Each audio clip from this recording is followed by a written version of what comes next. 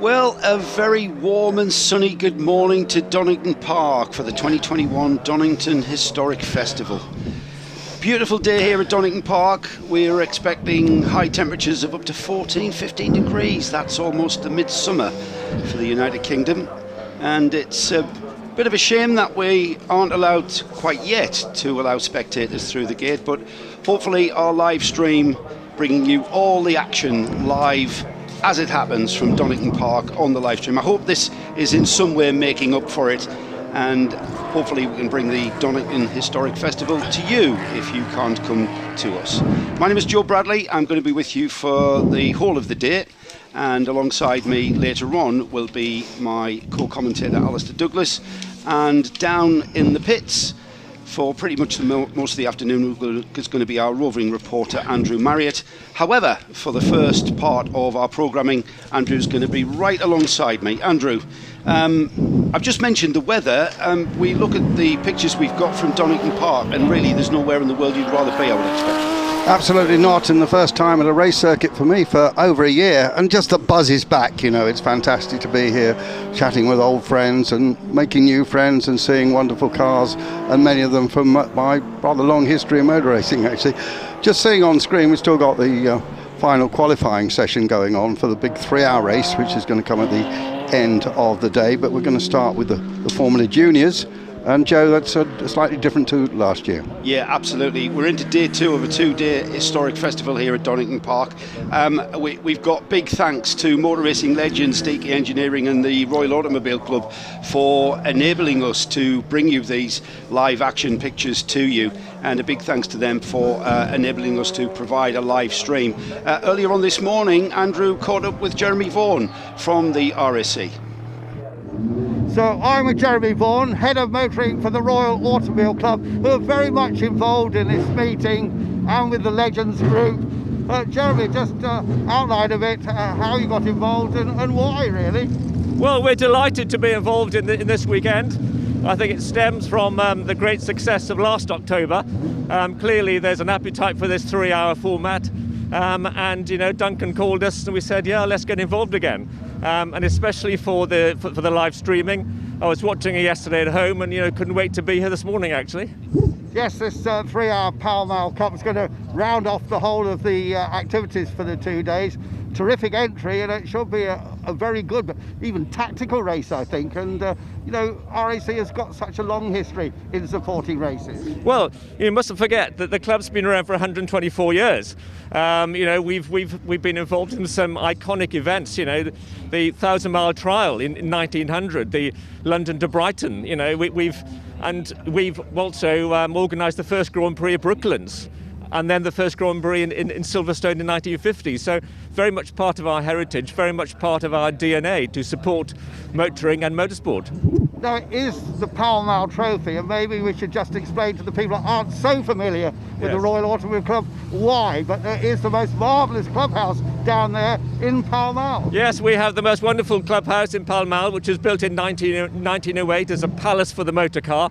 It's tremendous facilities. We've got gorgeous bedrooms, dining facilities, sports, one of the largest indoor swimming pools in London, and it is really part of that amazing clubhouse feel that members can enjoy. And also it's lovely to see so many members here today. I've bumped into 4 members just walking from the paddock down to see you, Andrew.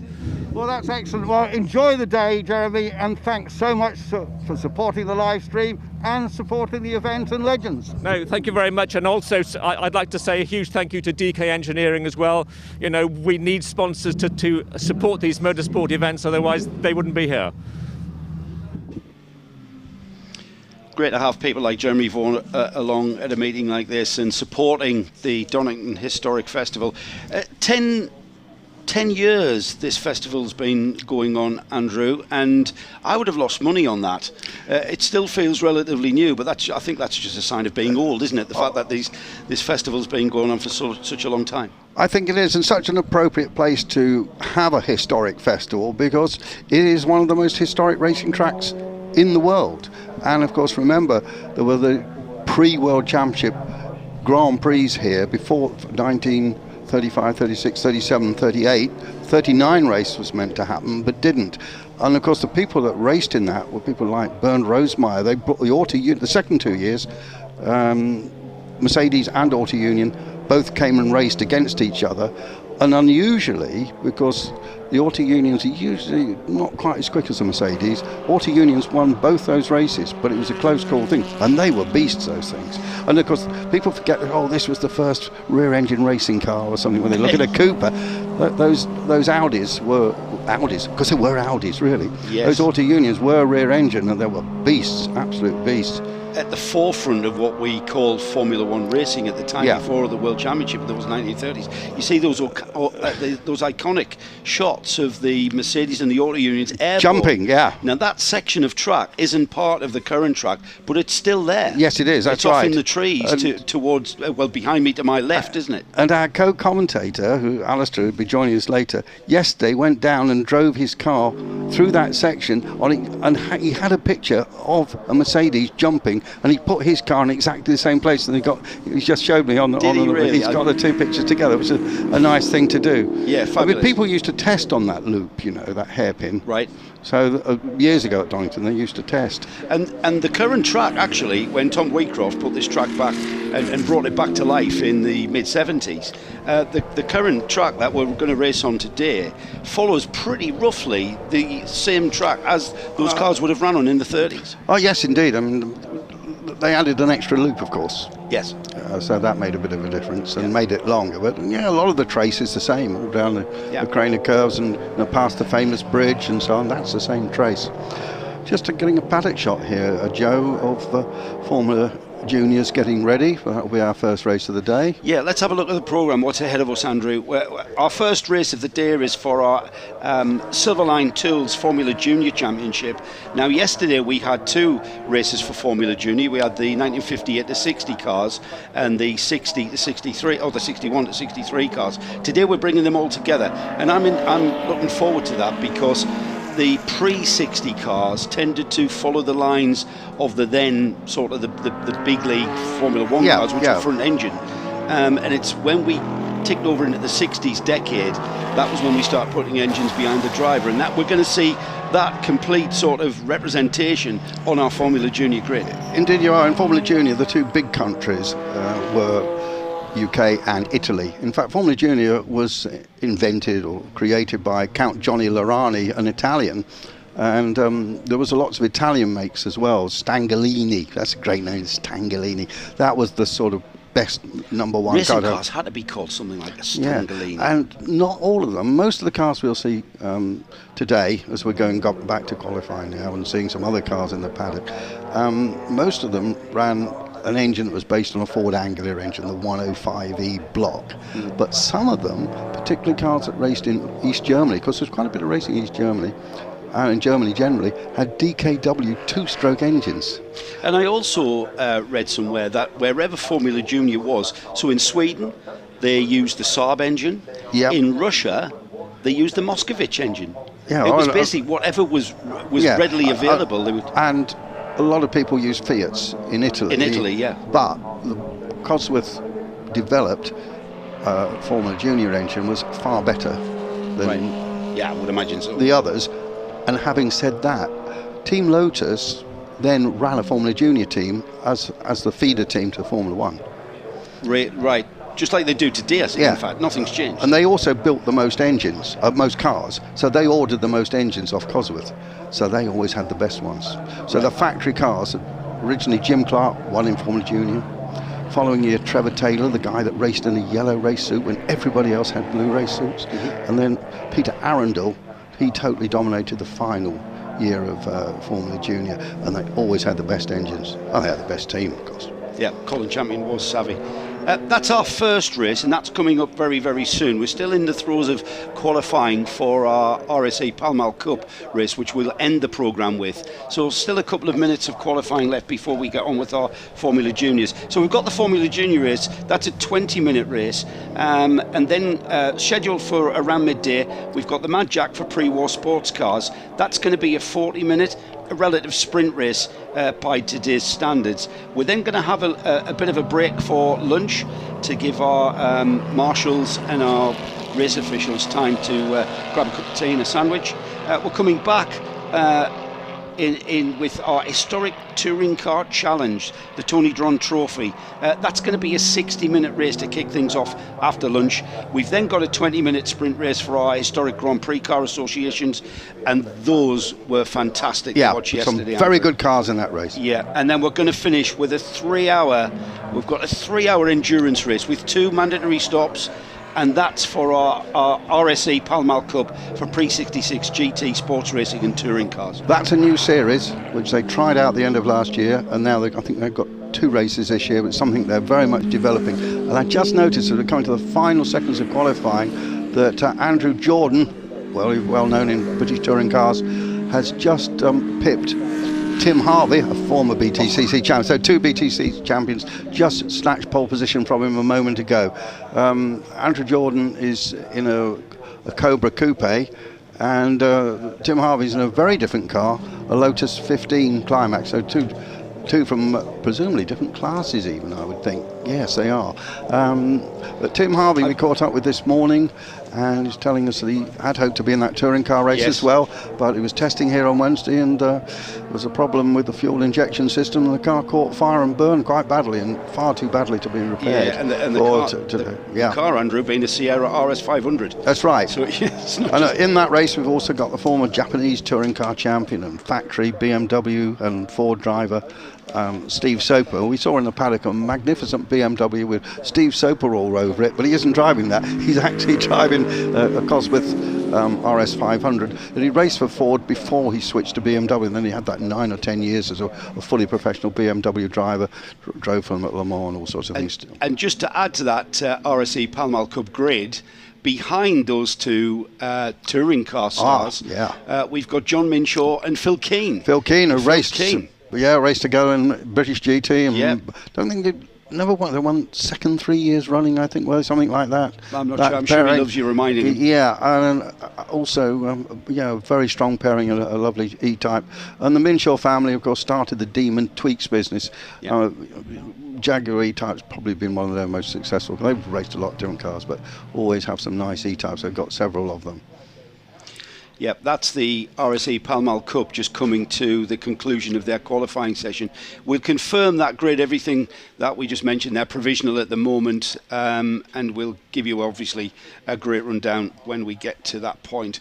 But we're getting towards our first race, Andrew, and we're going to step back in time. The Donington Historic Festival time machine is how I describe it, and very much we're going to go back in time to a point where we're going to have our 20-minute Silverline Tools Formula Junior Championship race, and this is a period of time we're looking at here, 1958 to 1963. Now, you may be asking, if you're new to historic racing, what is Formula Junior? Formula Junior was the first rung of the ladder to Formula 1 Grand Prix racing stardom, wasn't it? One rung down. One rung down. So now we have Formula 2 and Formula 3. Yes. It was the year after this, the Formula Junior finished. You had Formula 2 and Formula 3. Before then, there was just Formula Junior. So you went from Formula Junior and you went... Jim Clark went from Formula Junior winning the championship to going into Formula 1. Did he really? And so the Formula 1 team managers, like the likes of Colin Chapman, would have been keeping a very wary eye on the Formula Junior grids. More than that, they had factory teams. Yes. And quite a lot. Now, we did mention Lotus, but at the front of the grid are 2 Brabhams, because actually Brabham then started to build their own cars, and the design from Ron Toronak, and you see the 2 at the front there, including Richard Bradley's car on the left-hand side, they eclipsed the Lotus team, and Lotus then went to a monocoque design. The Lotus 27 wasn't hugely, well, it was successful with Peter Arundel, but after that Lotus went away from Formula Junior to a degree, and Brabham, they did have some very quick cars till the Lotus 41, but Brabham was probably the better chassis to have. But there's a bit of a discussion on that point. And so this wasn't just the first rung of the ladder from a driver's perspective. This was the first rung of the ladder from a race car manufacturer, race car engineering perspective. This is where the manufacturers started. And I suppose if they're selling customer cars... Yeah, but there weren't many rungs to the ladder, you see. Yeah, of course. And then Formula Ford came just after this. Right, 67 Formula Ford appeared, didn't it? Yeah, and then of course you had 3 rungs to the ladder. So you went Formula Ford, Formula 3, well actually 4 rungs, then you went Formula 3, Formula 2, Formula 1, but lots of people went Formula 3, Formula 1. Yeah, and today's standard, it's not so much a ladder, it's a net, isn't it? It's a mitt. It's difficult to... It's well, difficult but I'm not sure about that, Joe, now, because, you know, we've got a very clear Formula 3, clear Formula 2, Formula 1, all on the same bill, which, of course, never happened in the past. Well, Formula Junior was sometimes on the bill of Formula 1. I suppose what I mean but is, the thing Andrew, that really gets me is that they're all Delaras, and they all look the same, and Formula 2, Formula 3 all make horrible noise. yeah, and the scope for selling customer cars and being competitive. Only Delara. There's only Delara. It's a spec formula. And beneath the Formula 3, that's where the matrix is. That's where you come out of karting and you've got such choices. Going back 15 Whereas years. it was much cleaner then. It was much a cleaner process. Well, much easier for some guy with talent to like play off Brabham against Lotus and get a discount on a car or get a free car, or do the same with engine manufacturers as well and get a free engine. I mean, that was going on still in Formula 4, I mean, you remember, and getting free engines, guys that were quick to promote the brand with Scholar or whatever it was. And all that's gone away now. And the other big difference is that people were paid to race some of these events. Well, with qualifying over, I'd like to welcome everybody here at the track to our live stream.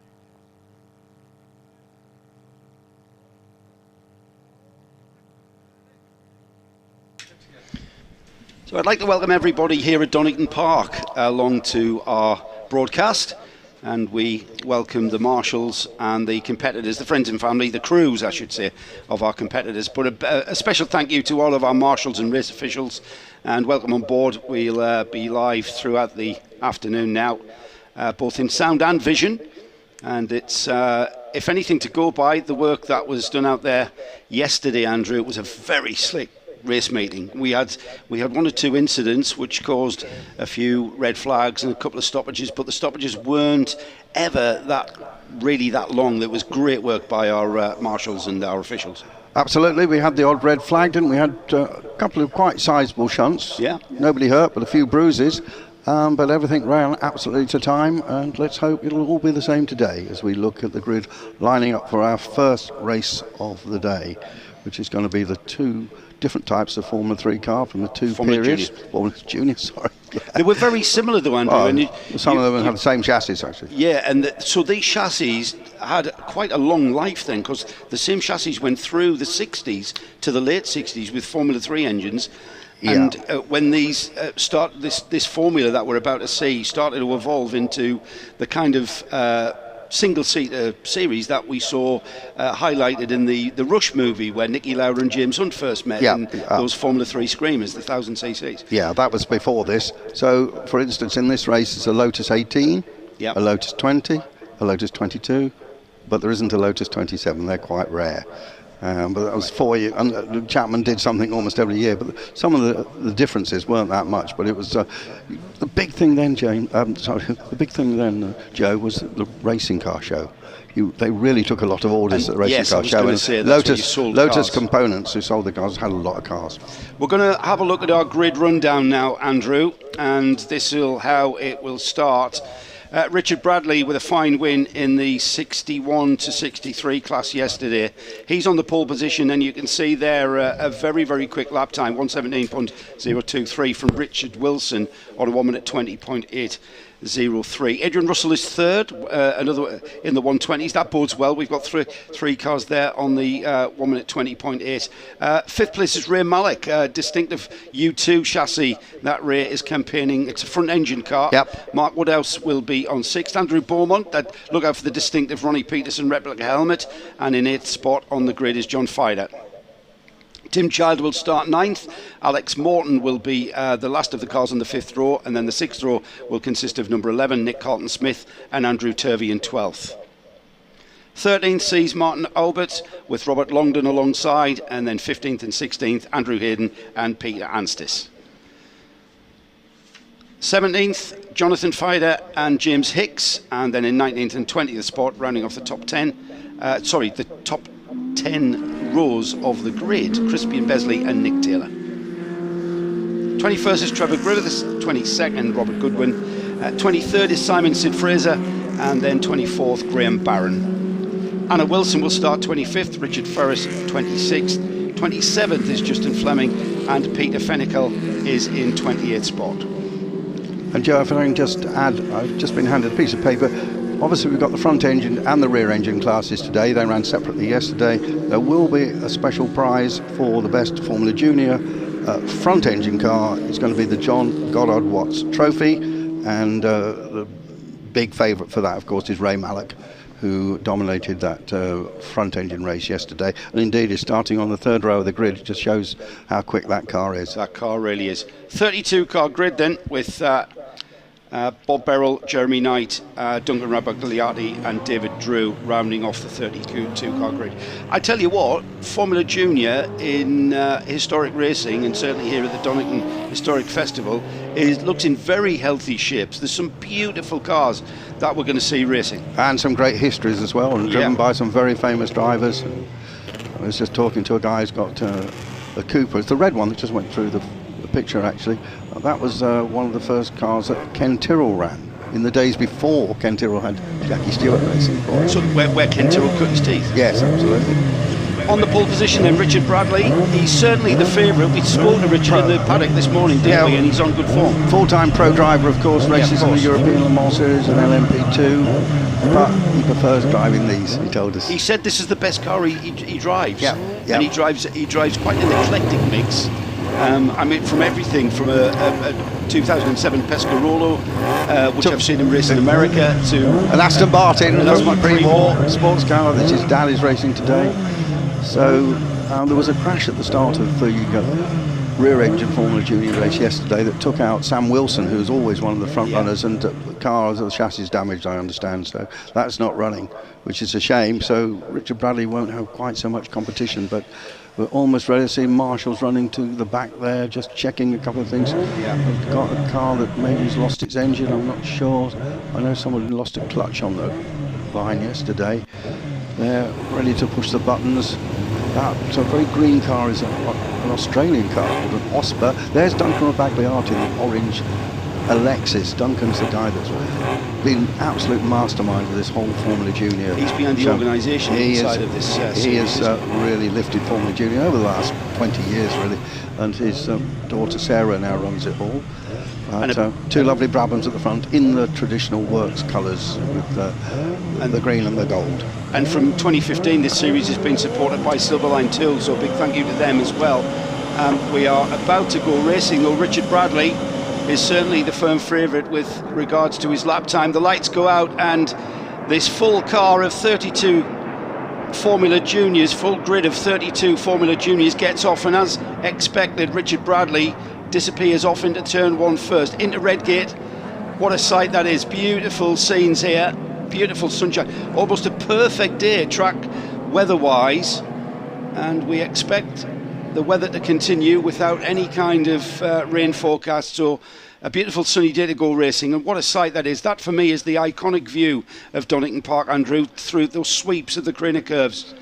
Yeah, right down to the old hairpin. I never understood because it isn't really a hairpin. It's very fast right-hander, actually. Yeah. 90-degree right-hander. Just noticed somebody was starting from the pit lane, but there is Richard Bradley, who has homes in both China and where else did he tell us? Singapore, was it? Bangkok. Thailand, yeah. Yeah, he's been stuck here in England. His girlfriend's over in Bangkok looking after things. He hasn't seen her since January, so I suppose this is one way to keep his mind occupied and continue and go racing at the front of this field. The Brabham BT2, I should say, BT standing for Brabham Toranac, and there's, as expected, first moves beginning on the run down to the chicane. Yeah, and we saw Malek right up there leading the front engine class. In fact, there's a couple of Maleks in this, I think. And all the cars streaming through with Richard Bradley pulling out 3.2 seconds on that very first lap over the similar car of Richard Wilson. Yeah, Richard Wilson in the BT6 in second place. Into the pits already has come the number 36, and that looks like it's not going to be a good day for Robert Goodwin, who brings that car in. That looked like a bit of damage on the right-hand side of the cockpit not there. sure what happened to him. First lap through, though, Bradley leads, Wilson second, Russell in third. Then we've got Woodhouse in fourth. Ray Malek came through in fifth, and Andrew Beaumont looking very racy indeed. And there's Andrew Beaumont in the 61, the distinctive Ronnie Peterson replica helmet there. And just look at how racy Ray Malek is. Beaumont's gotten by Ray Malek on that lap, and it looks like he's disappearing up the road. Couldn't quite see who that was in front of Ray Malek, but that very distinctive U2 created and built and fabricated by the Malek family. Yeah, by his father, Major Arthur Malek, and he was a pretty good racing driver in his time as well, and U2 can own a racing car. That's the slogan, was yeah, it? So he had marketing in mind already. Oh, absolutely, yes. He rose to Northampton. Yeah. Car 72 there through the chicane. That's the Brabham BT2 of Chilcutt, who comes through in. Oh, well, you got one spot. pulling off to the right there. Looks like a Cooper. Harmlessly pulling off to yeah, he's well out of the way. Yeah, yeah, and he's right by the marshal's post as well, which is good. But look at Richard Bradley, got a bit of attitude onto the cars. He's really wringing the neck of this machine that he bought from America, and I've spent a lot of time testing it and sorting it out, and he's really got it. I found that story very interesting. They bought the car from America, it landed at Heathrow, they wheeled it off the airplane onto a trailer and took it straight to Goodwood and raced it. Yeah, and it was horrible. It was horrible, he said. And many miles of tuning and fine tuning and getting that car put right has that car running very, very well indeed. 16 minutes remaining then, already almost 4 minutes in the bag, and Richard Bradley turning there, just keeping that car sliding and moving underneath him, but looking very, very smooth indeed, using all of the track there on the exit of the chicane, and he really has left the rest of this field behind. 1 minute 17.2 is the time there, and he takes fastest lap of this race. In second place is the number 128 of Richard Wilson. That's another Brabham, this time the BT6. Number 122 is Adrian Russell. He's in third spot in the Lotus 22. Then we've got another Lotus, this time a Lotus 20 with the number 84 Woodhouse. Andrew Beaumont is fifth, and Ray Malek is now looking like, I'm not sure who that car is in front of Ray Malek there, because I'm showing Ray Malek in sixth, and I think Ray Malek has maybe lost a position there. Right on Ray Malek's tail though is the number 70, and that is the James Murray, and it's the Lola Mark 5. Yeah, well, Lola are a big competitor of Brabham and Lotus. Again, the manufacturers that we kind of see as kind of the major manufacturers that they become. Oh, good battle though between these two. Look at this, completely different concepts. But the 72 car just ahead of Ray Malek, boss of the RML organisation, of course, done a lot of work with Nissan and other major motor manufacturers. And Ray, with his traditional helmet, was very successful in sports car racing in the C2 Championship all those years ago. And his company running that project, sponsored by Swift Air at one time, a post office brand. Oh, yes. And I had to accompany Postman Pat on the grid at Brands Hatch once. The Postman Pat? The Postman Pat. Did he have his cat with him? Jess was not there. Cat's not allowed in race meetings. Of course not, no. Andrew Beaumont, a very big Lotus enthusiast, running there in fifth place in the Lotus 22, run by Classic Team Lotus, which is Colin Chapman's son Clive's team, and still work from the same workshops, or they certainly did until recently. Here's a challenge from the number 83 for 10th spot. and that is That's the other U2, isn't it? It is. It's Jonathan Fider all the way down from Dundee. The other U2 Mark III it has in the programme, so a slightly different nose front end of that car, so that's where they kind of refined the airflow across that squared off body. You'll see the distinct differences with the Ray Mallet car. Yeah, it's a slightly later chassis. I mean, they still make Mallets. Of course they do, yeah. Richard Mallet, Ray's brother, that's a separate business from RML. But this Lotus 22s, there's several in this race. Well, it's a great battle, isn't there? Look at that. I think that's a back marker, Andrew, the 31. I think we're already in the realms of back markers now with 13 minutes remaining. Anybody who's seen the film Grand Prix with James Garner in it, most of those Grand Prix cars were bought from the Jim Russell Racing Driver School and had sort of plastic Formula One bodies, but they were basically Lotus 22s. And one of them was in this race today is the car that Garner actually drove in the film. In the movie, in the filming of the movie Grand Prix. Yep. What number is it? I'll tell you in a second. Okay. Yeah, it's a Scottish chap. It will come to me in a second. Well, we've got now under 13 minutes, and the number 60 there. That's it. That's it. Sid Fraser. Yeah. Well done. Well done to our TV producer there. He knew telepathic messages being sent next door. That's a good TV producer for you, isn't it? Yeah. And he was telling us they've painted that number 60 to be exactly like. That's the third car in shot, just coming into the chicane now. There's the 65, and the car behind them with the red nose. Yeah, that's the paint job they gave it. They've restored it. Well, it had a BRM. It's a Lotus. Yeah, but so it's got the Lotus 22 body on, but in the film, of course, it was a BRM. And it had the funny exhaust at the back. But it's number 60 because he started racing at 60 years old. Did Sid? Oh, really? Yeah. He's down in 23rd. This is a great battle that's broken out, and it's down the order. It's 21st, 22nd, and 23rd that we're watching here, and a change for place there as the number 60 I think has gotten ahead as they went through Redgate. And Joe Bradley, Richard Bradley, no relation, is now 20 seconds down the road in front of Wilson. Yeah, and another fastest lap there.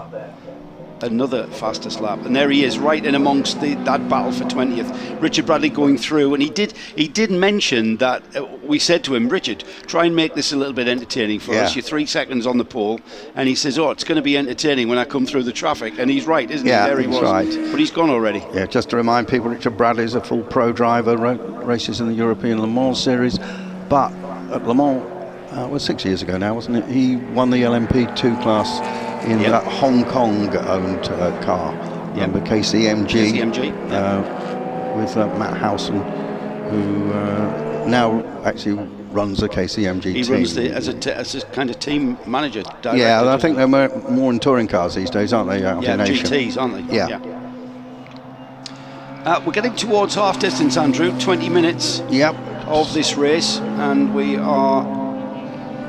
were looking at that battle for 20th spot there, which seems to have gone the way of we've lost I've lost on the timing screen. I've lost the car that we were following. Oh, there he is. 21st place is the number 60, and that is the car that we were mentioned. He showed us earlier on. It's the Simon Sid Fraser car, of course. He showed us earlier on that the dashboard has been actually autographed by James Garner back in the day. And it's still there. It still bears that autograph.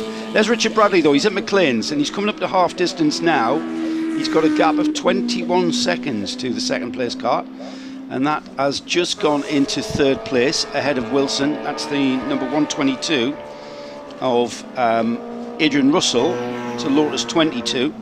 I'll tell you someone who's going very well in the front engine car, and that's Alex Morton in the Condor, car number 8. He must be lying then in second place in the front engine category. Yeah, of course, we've got two Formula Junior grids being amalgamated here. Richard Bradley has gone under 17 seconds. Sorry, under 1 minute 17, I should say. He's just done a 1 minute 16.9. Because he had a great drive yesterday in the front engine class from Chris Drake in that aluminium-bodied Terrier, if you remember, but he isn't racing today. Yeah, that's a shame. Yeah, the Terrier was another car, another A lot of these Formula Juniors, though, I would imagine when they first appeared, and the idea, as you mentioned, Andrew, coming from Italy, there was some home-built specials. Oh, it was that were all part of the formula, were all part of the scene. Yeah, there was quite a few cars built in the garage next to the house, that's for sure. But there were proper manufacturers as well. But the Terrier, which we mentioned, which you aren't seeing, was designed by a guy called Len Terry, who went on to work for Lotus and designed the Indy 500 winning Lotus. Right. And a guy with a great career. So we'll just have a look at the field as they come through. There's the car I was mentioning. There's That's the 8 the car. one. Well done, Well done. Mr. TV producer, picking that up. He's got running a little onboard camera and a nice little gaggle there for what's down in 15th. Yeah, 15th. And that's the number 8, isn't it, of Alex Morton. Just trying to find that. It's called a Condor, Andrew. Yes, it is. And So again, the Condor is a Guildford based company. Condor design concept like the late 50s, what would have been late 50s Grand Prix cars, like the Maserati 250F and the like. That's a, kind of squint and a couple. Yeah, more like a Lotus 16, really, You isn't reckon? it? But yeah, with the high tail at the back, Yes. or maybe even a fan wall. And again, the design of that rear end of that car was to clean the air. It was all about, in those days, back in the 60s, before we discovered downforce and aerodynamics, it was all about getting through the air as slippery as possible, and the shaping of the rear of that car to a point, it's almost a conical kind of rear end, is to clean that airflow and have the air flow across the car and off the back of it without causing too much drag. Here's a battle going into the chicane though, and it's consisting of the number 83 feeder, who's challenging Turvey in the Lola Mark 5 ahead of him. That's the number 83. And Bradley is now 30 seconds, the best part of 30 seconds down the road from the rest of them. Battle for second, though, I see. Yep. Number 122, the Lotus 22 of Russell, has got the number 128 of Wilson right with him. It's a Brabham BT6. Was holding on to second place. Just been kicked up, I should say, at Coppice. Couldn't see any car in the gravel there, though, but so maybe just a car having a trip across the gravel there. Yeah, that car is ex-Silvio Mosa, who was a sort of independent Swiss Formula 1 racer for a while. And car was raced in Argentine Temporada series, I think 1964 or something like that. I was chatting to the owner a bit earlier. He was very pleased with the car, of course. And that's the car we're watching there. And I asked him, why has it got Montenegro on the side of it? And Montenegro wasn't a country then. And he didn't know the answer. And we think it must have been some sort of sponsor. It was, maybe, Montenegro was an area, I suppose, of Yugoslavia then. Yes, it did start out as a country. But why it would sponsor a Swiss guy, I don't know. Maybe it was a brand name, did he not know? No, he didn't know. But that car is as it ran in period with that. Oh, absolutely, with that yeah. style. Absolutely, yeah.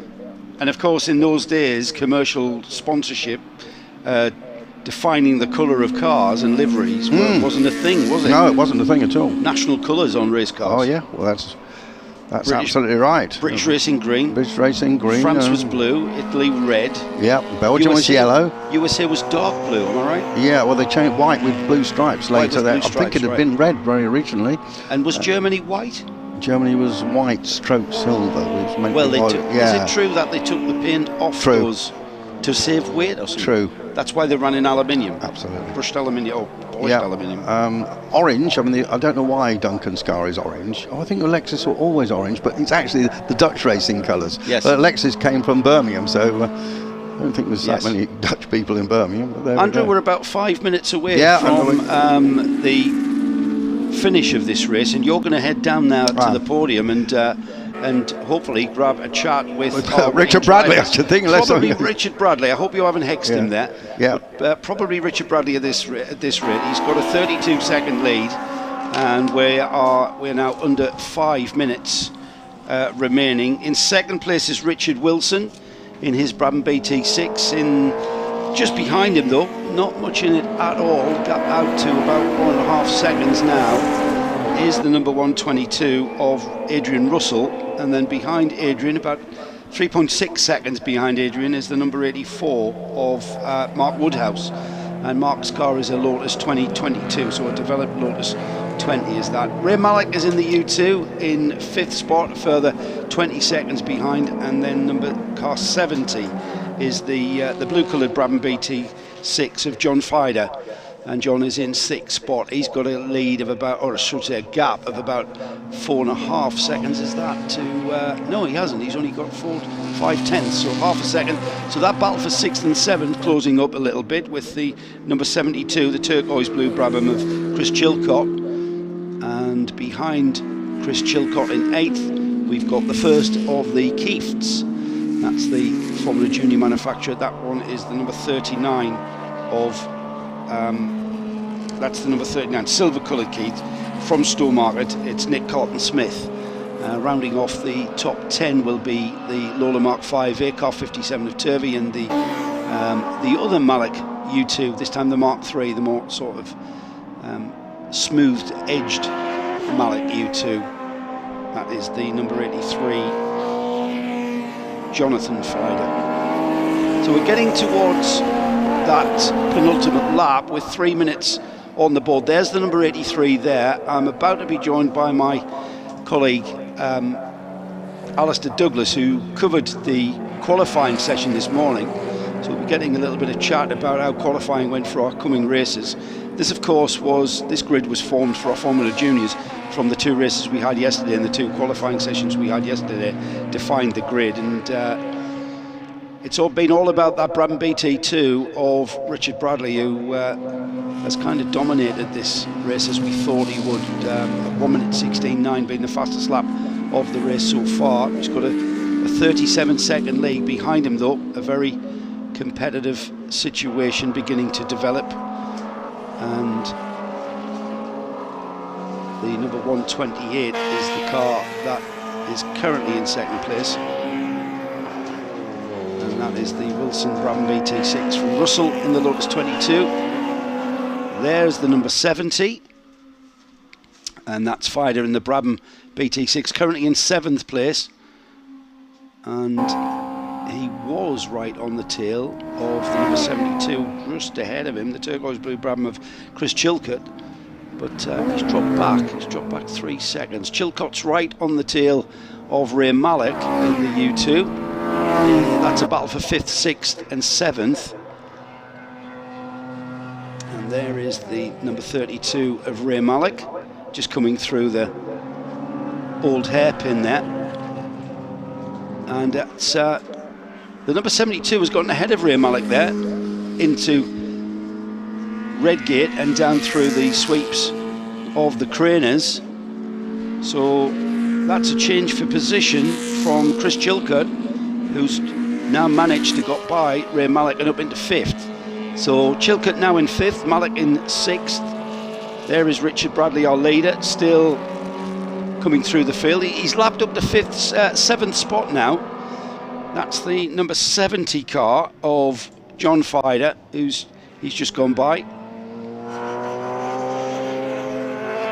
And we pick up our leader there, just going through the chicane and out onto the start finish. So we should get one more lap. He crosses the line now. There's Richard Bradley crossing the line now with 23 seconds on the clock, as into the gravel has gone the number 90. Now the number 90 was in 12th spot. It's the Lotus 22 of Andrew Hayden, who has gone off. I think that was Coppice. Yep. As we get to the checkered flag then, next time by for Richard Bradley, who has driven in some style. We had a feeling he was going to dominate this Formula Junior race by dint of the kind of lap time he's capable of, and he was 3 seconds quicker than 3 seconds on the pole position for the start of this race. Into Coppice Corner for the final time then. It's the Brabham BT2 of Richard Bradley. We heard the story earlier of the Bradley family taking possession of this car, bought the car from America, and we've got another car off, and that's come into contact with the car already beached. Now that's a bit odd. I'm going to bring my colleague Alistair Douglas in. Welcome, Alistair, to the live stream. I know you enjoyed qualifying this morning. I know you've been keeping an eye on this race, and there's Richard Bradley taking the checkered flag, but 2 cars off into the gravel like that is quite a rare scene in historic racing, and especially when we've had a car damaged from a car going off. That would have been under yellows. That was a bit of a shame. Very unusual in motor racing generally, because yellow flags denote that there is an incident, and drivers, actually the regulations say, should be prepared to stop. That's right. That does say that, doesn't it? Yeah. But we do see modern racing yellow flags sometimes being semi-ignored, but in historic racing that doesn't happen. So whether there's been an incident there with 2 cars going off for the same reason, could be something on the track we haven't seen. That's very unfortunate, and as you've already said, very unusual. It really is. Hopefully not too badly damaged for those owners. Just to confirm then, the running order at the flag, with Richard Bradley just acknowledging the checkered flag, giving a wave to our marshals out there on their posts. Richard Bradley won by that huge, another. It's quite uncommon as well to win these races by such a margin, but that's a very well prepared Brabham BT2 that Richard is driving there, and a 46-second gap at the flag from Richard Wilson in a Brabham BT6. And then in 3rd spot we had Adrian Russell, and Adrian in the Lotus 22. Richard Bradley just acknowledging the crowd, the marshals I should say. Spectators not allowed here at Donington Park, which hopefully our live stream will make up some kind of consolation. So if you can't come to us, we'll bring the Donington Historic Festival to you.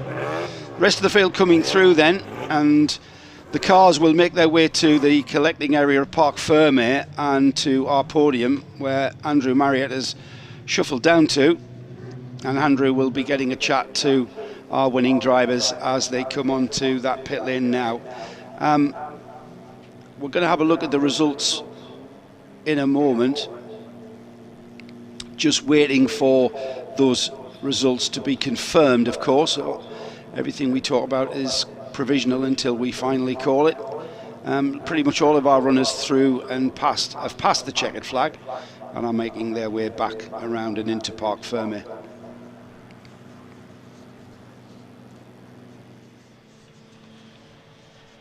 So Richard Bradley wins, huge margin of 46 seconds. Richard Wilson it was in a Brabham BT6 second. Adrian Russell it was that came through in 3rd in the Lotus 22. Another Lotus, this time a 2022 from Mark Woodhouse in 4th. Chris Chilcott finally made that 5th place stick ahead of Ray Mallock in 6th. And Jonathan Fider was in his Mallock U2 Mark III, so Mallock's there in 6th and 7th. The first of the Keats Formula Juniors for Nick Carlton-Smith in 8th. Andrew Turvey was 9th in the Lola Mark V, and rounding off the top 10 was Martin Albert in the Lotus 20. Peter Anstis in the Lotus was 11th, Alex Morton in the Condor was 12th, James Hicks in the Caravel was 13th, 14th is Robin Longdon in the Lola Mark V, Crispian Besley in the Cooper T56 was 15th, the Elva 100 of Nick Taylor was 16th, Trevor Griffiths in the Emerson was 17th, John Fider in the Brabham BT6 was 18th, Graham Barron in the Gemini Mark II was 19th, and rounding off the top 20 was that famous Simon Sid Fraser Lotus 20. Richard Ferris was 21st in the Donford. A Lola Mark II of Justin Fleming was 22nd. Anna Wilson was 23rd in the Lotus 27. Bob Birrell in the Lotus 20 was 24th. Andrew Hayden, Lotus 22, was 25th. 26th was Peter Fennicle in the Cooper. David Drews Osper was 27th. Duncan Rabagliati in the Alexis was 28th, Peter Edbrook in the Lotus was 29th, and Andrew Beaumont in that Lotus 22, 12 laps down, and I believe out of the race was 30th. 31st was Tim Child, classed as, and Robert Goodwin, I think didn't start. He will be classified in 32nd spot. So we knew that was going to be the property of Richard Bradley, so we just await word from Andrew Marriott, who is going to be down in the Parc Fermé, and at the podium we'll be able to go down and speak to Andrew now. I think we can go down to Andrew now. Bradley's down here, and well, what can I say, professional execution that was. I mean, you did a brilliant job, but you're not happy with it. Why take the lap record? No, to be honest, that was the aim going into it. I knew I had 2 laps pretty much before we were against the traffic, and you know, unfortunately, with Sam and Andrew not being in the race, they were the main rivals really, and yeah, I did what I could, but the track wasn't perfect. There was still a bit of oil down at the top of McLean's and Coppice from the previous race, but I had a well of a time. And to be honest, it's good practice for the modern stuff, because my next race is at the Red Bull Ring and we're going to have like 46 cars or something, so it's going to be as busy as it was out there. So in terms of traffic preparation, it was great, and credit to all the drivers in Formula Junior, because they're proper back markers. They make your life really easy. You know, it's very, very good. Just reflecting on that record, you always got, they say to me, I kept to track limits. Maybe they didn't when they took the record.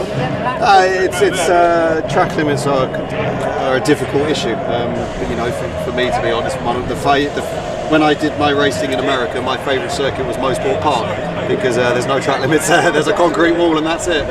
Well, congratulations, and we look forward to you at the Red Bull Ring. Have a great race there. Thank you. Great talking to you. Let's go over to Richard Wilson here, who finished in second place. I said to you before the start, we'd like to see you here. Richard, you're right there. Excellent drive in the Silverline Motor car.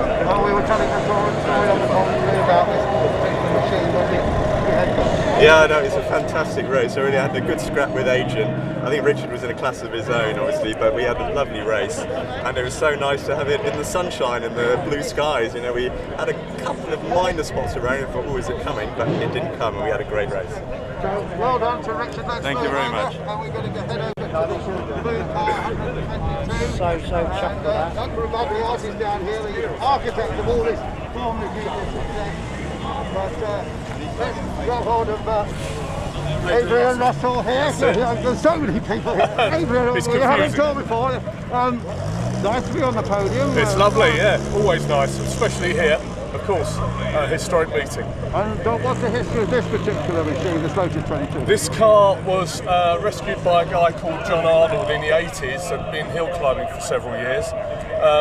He kept it with a view to rebuilding it, restoring it, putting it back on track, but never did, and sadly died. I bought it about 5 years ago, and it's taken me 2 or 3 years to get it to sort of performing well. So is this your best result in the car? No, I have won races, but not against this sort of formidable. These guys, obviously, Brad is. He's a pro driver, obviously, it doesn't matter. And we should just mention that there's a special award for the U2. I don't know where Ray Malik has gone, but let's just have a quick word with Duncan Rabaglia here. As I said, very much the architect of the success of Formula Junior. Duncan, you had a happy little race in your Olympics. I kept off David Drew for a few laps, and then I chased him perpetually.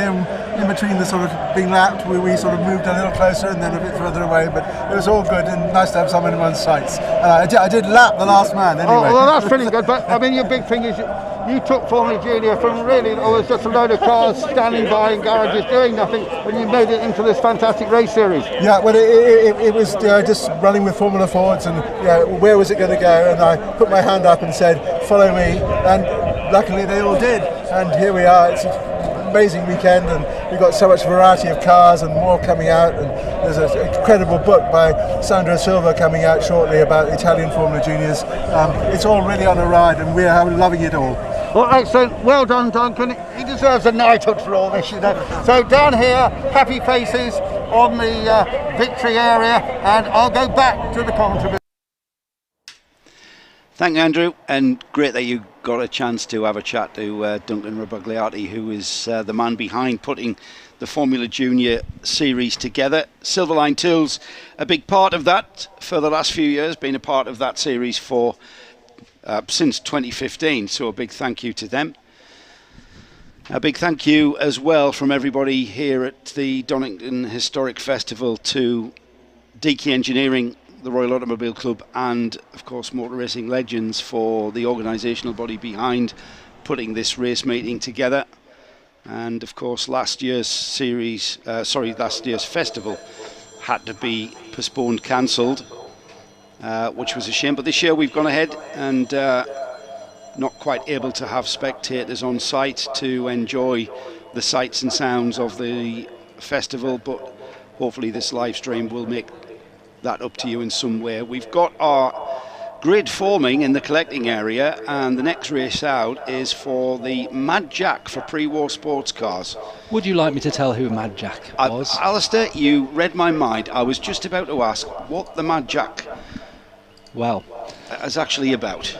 Well, it's a traditional race here at the Donington Historic Festival, the Mad Jack race, and it's named after Mad Jack Shuttleworth, although his real name was Richard Shuttleworth, born in 1909.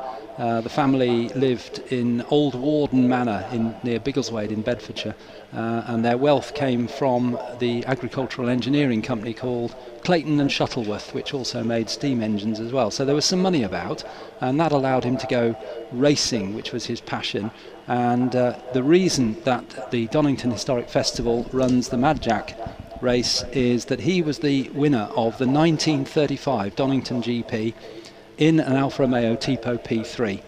1935 was before the later years, 37 and 38, when the Mercedes and Auto Unions were here, but nevertheless a very competitive race here at Donington Park, which of course was a beautiful parkland circuit lined with trees.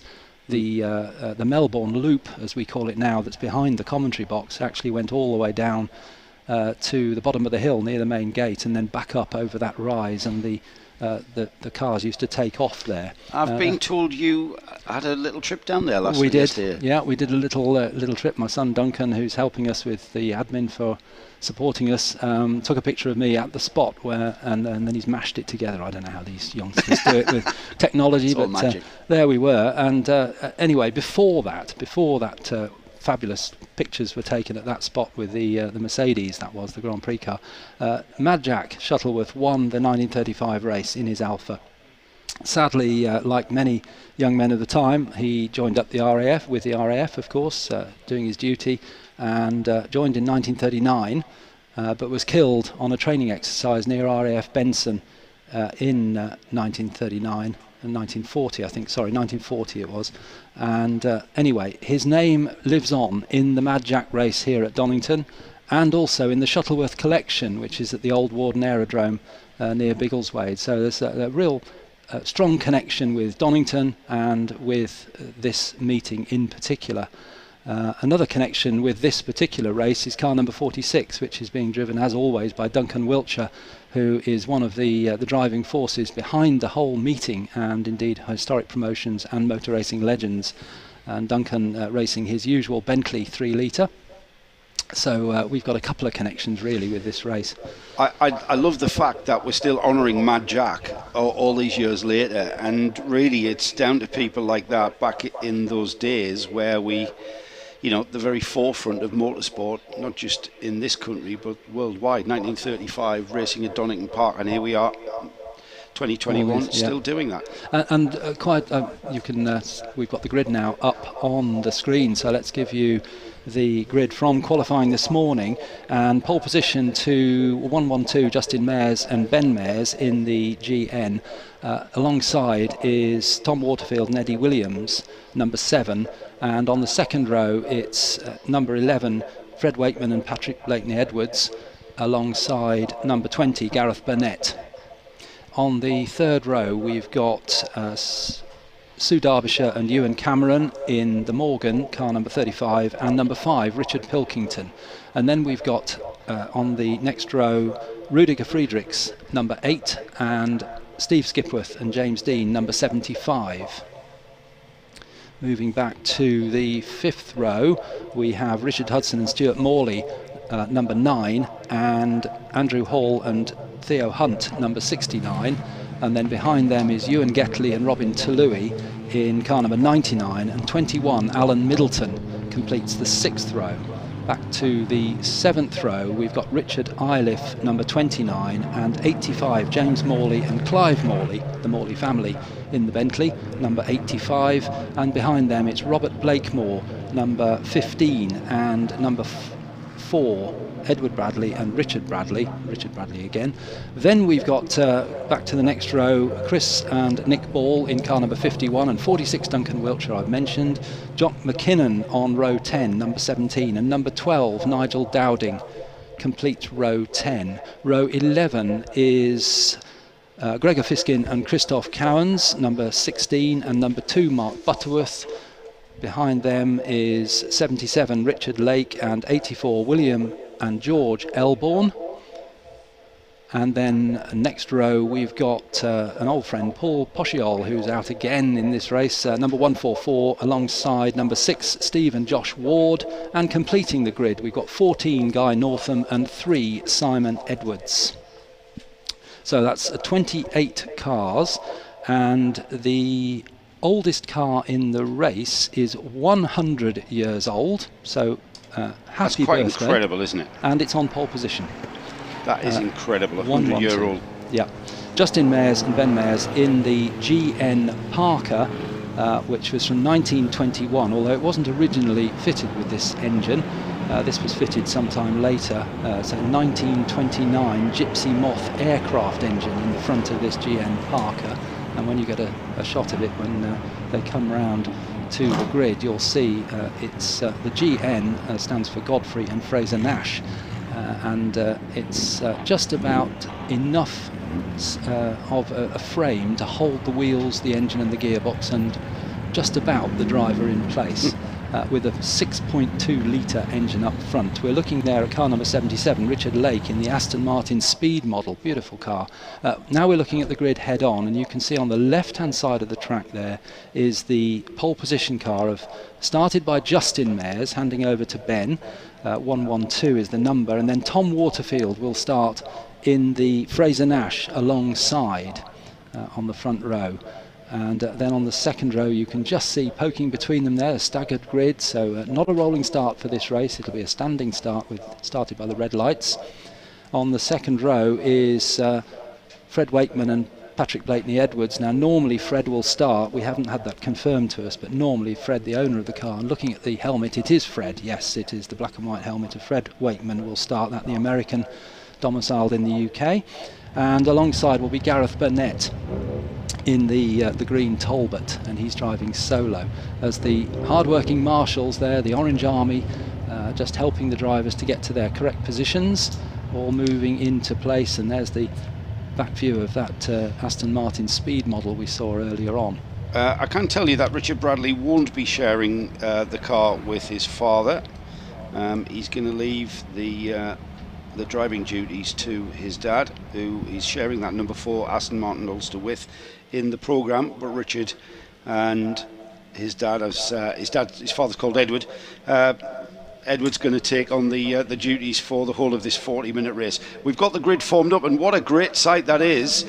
This is where automobile racing, our passion of motor racing, all started, ladies and gentlemen. You heard Alistair mention we've got the car at the front of the field, 100 years old, as that beautiful sight of these pre-war race cars. These were the Formula One cars, the Grand Prix cars of the day, of the age, and it was quite a time when, if you think about it, you know, we're just transitioning from horses and carts. Not too long before we saw these cars out on our roads and getting involved in not just circuit racing, but at the time road racing was the thing out on the public roads being used for competition purposes. Through the Craner curves, then off field go, and we've got a huge grid of 28 of these pre-war sports cars. And it's certainly true that the factory might build a car for a race, but you could go and buy one yourself and go racing. It was very much an open sport then, as we see the cars making their way through McLean's. What a lovely camera shot that is, very low down. You can see the drivers working away, leaning over, and there's Duncan Wiltshire going through the picture in the Bentley 3 litre, and they're making their way up to the highest point of the circuit. I suspect the leaders will now be coming down the straight as we see Guy Northam in his Bentley going through McLean's, and here comes the leader into the right-left chicane. And look out for the car in second place, Gareth Burnett, the green Talbot, because Gareth had a troubled practice, very, very experienced in this Talbot, and we might see him challenging Justin Mayers for the lead. There he is there with in third place is Rudy Friedrichs. He's quick as well. Now he wasn't as far up the grid as we expected either, so I wonder whether he had a little problem and we normally see Rudy right up there. And in 4th place, it's Tom Waterfield in the car that was on the front row, and now they come down through the Craner curves again towards the old hairpin. Great sight. Beautiful sight. Justin Mayers, I think, is going to have his hands full to hold back Burnett in that Talbot Brooklands, and indeed the Talbot Brooklands looking like it's about to challenge as they come out of the old hairpin up towards McLean's. Now they just come into view through that sweeping left-hander of Schwann's curve and up towards the tricky uphill turn-in for McLean's, and it looks like Burnett is actually tripping over the smaller statured GN Parker model of Justin Mayers into view over the brow at Coppice. I think this is the spot, Alistair, where we're going to see a change of lead.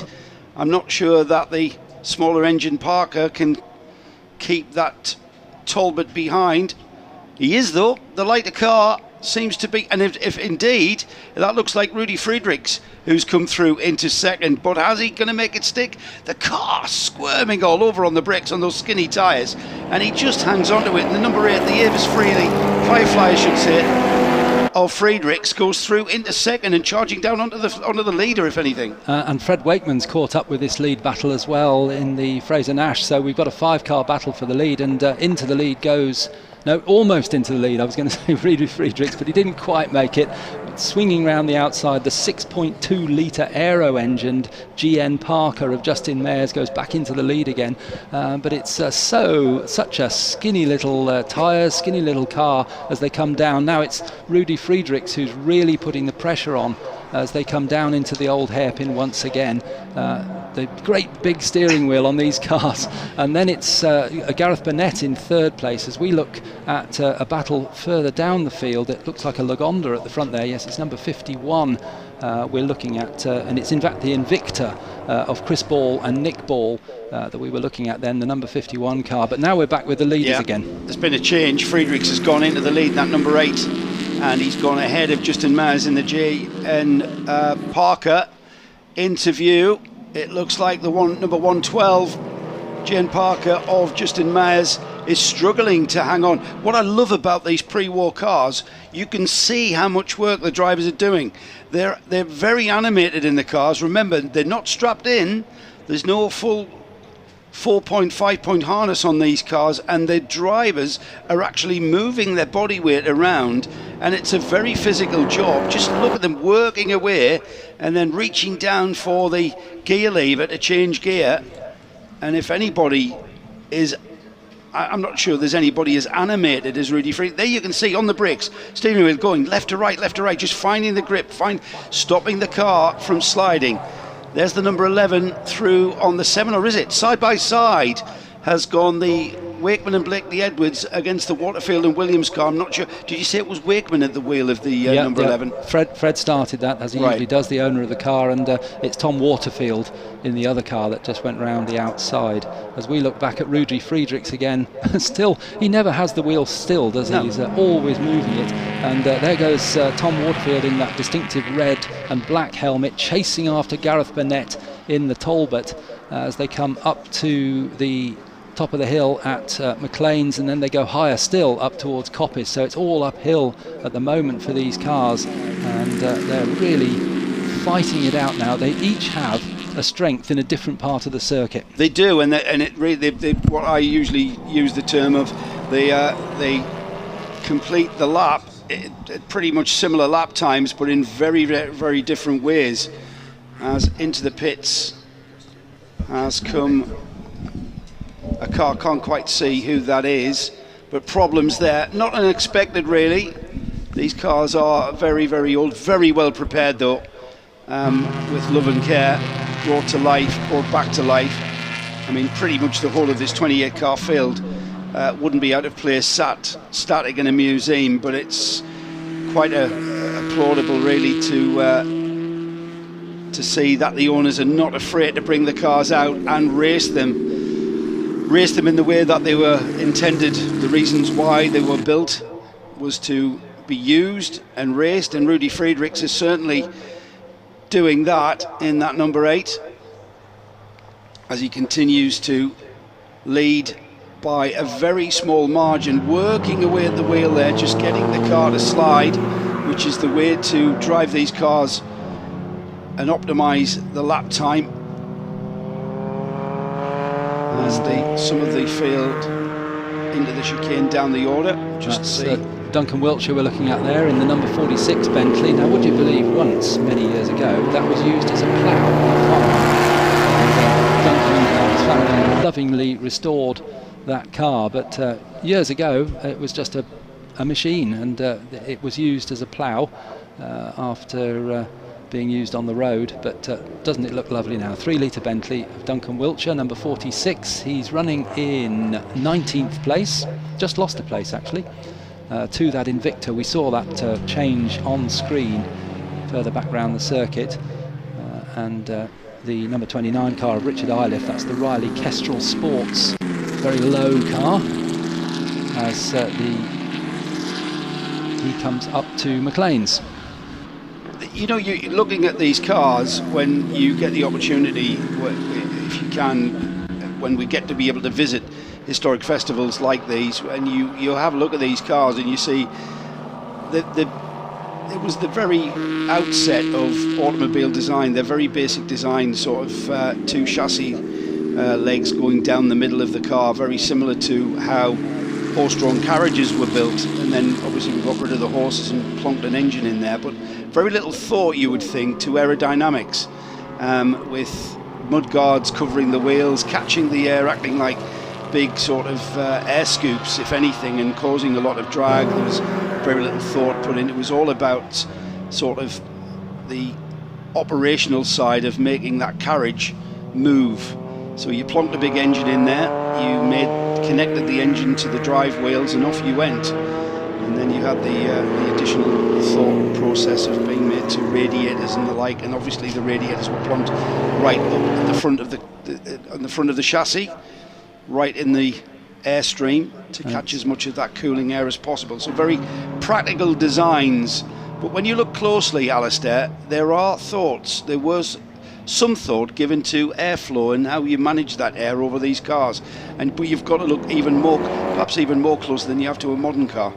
Certainly, yes. There's certainly not a lot of thought given to aerodynamics as such, but I suppose there was some thought given to the driver's comfort and making sure that they weren't being buffeted. So we've got the little sight screens there on the front of that car, the Rudi Friedrichs car, just to deflect the air away from the driver. But we've got a great battle going on still, and it's Rudi Friedrichs leading the wild GN with the 6.2 litre aero engine, and the whole thing virtually is made of wood, and very little thought, talking about thought of the driver and comfort, very little thought in that car. It was just a case of how little can we put on the chassis just to hang the wheels and the engine and gearbox off it, and it not to fall to bits. And 100 years old Rudi Friedrichs car, the leader, car number 8, the Alvis Firefly from 1933, so that's not a spring chicken either. Not far off of that being 100 years old. And then similar age, 1933, for the Talbot AV 105 of Gareth Burnett, number 20, which is mixing it at the front. And just a quick thought about the entrance in this race and the connections to Le Mans, one of perhaps the most famous and well-known sports car races in the world, still running. A little bit late this year with COVID, but it will run. We have a Lagonda in the race, which won the Le Mans race outright. There's a move change for first place. They're certainly cut in, but that was a change for the lead, and a little acknowledging wave there down the inside. I think he knew Friedrichs kind of accommodated that, didn't he? Justin Mayers there going down the inside. They're almost having a conversation as he came by. Yes, Rudi Friedrichs taken the lead again from Justin Mayers, but Rudi sort of thanked him, didn't he, as he went by, and Justin thanked him. I'm coming through, thank you very much. Oh, off you go. And Gareth Burnett probably pick up the phone and just ring one of them and tell them I'm coming through soon as well, because there's a lot of back markers here, just passing one of the Aston Martins coming down through the Craner curves. And we said it yesterday, but it's even more true when you're racing cars that are nearly 100 years old. There's an awful lot of respect between these drivers. And they give each other racing room, which is lovely to see, but it's no less fierce, the competition. No. And you could see that, Alistair, the way the cars are sliding around and the way that they're being driven, and I suppose the reasons why you have to accommodate your competitors, because these cars are moving around on the track so much. They're not on the brakes, they're moving from left to right and are being fully controlled by the likes of Rudy Friedrichs, who's very, very animated in the cockpit of that car. Out onto the back straight, we're under 30 minutes, so we've had 10 minutes, and this is a pit stop race. We haven't mentioned that, but perhaps we need to mention when the pit stop window opens. In about 3 minutes, 2.5 minutes. Right, so the pit stop opens in a few minutes. That means that we've got a compulsory mandatory pit stop of 30 seconds stationary, and you're allowed 15.3 seconds to get into the pits and then out of the pits. So between in and out, you've got to have taken 45.3 seconds. However, there are officials down there timing pit stops where you have to be stationary for 30 seconds. Some of the drivers have chosen to complete the 40-minute race all alone and won't be sharing their cars, but there will be driver changes, and I think we've got Andrew Marriott down there who's going to try and maybe speak to one or two. It's a very noisy pit lane here at the Donington Historic Festival, so we'll try our best to get a chat to one or two of our drivers and get a bit of insight as to how their race has gone. Hopefully we'll be able to do that. We're looking at one of the Bentleys coming out of McLean's up towards Coppice.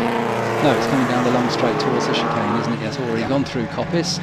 And that's the number 9 car of Richard Hudson and Stuart Morley, the Bentley 3.4.5, which means that it was a 3-litre chassis originally, but somebody's decided let's put a 4.5-litre engine in it,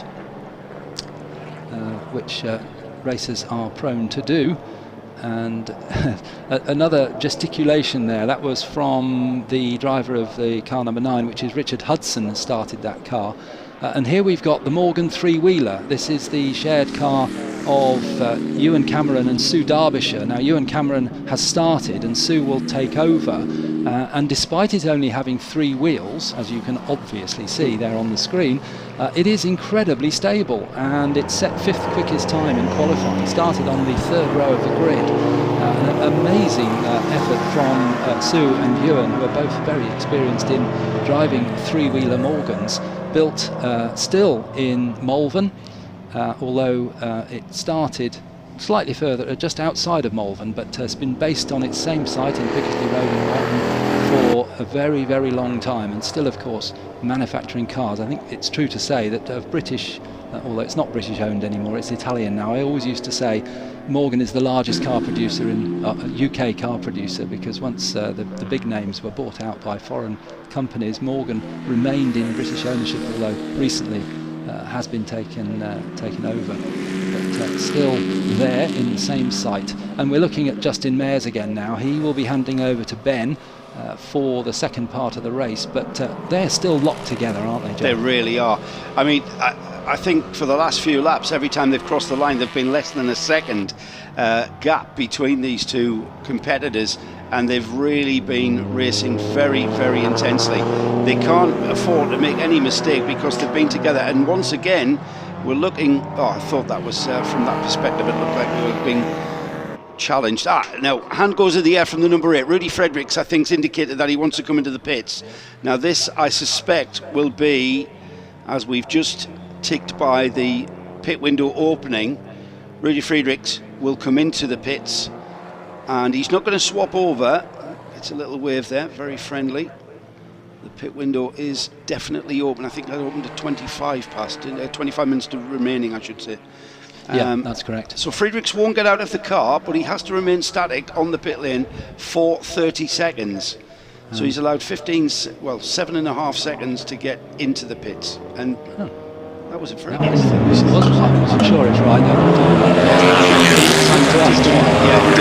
Yeah. Gareth Burnett there as well in the pits. He was in that lead battle, but look where the number 8 Rudy Friedrichs Alvis Firefly has come out. It's right in the middle of a mid-pack. He'll make short work, I'm sure, of... he doesn't like going straight, does he? Look at that doesn't. steering wheel. No, and you know when you see the old movies in the in-car of two actors and they're sawing at the wheel and you think, what are they doing? Across the grass, Rudy Friedrichs gets very, very crossed up. You know what? That to me indicates he understands the urgency of not being slowed down by these back markers. He, in so doing, on the left-hand apex of the crane of curves, he went over the grass on the inside, right across the grass, and he came back onto the track on a full broadside.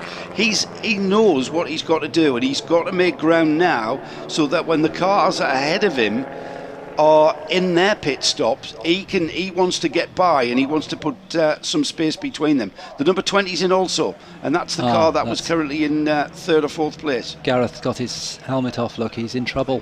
That's what a not shame. good sign. Yeah. So we saw him come in behind the Rudy Friedrichs car, thinking it would be the normal stop, but in fact he's still there, so that's a shame for Gareth Burnett. In comes Fred Wakeman. Now he'll hand over to Patrick Blakeney-Edwards, the preparer of Fred's fleet of cars. I think we've seen them out in every race today almost, apart from the open wheel races, and PBE, as he's known, will take over, and he is just as quick, if not a little bit quicker than Fred, although Fred is now really honed his driving, and he's very quick indeed, the American who lives in the UK. There's PBE on his helmet, so he's taken over the number 11, which is the Fraser Nash TT Replica Super Sport, owned by Fred Wakeman, now taken over by Patrick Blakeney-Edwards, goes back out on track.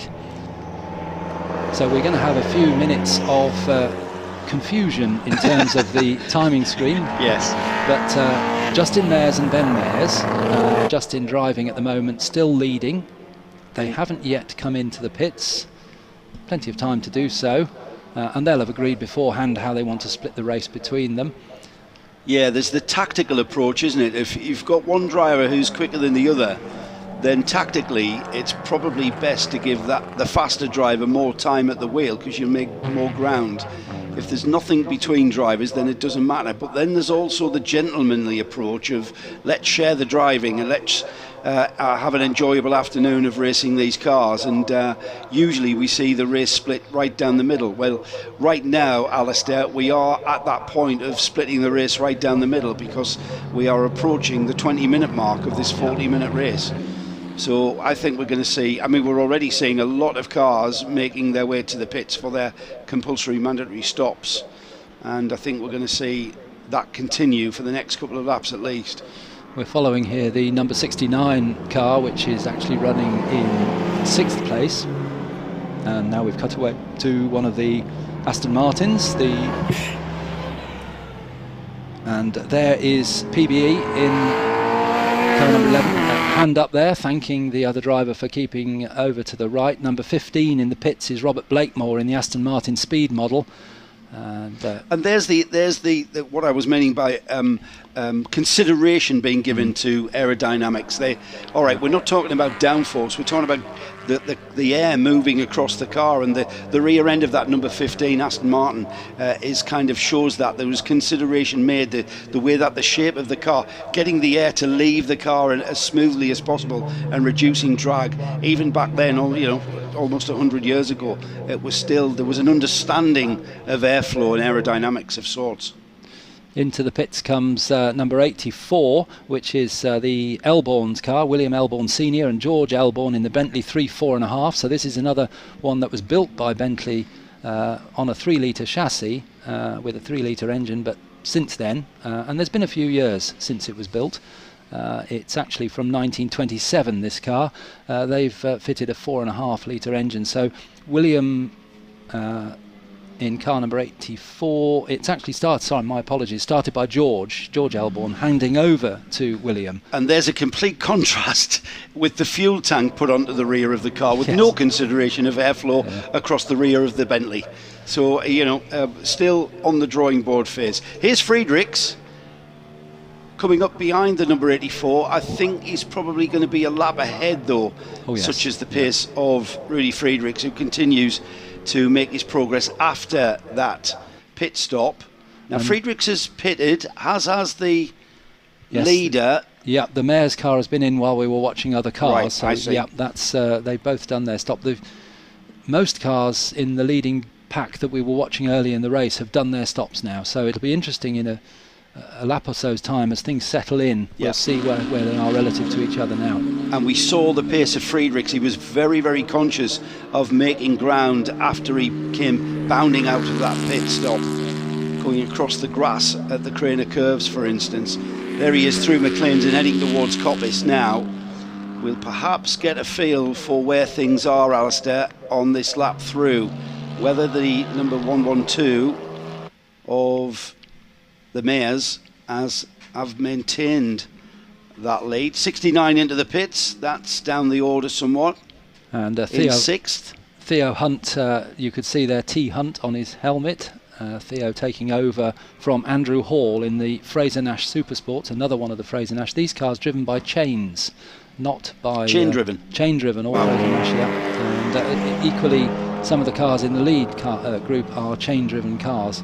Richard Pilkington there in the very distinctive French blue Talbot, the T26 SS, and through goes Ben Mayers in the 112 GN with the Parker.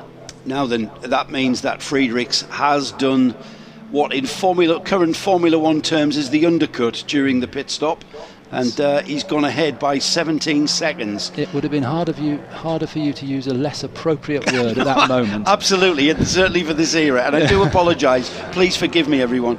I tried not to, but I just thought I'd get that across so we can throw that one in the bin. Friedrichs, we saw maintain that pace after his pit stop, and the 17-second lead that he had there across the line as the Mayors car, Ben Mayers now at the wheel of that number 112, comes through in 2nd spot, and that's quite a drive there from Rudy Friedrichs. He was fully conscious and aware of what he needed to do. We've just clicked by 16 and a half minutes remaining, and we're still seeing people requiring to give us pit stops, but the amount of cars that are needing to do that, I think, are I can count on one hand, maybe 1 or 2 more cars to due in. Richard Pilkington going out. He's done his stop. Yeah, he's carrying on. So he's done his stop, and we were looking there at Gregor Fiskin standing, just doing a little bit of exercise, just warming himself up before he takes over his car. The specialist classic car dealer, Gregor Fiskin, a very good driver as well. As we're looking at a group of cars coming down the long straight into the chicane. This is a lovely shot, the slowest part of the circuit, and we can see 3 abreast as they came in, and sliding up on the inside there was Patrick Blakeney Edwards, PBE. Look at the huge car there, very different, and there's some aerodynamics at a very early stage as they come through the chicane. Now PBE looks like he's made his way, looking across, chatting with the other driver as they turn into Redgate, takes the wide line into the pit lane exit, which is perfectly okay, that's part of the track. With another car, a late stopper, I think this might be Gregor Fiskin's car. Is it coming in? He's ready there, you can see his helmet with the tartan band. Scotsman coming in, the number 16 car that was started by Christoph Cowens. And it's a Vauxhall, a Vauxhall 3090, known as the Hughes Special from 1924. Vauxhall were, in these days, very much a luxury car manufacturer, and later on became a real volume manufacturer as well, of course. Yeah, and still exist. Yeah, yes, absolutely. Still exist. That 30 seconds flies by when we're chatting. Gregor Fiskin takes that number 16 Vauxhall out, still bearing the number plate that it was first road registered, probably Alpha Oscar Alpha 2. Very few cars on the road back in 1924, I would imagine. And there's that number 7 you were talking. Sorry, number 2 you were talking about. Yes, the Lagonda V12 engine, built for the Le Mans 24-hour race, 1939 car, a vast car. Lagonda were eventually taken over or joined up with Aston Martin. And you can see, we talked about consideration for airflow, that we've got the curved mudguards on the car and the rear end of the car, the sleek cockpit area with bodywork continuing across the rear suspension, and then on across the rear of the car into the pits with what looks like a problem. Look, there's the big Big heavy hammer there. That's not to do anything underneath that bonnet, but that's to put the wheels, take the wheels on and off. The copper hammer. That's the number 6 car of Steve and Josh Ward. It's a Bentley 4.5, and they head out. That's quite late on in the pit window there. Now we're looking at Ben Mayers again. What a great shot that is. He's hunched over the wheel, quite a big steering wheel, and hunched over it, just trying to will that car on. The 6.2 litre aero engine in the front of that GN, and he makes his way past one of the Aston Martins as he goes down onto the long straight. He's ever so slightly, Alistair, reduced the gap at the front of the field. It was just over 17 seconds, it's now just under 17 seconds, so it's very marginal, but he has put in, Ben Mayers, I believe, that is the owner of that fastest lap of the race, 132.5. I'm going to have to say the hundreds, the tenths and thousands as well. 132.513, slightly quicker best lap time than Rudy Friedrichs, who's on a 132.596. So nothing in it at the front. These two, it was all done, I think, with slick pit strategy. I think Rudy Friedrichs certainly didn't have that gap when we went through the pit stop phase, but after that he came out with some concern, some consternation. He knew what he had to do, and that's where I think he's going to consolidate that position at the front of this field. It's wonderful to see we've said it before, the drivers at work, but you get these lovely shots down through the Craner curves, all the drivers totally exposed really to the elements, and you can see their hands working away at the wheel as they try to coax the car to go through the corner a little bit faster. That's a good word, actually, coax. You do, don't yes, you? Yes, you do, yeah. You're kind of urging it to. A lot of the Bentleys will be weighing way north of a tonne, so they're quite a lot of work to stop them.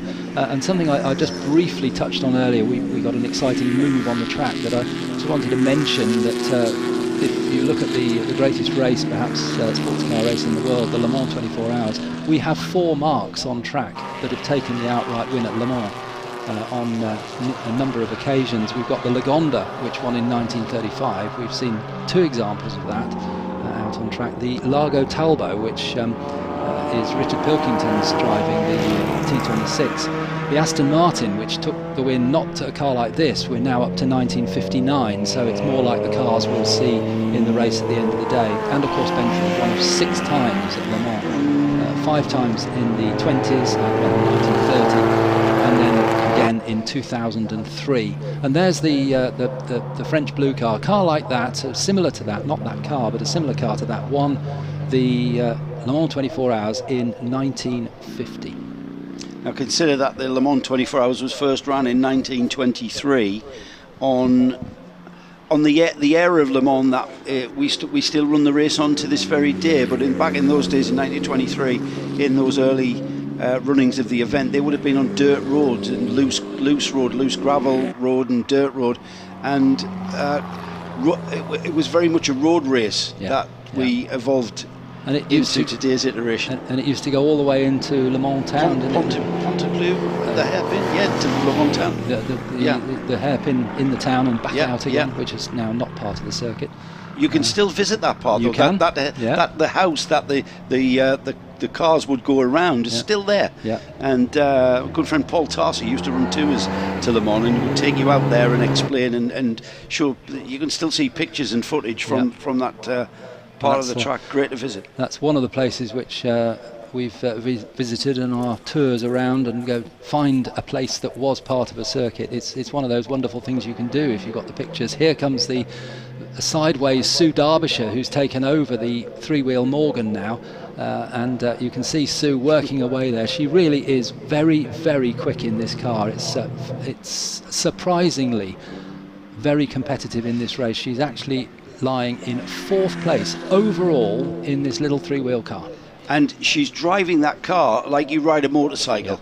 She's using all of her body weight, leaning out of the car and through the right-handers. She's also wearing leathers as well. She's wearing leathers, is she? Yeah, she doesn't wear a fireproof suit because it's technically a motorcycle, so she wears a leathers, as does very often her co-driver, Ewan Campbell.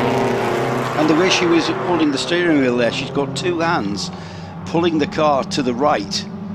So maybe on skinny tyres, and you can see the absolute speed that she's getting up to on the long back straight towards the chicane. Yep. There she is, just pulling the wheel to the right and then immediately to the left through the chicane, leaning her body into the car, ducking down behind that small screen there just to maximise the airflow over ahead.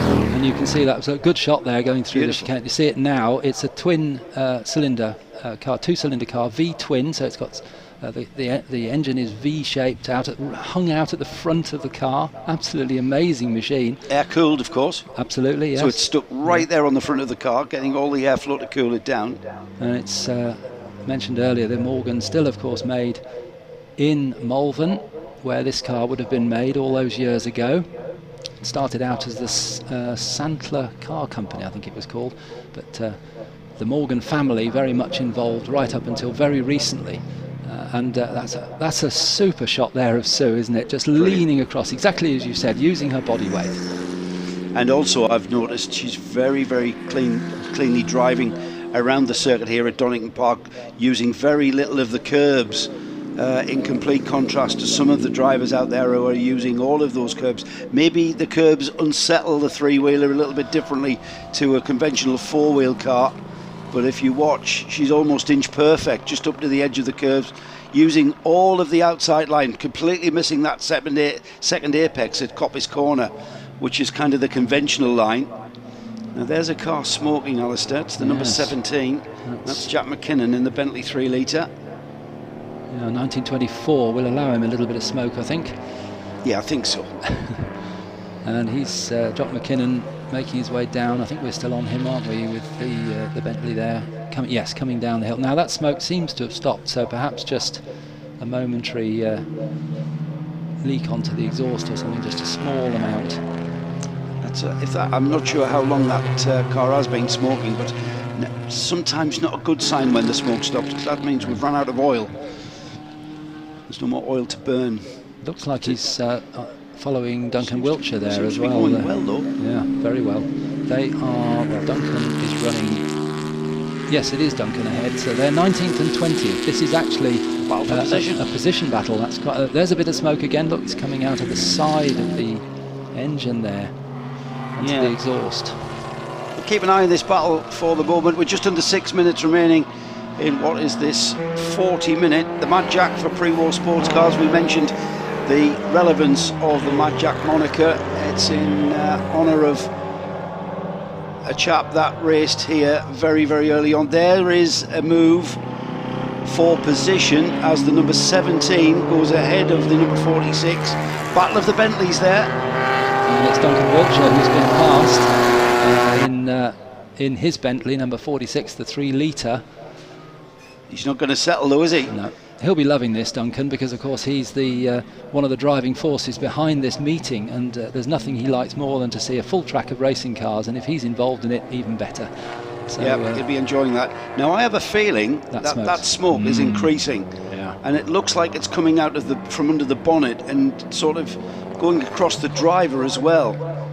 So I'm pretty sure that Jock McKinnon will be aware of that. It was just the angle there as we came into Redgate.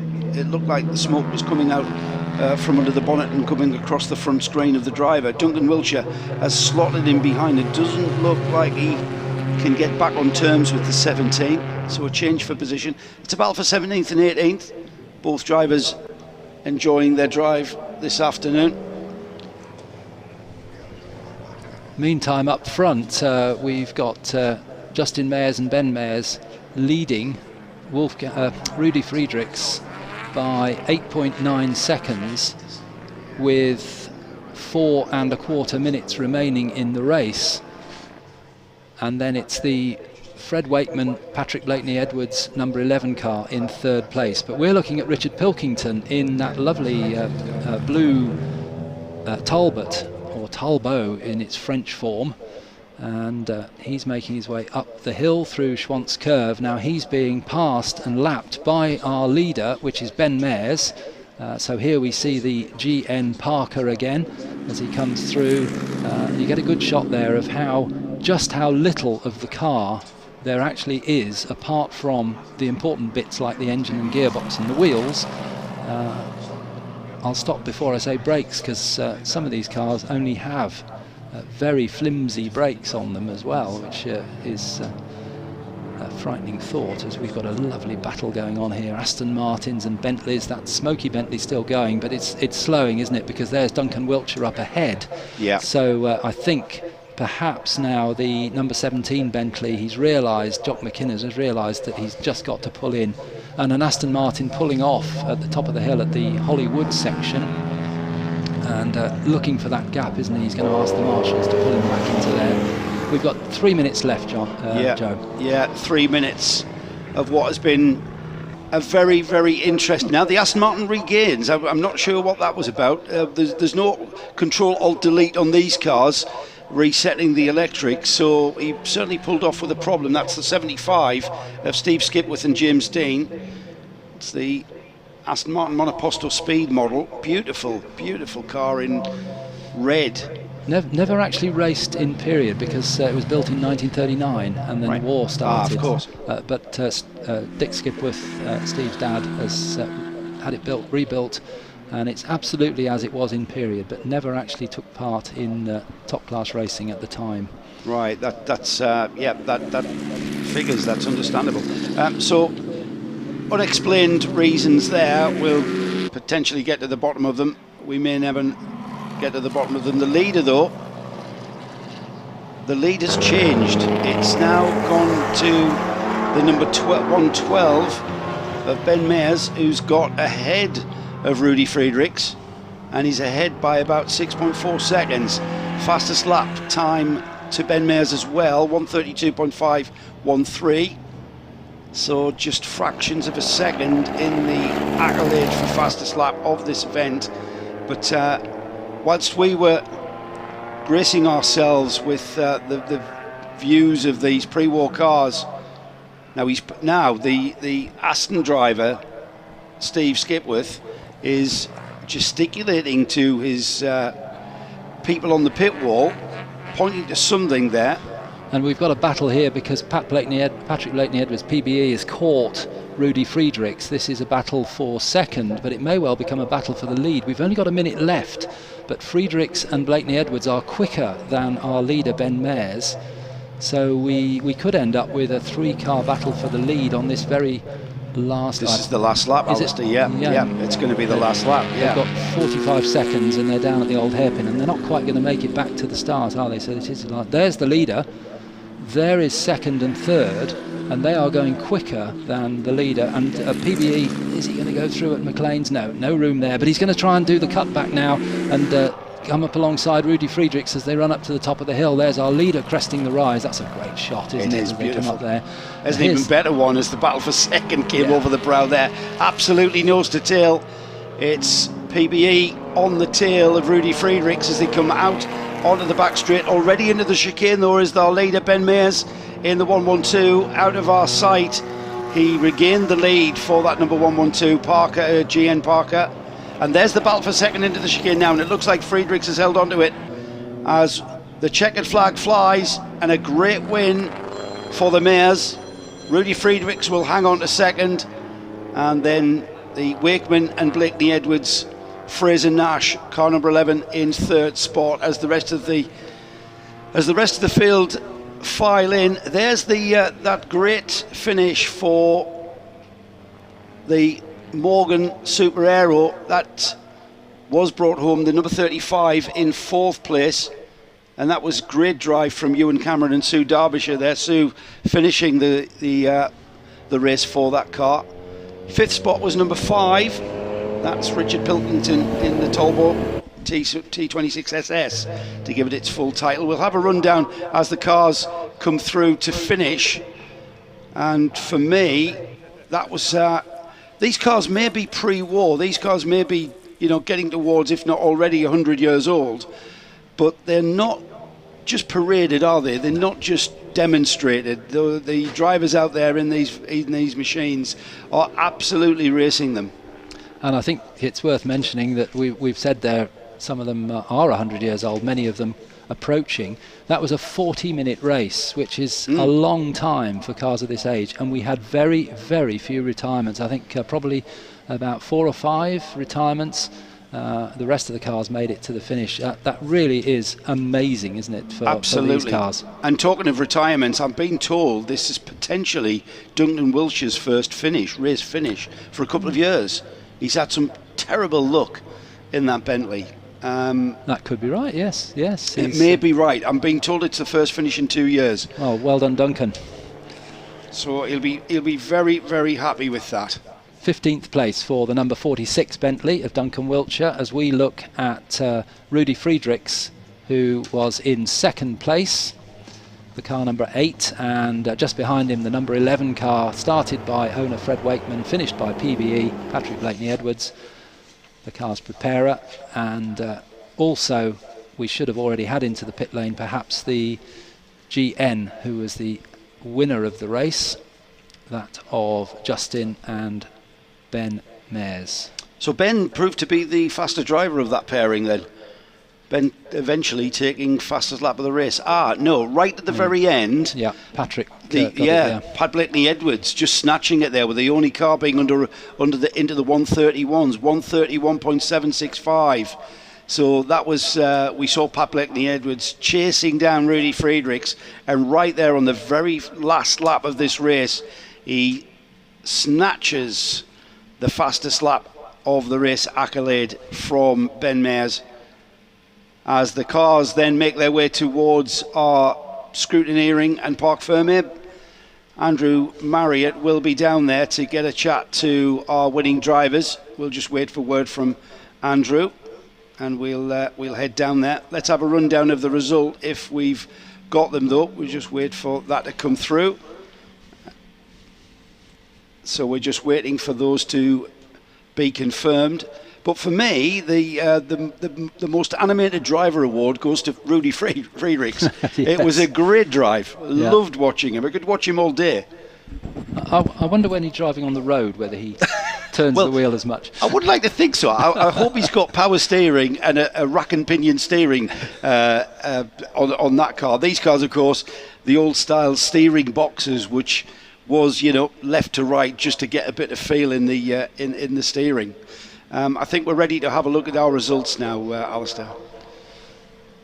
So results up on the screen. A win for Justin and Ben Mares, car number 112, and in the GN Parker. In second place, Rudy Friedrichs, number 11 in the Alvis Firefly. Number 8 in the Alvis Firefly. In third place, number 11, Fred Wakeman and Patrick Blakeney-Edwards in the Fraser Nash. And in fourth place, the wonderfully driven Morgan three-wheeler of Ewan Cameron and Sue Derbyshire. That was number 35. Then it was the number 5, Richard Pilkington, Talbot T26 in fifth place. In sixth place, Ewan Getley and Robin Talui in the Bentley 3.4.5. And in seventh place, Alan Middleton, the Aston Martin Speed Red Dragon. That's the D there, it's the name of the car, Red Dragon. And the Hudson and Morley car in 8th place, the Bentley 3.4.5. Then the other parts of the Morley family, they're great Bentley racers, in 9th place, the Morleys in the other Bentley 3.4.5. And then completing the top 10, it's Robert Blakemore in the Aston Martin Speed model. In 11th place, we've got Cowans and Fiskin in the Vauxhall 3098. We had a good shot there of Gregor Fiskin in the pits getting into that Vauxhall. And in 12th place, the Ball family car, the Invicta S-Type. And 13th place, Richard Lake in another of the Aston Martin Speed models. In 14th place, the Bradleys in their Aston Martin Ulster. I think we've seen Richard win a race already today, haven't we? And then in 15th place, our very own Duncan Wiltshire. Well done to Duncan. If that was your first race finish in 2 years, well done, in the Bentley 3 litre. In 16th place, Steve Skipworth and James Dean in the Aston Martin Monoposto. We saw that car pull off at the top of the hill but then get going again. Then it was the Waterfield and Williams Fraser Nash, which was on the front row, was in the lead group but dropped back during the race. Then it's the Elborns in the Bentley 3.4.5 in 18th. In 19th place, Jock McKinnon in the very smoky Bentley 3 litre. And in 20th place, Paul Poschiol in his Bentley Tourer. Completing the finishing the cars that started and most finished the race. The Wards in their Bentley 4.5 litre 21st. In 22nd, a similar car of Guy Northam. In 23rd, it's the Hall and Hunt Fraser Nash Super Sports. Richard Iliff in 24th place in his Riley Kestrel Sports. And then the vast V12 Lagonda of Mark Butterworth that we had on shot in the race in 25th place. But some of these cars we know didn't finish because Gareth Burnett retired to the pits early on, 26th on the classification. Talbot AV 105, Nigel Dowding, Riley Brooklands, and Simon Edwards in the Morgan Super Aero retired very early on in the race. Great to see these cars out here at the Donington Historic Festival, and certainly from where Alistair and I were sitting, it was a fantastic race. Let's head down and see what sort of race it was from the driving seat. So, a father and son victory down here. Let's get hold of Ben first. Ben, I think this time you were quicker than Dad a bit, were you? Yes, it's the first time. I don't think I'll be in the car much longer. So just tell me about the win there. The car was going very well. I mean, you beat the Blakeney car, which has won this 6 times, I think. That's a great result for you. Yeah, it's absolutely fantastic, especially we've had to rebuild the car since the crankcase cracked at Castle Combe, and had to rebuild it just in time for Silverstone the other week. Well, let's try and get Dad over. Where's Dad gone there? He's Justin. Yes. Excellent result here. Tell us a little history of this wonderful car here. So this wonderful car here came out of the GN factory in 1921 with a little 1100cc V-twin engine. Competed for the first time at Shelsley Walsh in 1922, and they thought it was so weedy that they put a V-twin JAP engine out of a Bruff Superior in it. Then later they put a Meadows engine in it, but finally the solution arrived of a 6.2 litre Cirrus Hermes mighty aircraft engine, which just powers it around the track just beautifully, as well as it does on the road. Well, excellent. A good win for you with your son. A great day to remember. A great day to remember. It's the first time that he's driven this car faster than me, so I'm so proud for him. A day of change. So fantastic. Right, thank you. Congratulations. Thank you very much. There's trophies there on the car for you. Let's move over. Thank you very much. And Herr Fredericks here. That was a good old battle, wasn't it? That was a good battle. One of the Fred Wakeman we're talking to here. One of the most exciting things on this circuit is driving a Fraser Nash down the Craner curves. You're just hanging on for dear life, basically. Yeah. Now, you and Pat, I think, have won this Mad Jack race. It's 5 or 6 times. What happened today? Well, I don't know. I mean, all the cars are getting quicker. It's difficult to compete with the 6 litres of the Cirrus Gem, but, that's driven really well. And Rudy, he was on it. It was very difficult to find a slot. I could get alongside him from time to time, but that's only 1.5 litres. I think Rudy's sort of 4.5. I don't.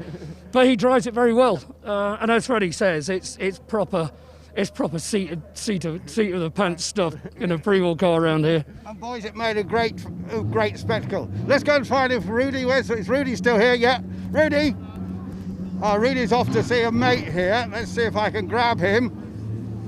Rudy, can I just grab you? Sorry. Well, you had a great race there, didn't you? And good battle, you and the Alvis, of course. Yeah, well, I'm enjoying this car. This morning we had a real trouble. We changed the rear tires, and I told them 2 bar. And then we checked after qualifying, it was 50 PSI. That's why I couldn't make it. And it was a great battle, especially with the GN Parker. I'm very happy father and son team made it. Nice, wasn't it? Yeah, very nice. And it's always a challenge to race against Patrick Blakeney Edwards. In the end, he's always catching up because I'm making pace to Fred Wakeman. Yeah. And the moment Patrick pops in, I need all my hands and feet to manage to keep him at bay. Well, it was great. Last question, what attracted you to the brand Alvis? Some people think of it more of making fire engines and things. Well, actually, some 25 odd years ago, I bought my first Speed 20 Elvis from Rod Jolly. Right. And I did lots of long distance rallies, like Peking to Paris, crossing Africa, Australia, road to Mandalay, and things like that. And then we bought this Firefly chassis. It's a special. We are Elvis people, we love Elvis. It's a 4.3 engine, it's powerful, it's got a lot of torque, and it's a lot of fun to drive, and they are very reliable. Great, well, it was a super race showcasing these pre-war sports cars. So from me, I think we're about to head off for a bit of lunch, but back to you in the commentary box. Thank you very much. Thank you, Andrew, and great to get the perspective from those drivers in these pre-war cars, wasn't it?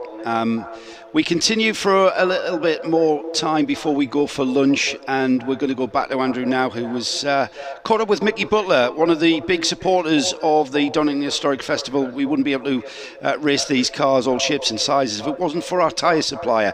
And our tyre supplier this weekend is Dunlop Goodyear, and Andrew caught up with Mickey Butler earlier. Well, I'm here with Michael Butler, who's the UK manager for Dunlop Goodyear Racing, or is it Goodyear Dunlop Racing? I don't know anymore.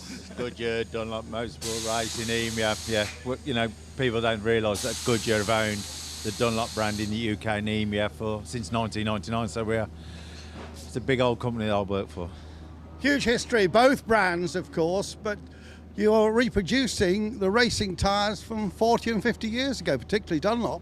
Yeah, we still produce them. We have been producing for quite a few many years now. We've still got some of the original moulds we had back in the heyday and the original formers. So every so often we have to re-titivate and re-engineer the moulds, bring them up to speed. But yeah, we still produce them all. I think we produce 15,000 cross-ply tyres a year. And what do you do about the compound? Is it the same sort of compound? I presume that the tyres are a bit different and probably last a bit longer. Yeah, I mean, the compound's what we've known from all the many years. Obviously, there was some big changes years ago we had to implement due to EU laws and legislations. But basically, it's the same tyre. I mean, it's still the same characteristics the drivers are used to, the sliding round on the cross-ply tyres, what they seem to enjoy and love. How many different sizes have you got here? You must have, it seems looking all sorts. I think the whole portfolio for the M section, M section and post-historic is 52 different sizes. So you can imagine the logistics of producing that. And some of these sizes will produce maybe 50 tyres a year, of 50 tyres, and now will last us 5 years because the demand is that low. But I don't think people realise the in-depth the range is and what we have to do to keep it going and keep the heritage going.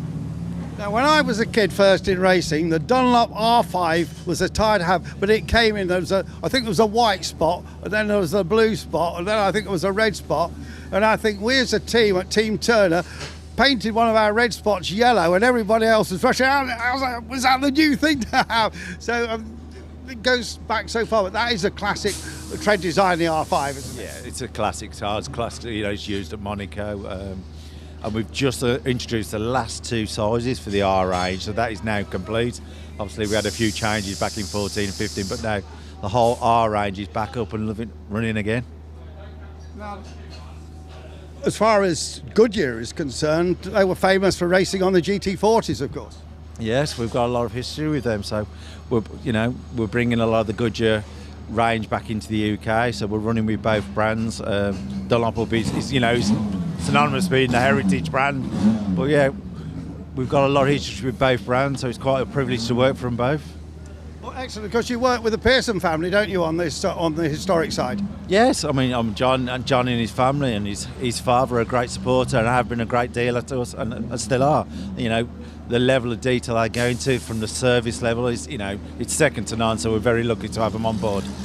Well, it's terrific to have you here. I see the boys are working pretty hard at the moment. We just hope it doesn't rain too much. Yeah, they could be working a little bit harder and selling me a few more tyres, but I'll let them off. Thanks very much. Great stuff from Andrew, and catch up with Mickey Butler earlier, who was not aged. I've known Mickey for a lot of years now, and he just looks exactly the same as he did 15 years ago. We've got a bit of a lunch break now. We're going to lie down in a dark room and catch our breath after the exciting racing this morning. We've got 3 more races to come, and of course our 3-hour endurance race to finish things off with. So we're going to go quiet for you now, and we'll be back at 1:30 p.m. So not long to wait, just over half an hour. See you then.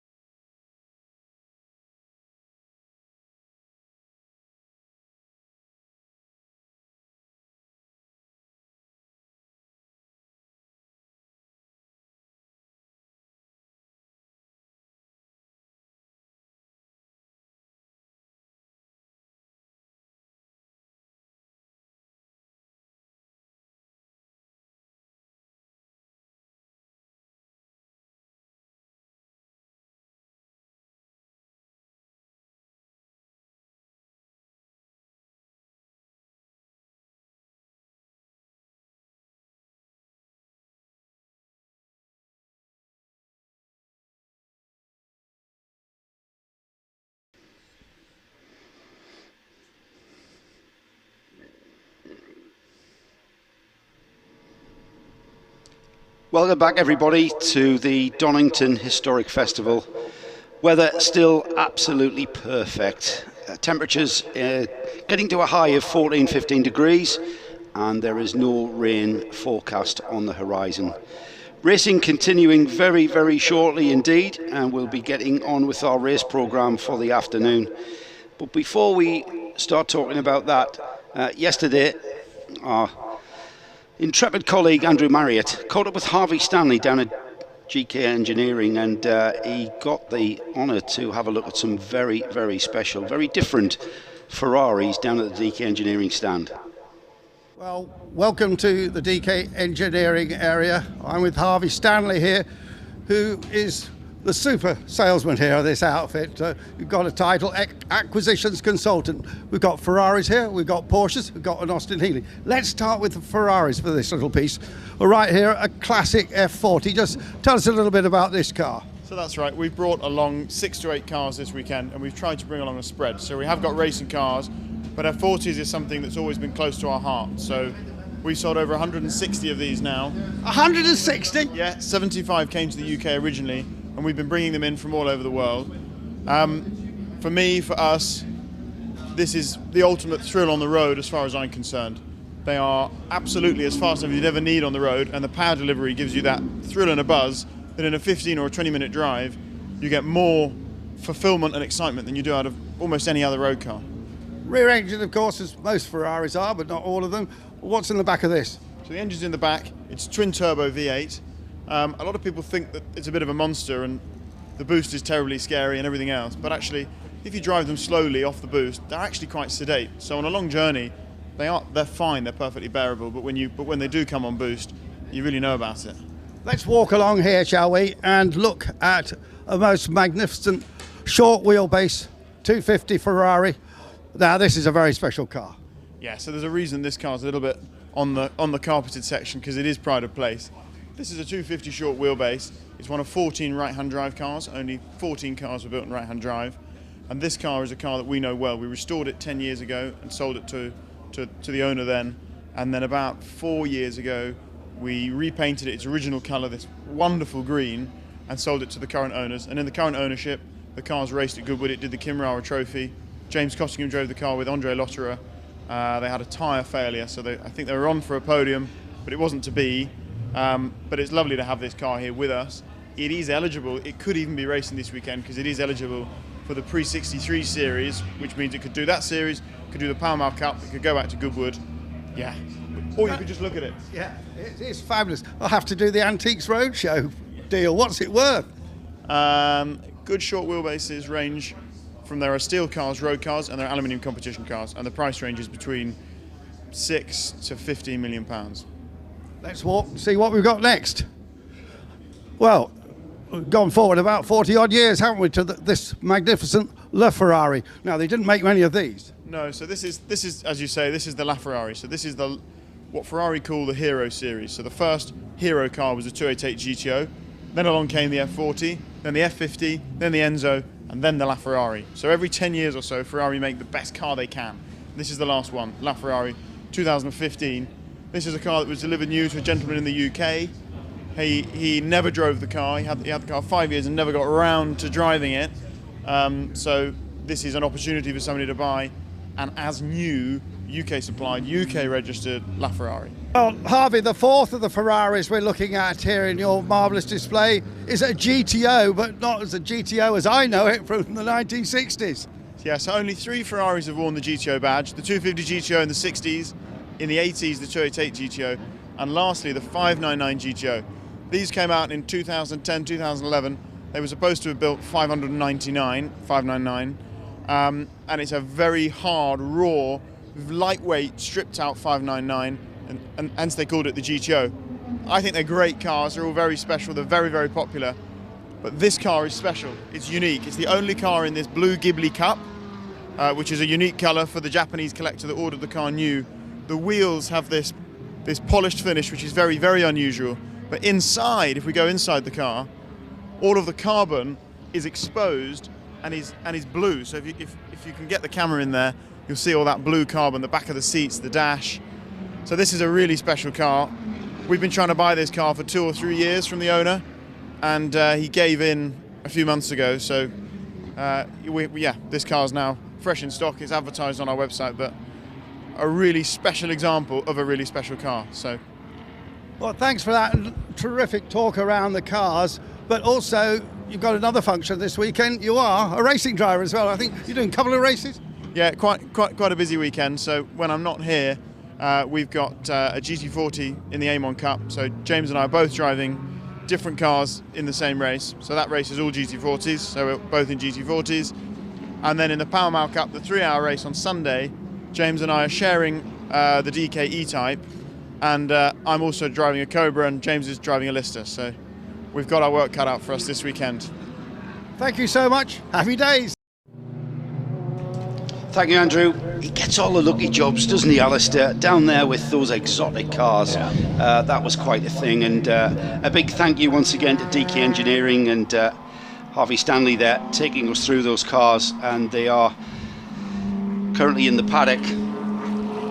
DK Engineering, one of the big supporters of the Donington Historic Festival, and a big thank you to them, along with the Royal Automobile Club and the Motor Racing Legends organisation, for not just enabling us to put on this Donington Historic Festival, but also enabling us to be able to live stream it. We weren't allowed spectators here at Donington Park, but hopefully the consolation of being able to bring the festival to you at home has made it is some consolation, and Alistair and I are going to take you through the rest of the afternoon with Andrew Marriott down in the pit lane, bringing us all the action. We're about to go racing though, very, very quickly. Yes, Alistair. we have. We've got a rolling start for this race, so we're not going to have time to go through the grid. It's a huge grid, but I can tell you there are 3 Nissan Skylines at the front, with the interloper on the second row being the Sierra RS500. So look at this, what a change of scenery really, isn't it? Because we had cars before that you probably wouldn't recognise,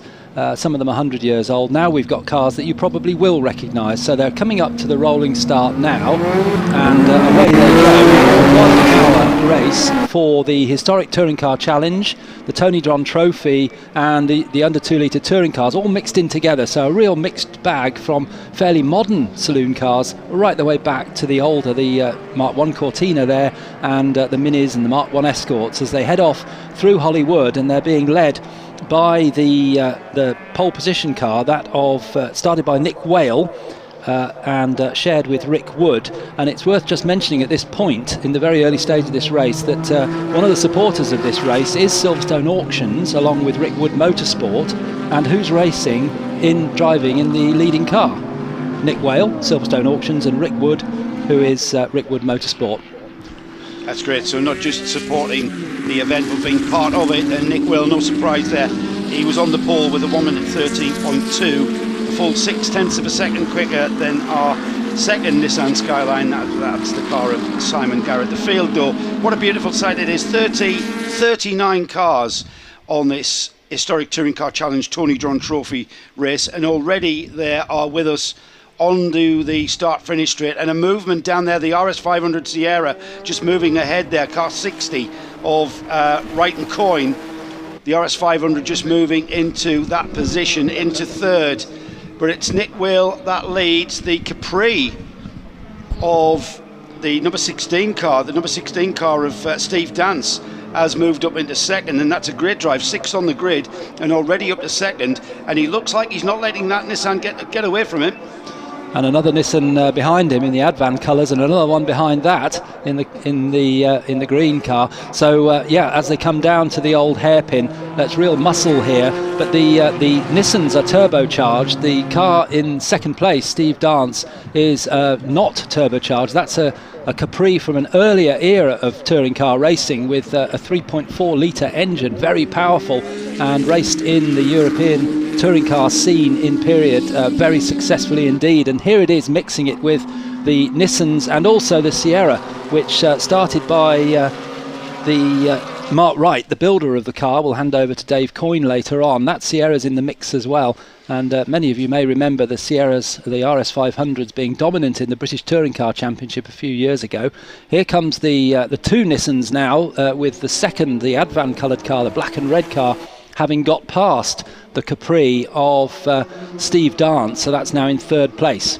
And Steve Dance is surrounded by Nissans at the moment, because he's got two of the Nissans ahead of him. Simon Garrett, in fact, puts in the fastest lap of the race there on lap 2. But, and a trouble for the Alpha. 43, car 43, looking like it's trailing back to the pits in a very, very smoky condition. That's Ian Guest. Ian and Frank Guest down to drive the GTV6. That's making its way back to the pits as a change for the lead has taken place through the Craner curves, and it's the red and black car 37. That's Simon Garrett, who started high up the grid, and he lost out at the start, but he's certainly making up for it now, Alistair. It looks like he dropped down the order ever so slightly, but now he's found his pace. And we're starting to get a build-up of cars in this lead battle now. We've seen this so many times this weekend. A few cars in the lead battle in the early laps, and then they gradually increase in number, and we've now got the second of these 3.4 litre Capris coming up behind at the back of this group, and Mark Wright has been shuffled down a little bit in the Sierra there with the Motorcraft on the side, period livery. Then the 32 Capri comes up behind. That is started by Mark Farmer, ex-British GT driver. Now we've got another Sierra coming into the mix as well. This is in the red colours of Midlands Ford dealer Brooklyn that sponsored the car in period, and it's coming through to get past Mark Farmer as they go down through Redgate, and that car is the number 1 car, the red car, and that is driven by its owner Craig Davis, but none other than taking over. It's got 15 on the side, but if you've got your online program, it's number 1 in the program. That will be taken over by none other than touring car legend Steve Soper. What a thought that is, that Steve will be taking over that very car. And I remember Steve Soper, of course, in the Eggenberger cars back in the period, so not a stranger to the RS500 Sierra back in period. What a beautiful shot we've got there from our camera team there up at Coppice. The cars just coming into view, and those Cologne Capris, as they were known as, with the big wide arches heading down towards the chicane. This time we've got the two Nissans leading, Garrett already making ground, and the gap last time across the line was 1.4 seconds. It's looking bigger than that, as the Farmer and Wilmot Capri there in the very splendid white and blue livery came through. Looks like a challenge for this time the green coloured, the 155 Middlehurst. I think it's not Andy Middlehurst who started that car, yes. though, is it? It is. Yes, it is. It is Andy Middlehurst. He's gone down the inside of the Capri. Car 16, that's the Steve Dance car that was hanging on to that third place. We've now got a Nissan 123. Indeed, yes, and Andy Middlehurst, a period touring car driver as well, who has continued his racing for many years afterwards and really enjoys it. And we've now got, as you say, those 3 Nissans. Rick Wood is the builder of, I don't know whether the green car is one of his, but certainly the first 2 were built by Rick Wood's company. And they've appeared on the scene in the last couple of years. What did Steve Soper call them yesterday? I just forget what he called them. They were called in period. Very, very powerful cars, and they blew everything away. And, it wasn't a Godzilla. That's it. That's Godzilla, the one. Yes. Sorry, I just couldn't recall it. I don't know where that name derives. I mean, Andrew Marriott's he's got the lucky job of being down in the pit lane with these cars when we start seeing it. Now we've got a pit stop race with cars being shared, and it's our usual pit stop window opening 20 minutes into this race, and then it closes 40 minutes, so a 10-minute window and a minimum of 60 seconds static stopped on the pit apron. So we'll keep that monitored, but we are going to see mandatory pit stops. That you called it the confusing part of the race. It does kind of do that on our timing screens until the pit stop phase settles down. Now, I owned a Capri like that, the Mark 1.5 with the bonnet bulge. That's just gone through there, the blue and yellow car down the field. The Alpha seems to have stopped smoking. Not an unfamiliar sight. I think that's the same Alpha GTV6 that we saw earlier smoking, but there's the number 75, and I'm going to call that a fan favourite because I'm a fan, and that's one of my favourite cars. Simon Evans, James Littlejohn, and it's the RS 2.6, the RS 2.6 from 1972, that car. And I had a 1973 Mark 1.5 Capri. Didn't have a 2.6 engine in it though. We've got an interesting shot now with two early minis being passed by the Godzilla, which I'm told by Duncan it just smashed everything in its path. That's why it was called the Godzilla. Right. I see. And it's smashing the minis at the moment, but of course not surprising. Now that green mini is just passing 115. We had a nice shot of him earlier. That's Graham Churchill. Should have been sharing with Peter Baldwin, but sadly Peter not taking over that car, but Graham will drive it to the finish. Here he comes down. Graham Churchill has been driving minis for as long as I can remember, and that's quite a few years. I'm not 100% sure of his age, but he's, I would say, certainly in his 70s, and don't be surprised if that car is towards the sharp end of the class that it's running in. A very, very quick driver. Lovely shot there with the heat haze now. It's a beautiful day here at Donington Park for the Donington Historic Festival, and we're really seeing that heat haze as the Mini heads off towards that lovely shot over the rise. Coming through, two Godzillas coming through, followed by Cologne Capris and also the RS500 Sierra Cosworth. So real muscle coming by. And a couple of the BMWs there. Now we both remember these racing in period. The M3, known as the E30 shape in BMW language, but this is the M3. We may all recall that period of time when Tim Harvey took the British Touring Car Championship in a similar car to this, an M3. But Steve Soper was the headlines after that, coming together with John Cleland. That's probably one of the most watched videos in motorsport. Absolutely, and behind the M3 is the number 55, which is in the which is the Frederick Wakeman. He's sharing the car with Pat Blakey Edwards. PBE's out again. It's the CSL version. The Batmobile version of that car. That was it's in the Jägermeister orange colours, and it's just gotten ahead of the M3 ahead of it. Now those cars didn't race together in the same series. The M3 came a little bit after that. In fact, the PBE car, the CSL, from early mid 70s, and that was kind of the car that you would see in the European Championship. The 1, 2, 3 though, that's the Nick Whale car, has pulled off to the side. Now that's Nick Whale was at the time running in third spot, so the car that led the field off from the start now pulling off with a problem. And another car into the pits, one of the BMW M3s we've just been talking about. Now that is too early for it to be its mandatory pit stop window. And there's Nick Whale having climbed out of the Nissan. And impossible to guess what might have gone wrong with that car for him to pull off. Clearly something mechanical. The top of the list would be a turbo failure, because they are prone to that. They run at such high pressures that the turbo can fail. Oh, and one of your cars off into the gravel there, the SD1, which we well remember from our time in touring car, watching touring car racing. And that's in the Patrick Motorsport colours, the Midland Rover dealer. That's the Robert Aldershaw, or Aldershaw. It's the SD1. It's a 1981 car, and that car has gone off into gravel, as you said, Alistair. Now, my fear is that car cannot be driven out of that gravel trap, which might bring out the first of our safety cars. Oh, there is a Chevrolet Camaro just being overtaken by our leader. And it's that was unfortunate. I think that's broken steering on the BMW. I think the Camaro was trying to get out of the way of the leading car coming through, and turned left and didn't see the M3 BMW on his outside, and just caught the front, and it looked as though that front wheel had broken. That'll be the steering link, won't it, that will have broken there. And they're still trying. The marshal's working. It's not going to be a safety car. It looks like we're going to have local yellows. There's the BMW. That's the 19. Mark Smith. Mark Smith, an expert, a specialist in preparing these M3s. Oh, maybe he's okay. Maybe his steering's fine. I was with you on that one, Alistair. It looked like he got hit in the right rear. Or maybe his steering isn't fine. Yes, maybe that right-hand wheel is probably not connected to the steering mechanism at all. The tie rod linking the steering rack to that right front wheel looking like it's broken. And that was an unfortunate incident there.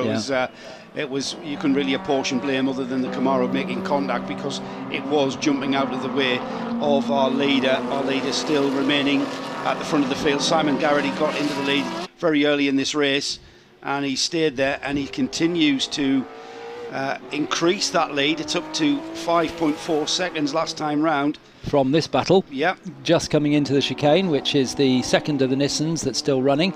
That's the Middlehurst Bailey car, started by Andy Middlehurst. As we focus on Patrick Blakeney Edwards, now we're focusing on the Camaro Z28, which in the hands of ex-motorcycle racer Stuart Graham took many wins in touring car racing, often in the black Fabergé sponsorship colours, but this car finished in the Simonized colours, which was also run in period, and that car is the John and Jack Young car, started by John Young. It's great to see. That car is one of my favourite cars. Certainly around about the early 70s, early to mid 70s, we saw that Camaro, which I think started production in 1970. That model of Camaro with the very distinct front end to that car. We see the number 123 Nissan out of the way and very tucked away out of harm's way. It's not going to cause us a problem, and hopefully, I hope you're right, we're dealing with that car off at Redgate, the Rover still being dragged out of the gravel, so we're under local yellow flags there at Redgate, and that has taken away potential passing place for our competitors. We are about a minute away from quarter distance, coming up to 15 minutes. So, great job once again by our marshals as the leader goes through the site of that recovered Rover and continues on his way. I just love this period of the RS500, the Nissan Skyline, flames belching from the exhaust, commonplace, and we really are lucky to be able to see this here at the Donington Historic Festival. It's fabulous to see these cars. The Nissans have really come to the historic racing scene in the last year or two. Obviously last year we pretty much lost the year, but they started appearing. The first one built by Rick Wood, and for this race we had 3 at the start, which is tremendous to see, and they are very powerful indeed as the marshals complete the recovery of the Rover SD1. I did hope that might just turn left and go back onto the track again, as we saw earlier with the race where one of the cars ended up in the gravel, but looks like that's being sent back to the paddock.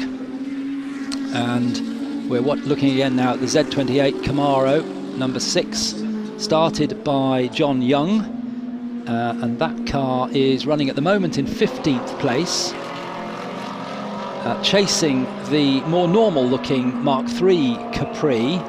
We've seen those what Joe referred to as the Cologne Capri, which we've got there on camera. And now we've got a battle. This is a battle for second place, because Craig Davis in the Brooklyn Sierra RS500 almost got through on the inside of the Andy Middlehurst Skyline, and don't forget that, and there's another one that's taking to the grass a little bit. Don't forget that number 15, as it's showing on the screen, but number 1 is the actual race number of that car. That you can see it's been crossed out now. It has got some very thin electrician's tape across the 5. Yeah, I did point out to the officials this morning that car was running with the wrong number on it, but that's fine. That was its period number when it raced, so that's fine.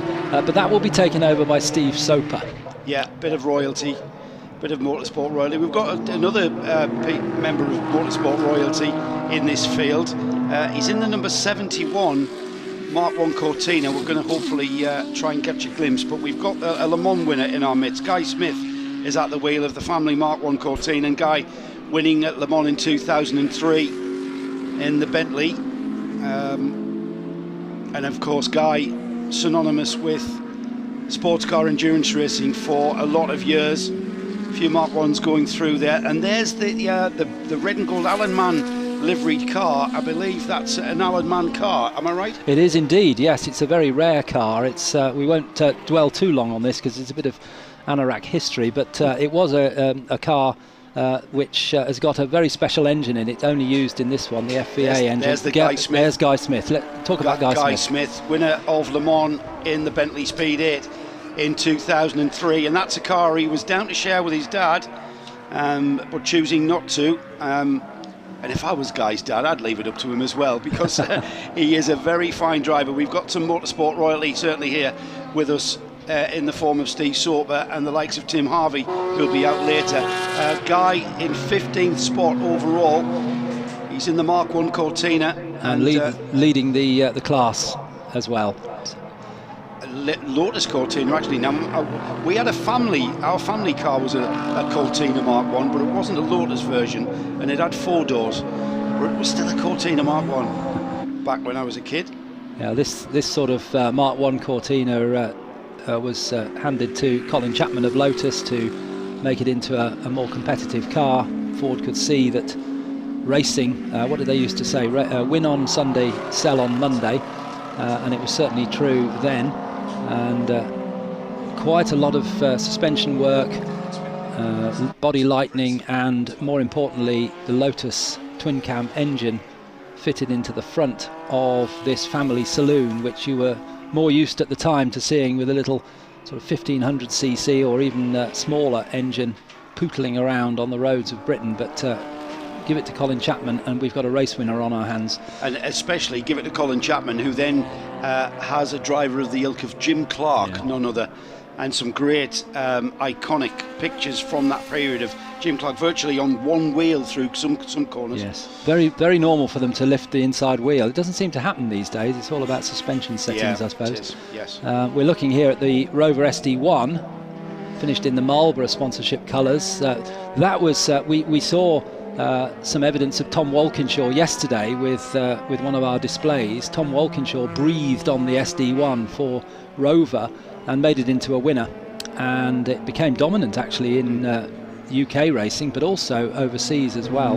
Very, very effective car with the 3.5 litre V8 engine. It was very effective, not just in the British series, but also in the European touring car series at that time. Slightly different specification to how they ran in the UK, but that's a great example in the Marlborough livery there. And through Schwantz there. That's another car that you can link to Soperman. Yes. Soper, Jeff Allen. Did he pretty much race every touring car in that period? Yeah, just he was needed by teams to win races, and he just professional driver, superb driver. I've read an article recently where it was said that he was the best touring car driver ever. Yes. Just totally professional, got on with the job very quick. It would be a tough debate actually to go against that decision, and it's the sort of thing that we could debate. When we can, we'll debate that one around a pub table with a few pints on the table. Let's head down to the pit lane for the first time this afternoon, and Andrew Marriott in this race. Yes, indeed. I found one of the big names in this race, Andrew Jordan, former British touring car champion. You're out of the BTC now, but you built up a fantastic business building these cars for this sort of racing. Yeah, absolutely. Yeah, after 12 years in the BCCC, it's different not to be in it. But actually quite enjoyable and relaxed. So as you say, we've got a huge amount of cars now with our business. We're over 40 cars we're operating, and it's just great fun. I love the build process, and I love people seeing customers enjoy their cars. But I also get to drive a lot of them as well. So I'm in with Roy Alderslade today in his Cortina in this race, and then his Daytona Cobra later on. So can't think of many better ways to spend a sunny Sunday, really. Well, you don't see with your crash helmet on yet. You're pretty relaxed, Andrew. What time are you getting into the car? We'll call Roy in at halfway, so he'll do half an hour and then I'll get in, and he can have a drink and a cool down before he gets into the hot Daytona for his first stint in the 3-hour race. We're just going back to the last race of the day, the big 3-hour race. I mean, it's big excitement for you because it's a new old Cobra that you've built, and the car's looking very competitive. Yeah, it was. I was really focused to try and get Pall at his first race, which we did. So, but it's Roy's first race like this. You can really feel the atmosphere in the garage and stuff with the refueling pit stops coming up. So, yeah, if he can have a good race and we can get to the end, then I'll be happy for him. Andrew, thanks very much. Go and get that crash helmet on. Just over there, look, Steve Soper. He's already ready. The hero of so many touring car races. But let's remember he raced prototypes at Le Mans. Terrific history. How great to see Steve still here, still loving it, still competitive. Back to you after the commentary position. Well, the Nissans might be quick, but they're also fragile. We've already lost the number 123, and now we lose the race leader. Simon Garrett has pulled the number 37 Nissan Skyline off track. to driver's left, and I think that's the run up to McLean's. In fact, not very far to where we saw the demise of the other Nissan Skyline. So that means Andy Middlehurst has inherited the lead of this race overall. He's also in a Nissan Skyline, so fingers crossed, because if we lose another Skyline, that means we have lost them all. He's leading. There he is, the green liveried car, number 155, into the chicane, and he's got 5 seconds. We've just seen Steve Soper looking very relaxed and composed, waiting to take over that number 1 Sierra RS500 from his teammate, and that car now in second place. So no pressure, Steve. You've got a race on your hands, and you've got that bright green Nissan Skyline to chase down. The pit lane opened about 4 minutes ago, I think, Alistair, but right now we haven't seen any. And as I say that, here comes the number 1 into the pits. If you had Steve Soper as your co-driver, would you go for the earliest possible driver change? Yes. No, I think you probably would, yeah. Craig Davies handing over there. Craig, it's his car, and he's built it, and Steve sharing it with him, but Craig happy to hand over his own car to Soperman, as he's often known. Car number 1, and that's the red Brooklyn liveried RS500, which became so dominant in the British touring cars that effectively they changed the rules, and it no longer competed, but it was tremendously successful in rallying as well. In Brooklyn also sponsored Phil Collins in British Rally Championship in the same car. They were a very expensive formula, weren't they, at that time, the RS500s and the like. Now there's the number 1. Yeah, going out, so out onto track goes. We're going to debate it over a pub table, but let's say for the moment that Steve Soper coming out on track now in the red Sierra. I'm not disagreeing with you, Alistair. It's just a great idea for a debate over a few beers. We have Le Mans royalty in the shape of car number 71, which I think we've just picked up. Well done to the producer, because Guy Smith is Le Mans royalty, having won Le Mans. Steve Soper, just come on track, is definitely touring car royalty, one of the greatest of all time. So we're watching Guy Smith. There's Nick Whale. I wonder who he's on the phone to. And you know what, Steve Soper, not a stranger to LMP prototypes and the like. I remember Steve having a huge crash in the BMW LMP in about 1999 at Sebring. Yes. Yeah. I was there. I saw him actually. I heard the bang as he hit the barrier big style. But Guy Smith in that Lotus Cortina, car 71, and there's another example of the Ford Mark behind it, the Escort Mark II. And that finished as a copy of the Klaus Ludwig car in period, and that's David Tomlin in that Escort. But we've got the pit lane now. We've got a BMW in trouble. Is that the one that had the steering issue, perhaps? No, I think that was an earlier one into the pits. That was an earlier one, yes. So we've got plenty of pit callers now. There's a Sierra. Paul Mensley's come in. That's newly built for this weekend, that black Sierra. Paul Mensley just literally out of the workshop. Example of a Mark I Escort there as a BMW M3, a dominant car in period, the car number 61 of Tom Holbrook driving solo. There's our leader, number 155, passing our earlier leader, which is now retired, similar car. And this one now, the 155 car, Andy Middlehurst, hasn't been in the pits, so still Andy Middlehurst at the wheel, as we look at the Broadspeed copy car of Mark Farmer and Adrian Wilmot. That was started, I think, by the owner Mark Farmer, Adrian Wilmot taken over.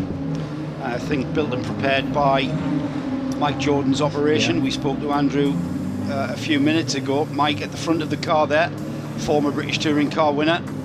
And British GT champion as well. British GT champion, of course, yeah. He's controlling things down there for that, what looks like, again, it's the Donington Historic Festival time machine. We've gone back in time. Some issues here getting Adrian Wilmot into the car. That's going to cost them, isn't it? It is. Even the minute goes very quickly. I wonder whether he sat on one of the seat belts laps. Yeah. It's quite common. Can't get it out. Then you have to get out of the car to do that.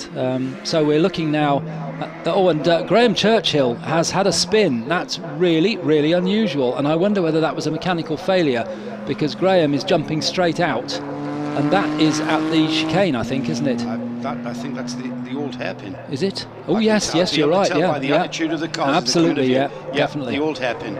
So we've lost the Mini at the old hairpin. It looks like the spin began way before the apex of the corner, and that car, I think, will more than likely bring out the safety car. Yeah. It's right on the edge of the track at the bottom of the old hairpin, a very fast part of the track, and I'm not sure whether I've just seen a Lotus Cortina get very sideways. I think there's oil down. Yeah. I think we may have problems with the track surface there. I've seen some as the cars went out of shot from the old hairpin, I think we may have an issue there.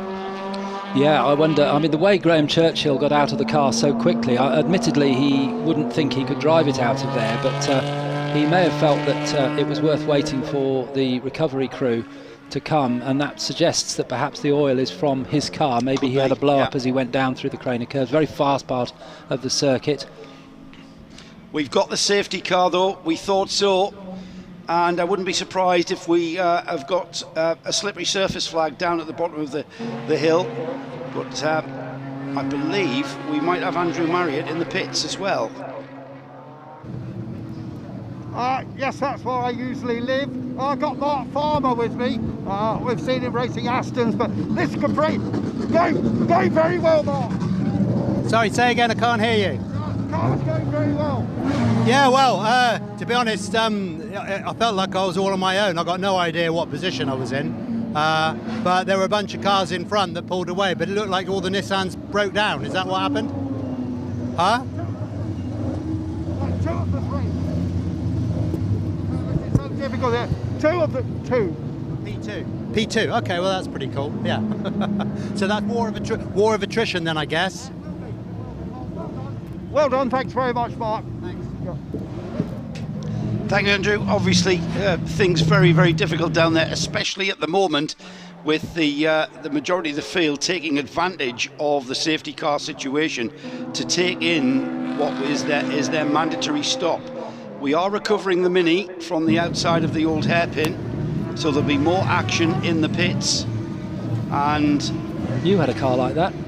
I did. You did. Mine was yellow though. Oh, yeah. Well, you told us that earlier. That's the RS 2.6 Capri. Mine had a 1.6 engine in it. It was an overhead cam though. Yep. It was quite innovative at the time. So I noticed we've got a few Escort Mark 1s. Now the Escort Mark 1 is kind of recognisable and synonymous with rallying, and it was a circuit racing car. Absolutely. Frank Gardner won the British Saloon Car Championship in the Alan Mann car. It also ran at the races like the Daytona 24 Hours. Into the pits has come the leader. There is the remaining Nissan Skyline into the pits in that bright green livery, and I know Andrew Marriott's not far from there. We may get a word with Andy Middlehurst as he helps his teammate into the car and that pit stop. Now the pit stops are mandatory, like we say, and the reason why we have the cars needing to remain static for 60 seconds is purely on the grounds of safety. This isn't professional racing. There's no reason to hurry things on, and it gives the competitors plenty of time to ensure that their teammates will take over the cars in safe conditions and then get out there. Slippery surface flag down at the old hairpin. That'll be getting some attention from our marshals as the safety car continues round. And I think you may have been right, Alistair. I don't know whether it's cause or effect, whether the Mini has gone off on some oil down there or whether the Mini is the cause of the oil. Leader out of the pits though. Pit stop served, and you know what? That is going to be very beneficial to that leading Skyline. Andy Middlehurst now handing over that car to Jonathan Bailey, and having served that pit stop under a full course caution, under a safety car situation, it's going to mean it's lost a lot less time than it would have under green flag conditions. So let's head down to the pits now for more. Indeed, and I've got Andy Middlehurst who's just having a bit of a debrief at the moment. Andy, who we've seen so successfully racing in the Lotus 25 in the past, winning at Monaco there. Well, 3 Nissans started, only 1 left. Yeah, the best one's there still. Yeah, I'm not too sure they'd pulled off the other 2 cars, but I was looking after the car a lot to begin with, so it lasts the hour, so anybody can sort of get on with it and kill it in the first sort of 20 minutes. Oh, is it running fine, running well? Sorry? Is it running well? Yeah, it's the car's going well, and Jonathan's in it now, so hopefully we keep the lead. Oh, last weekend we missed you at Monaco last weekend. Yes, Monaco went.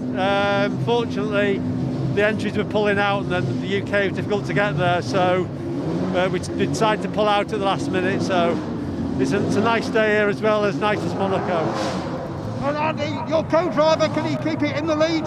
Hopefully, yeah. Jonathan's not as experienced as me, but he's a quick guy, and he's nice, safe pair of hands. So just get it to the end. Thanks very much. Very few people are as experienced as Andy Middlehurst. Absolutely right, and Andrew, and always great to talk to Andy. Some pit stops continuing. While you're down there in the pits, it would be nice to see if you can find Rick Wood, who is out of the number 123 Nissan, one of the early retirements from the lead. So I know Andrew's listening to the broadcast feed, of course. Rick Wood, who will be back to the pits by now as we continue. Our safety car continues. And the safety car, the Jaguar F-Pace, and thanks go to Jaguar for providing our safety car, which has had it hasn't had a huge amount of work to do, I'm pleased to say, but it's good to see it on our screens. We don't want to see it too often, if you know what I mean. And it's also our pace car as well for our rolling start laps as the marshals go out on track. Now what they're doing here is attending to that, what we think is oil on the track, and maybe Graham Churchill it was who dropped that oil, and that's why, being the hugely experienced mini driver he is, he jumped straight out of the car because he knew it was his car that had that engine failure. As we look at the David Tomlin Mark II Escort, we were talking earlier, you brought in the Mark I Escort.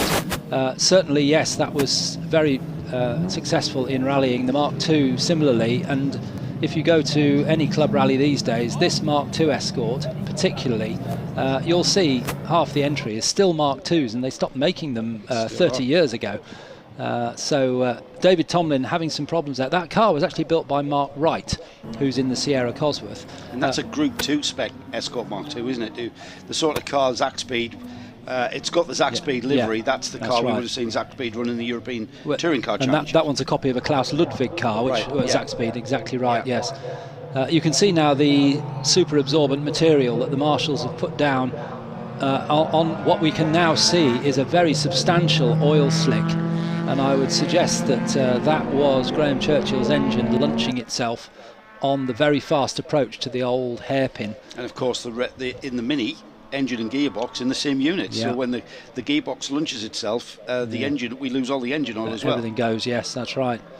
So Mini being followed by the Sierra. It's going all the way back up towards the Craner Curves from the old hairpin. And I did see, when we saw the Mini spin, I was pretty sure I saw some very sideways action from cars that were then coming through. So that track, very, very tricky indeed.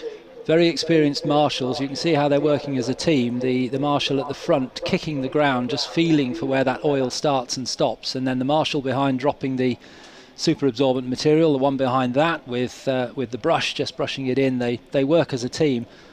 Murray Walker used to say often that the British marshals are the best in the world. I wouldn't disagree with that. As we see, there's that Mark II Cortina.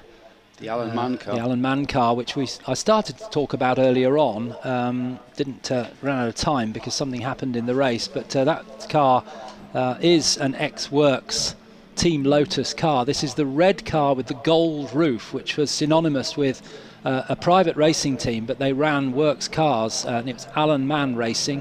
Alan died a few years ago, but his son Henry still races to this day, and you can see on the side of the car Alan Mann Racing Byfleet, which is where they are, and that car was built by the Works with a very special Cosworth 4-cylinder engine and raced in period by Paul Hawkins, Jackie Ickes and Frank Gardner, and took 2 class wins at Silverstone and Brands Hatch in 1967, and then in 1968 was run by Alan Mann for Frank Gardner in the European Touring Car Championship and the British Saloon Car Championship. So it's a very historic car, and as far as I know, that's unique. And we saw it here, I think it was 2019 for the first time. It's back here this year. And it ran at the Thruxton Historics did last it? season, yeah. Good, yeah, good. Yeah, I think Dave Coyne actually drove the car. Now there it is again, CTC 24E, lovely. Racing cars in period used to have number plates on them. Yes. And a lot of the shots of Grand Prix drivers like Jim Clark and Graham Hill, who drove for Lotus in Grand Prix racing, but also in saloon car racing for the team, for the Ford team with the Lotus engined Cortinas, with registration numbers on them. Now the safety car light is out, and we are about 90 seconds away from the pit stop window closing. That's become an irrelevant fact because everyone has now served their mandatory stop, and the safety car has peeled in. A back marker Mini was the first car behind the safety car, and that will lead the field through. We'll get a better chance to see where we are in the race though, Alistair, when these cars stream round. The cars being led around the Donington track here by the blue Mini, but it's soon to be overtaken by Steve Soper, who is now at the wheel of that bright red Shell liveried on the bonnet Brooklyn livery on the side, and it gets past the Mini. This is the tricky part of the track now. There's oil down, we know that. It's been dressed with that oil absorbent material, and there is Steve Soper at the wheel of the Sierra RS 500 Cosworth, and the rest of the field struggling to get by the Mini, aren't they? It's surprising how long it's taking Brilliant. them to get past the Mini, which is being driven very spiritedly by, I think it'll be Rupert now, Rupert Death in the 82 car, and he's just been passed by one of the Capris, but still others to go past.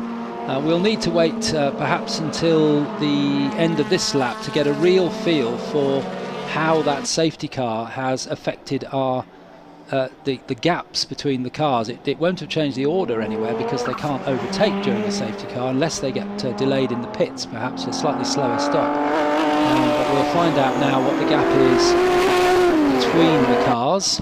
We're expecting Andy Middlehurst to continue at the front of the field. However, he's buried in the pack. It's Jonathan Bailey taking over now. Jonathan Bailey, of course, yeah. Andy Middlehurst, remember, speaking to Andrew now, having handed that car over. Now, what the Bailey Nissan being sort of held up somewhat in the pack will do is that's going to allow Steve Soper some time.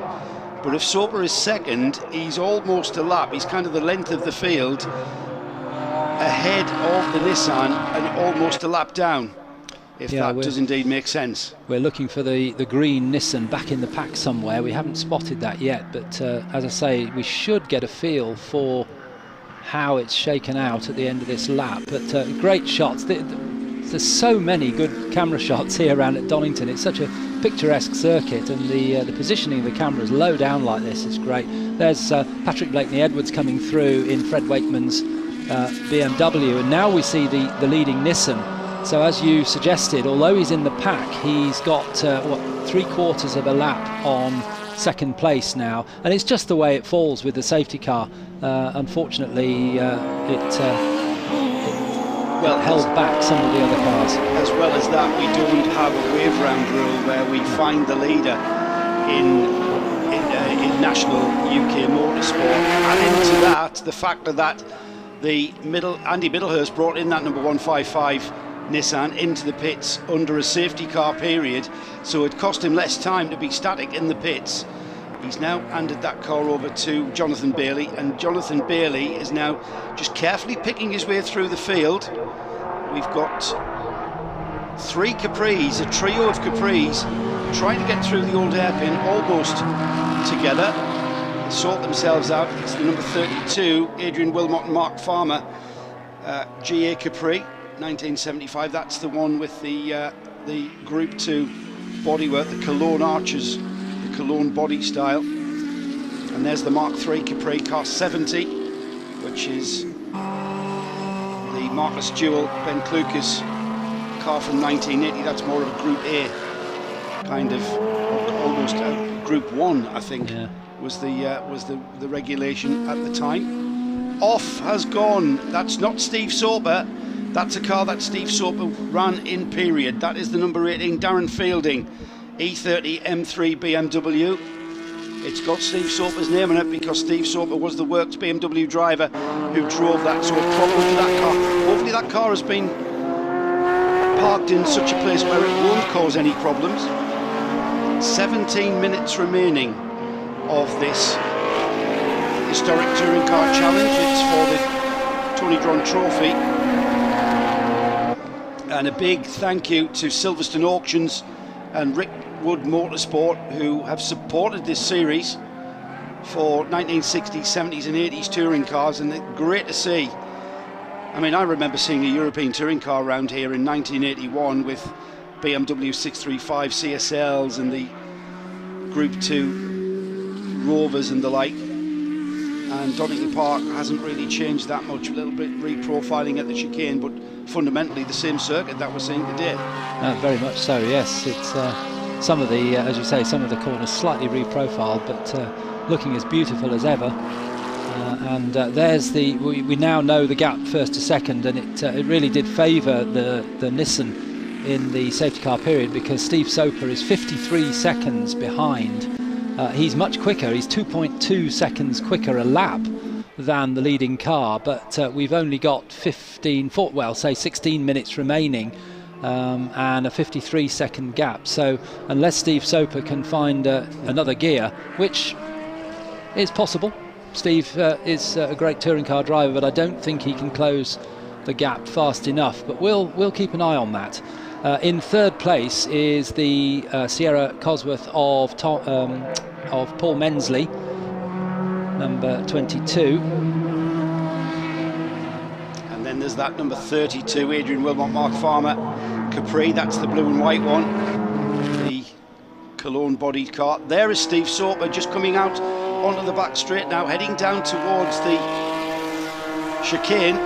We'll see what the gap is. You mentioned that was 53 seconds. Yeah. The only thing that Steve Soper could have maybe taken advantage of was having a completely clear track ahead of him. When the safety car cleared, he had no cars whatsoever in comparison to Bailey, who had to feed his way through. He's taken a couple of seconds, that's all. Capri off. That's the Hermitite coloured car, is it? Yeah, or is that the... I think that's actually number 15. Is it is that the Frank and Benny car? John Spears, Tiffany Dell. Yeah. Oh dear. Tiff's luck this weekend, Yeah. I've got to say. Yeah. If it wasn't for bad luck, he'd have no luck at all.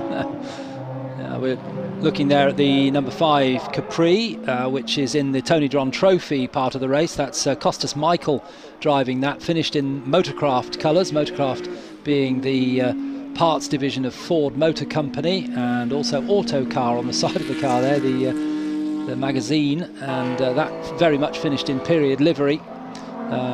Well remember watching that type of Capri winning the Spa 24 Hours on the old Spa circuit, driven by our own Gordon Spice. The last time the race was run on the long 8.5 mile circuit, 1978, and it was a car very, very similar to that she shared with 2 Belgian drivers. I remember seeing that Gordon Spice Racing Capri race in the British Saloon Car Championship. Yes, it was a lot of the British drivers went across to Spa to do the 24 hours, and in that year Gordon shared with the Martin brothers, the Belgian drivers. So and whose son Matty Martin is a Works Aston world champion, and a big moment there for nearly for Paul Mensley, very sideways, but he's being chased by the Farmer and Wilmot Capri. So that's a battle for third place. And that's Adrian Wilmot on board, as we know, because Andrew spoke to Mark Farmer a few minutes ago, and that's a battle for third place.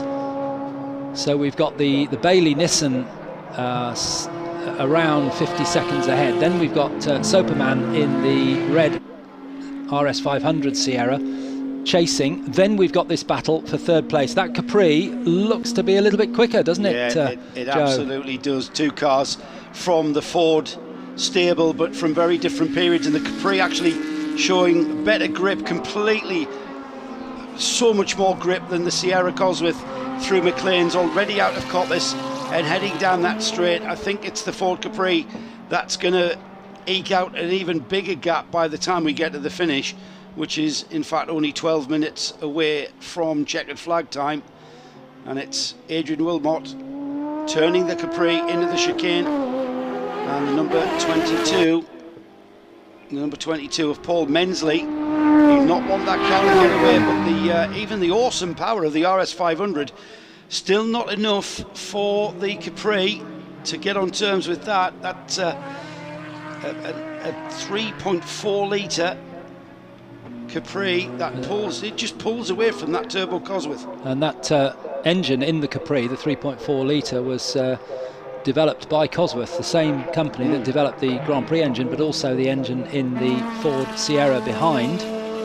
And now we've got all sorts of Fords on screen, with the Mark I Cortina being chased by Soperman in the Sierra. That's chasing the Mark I Escort, which in turn is chasing the Mark II Capri. And look at the speed of Steve Soper, just scythes his way through, running around probably 500 horsepower in these Sierras. They may have tweaked it down a little bit just to make it more reliable, but that's the sort of power they were running. And then we've got the Cortina again in shot there, with the Mini just behind.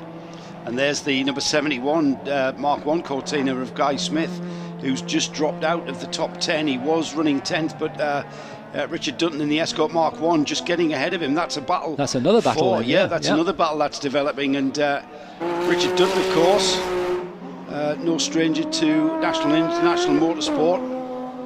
Fortec being the team that Richard formed and ran for many years, being the team to be with in the likes of the single-seater junior formula. But we might even have another battle developing. That's the 81 BMW. That's a little bit further down the field off the screen there.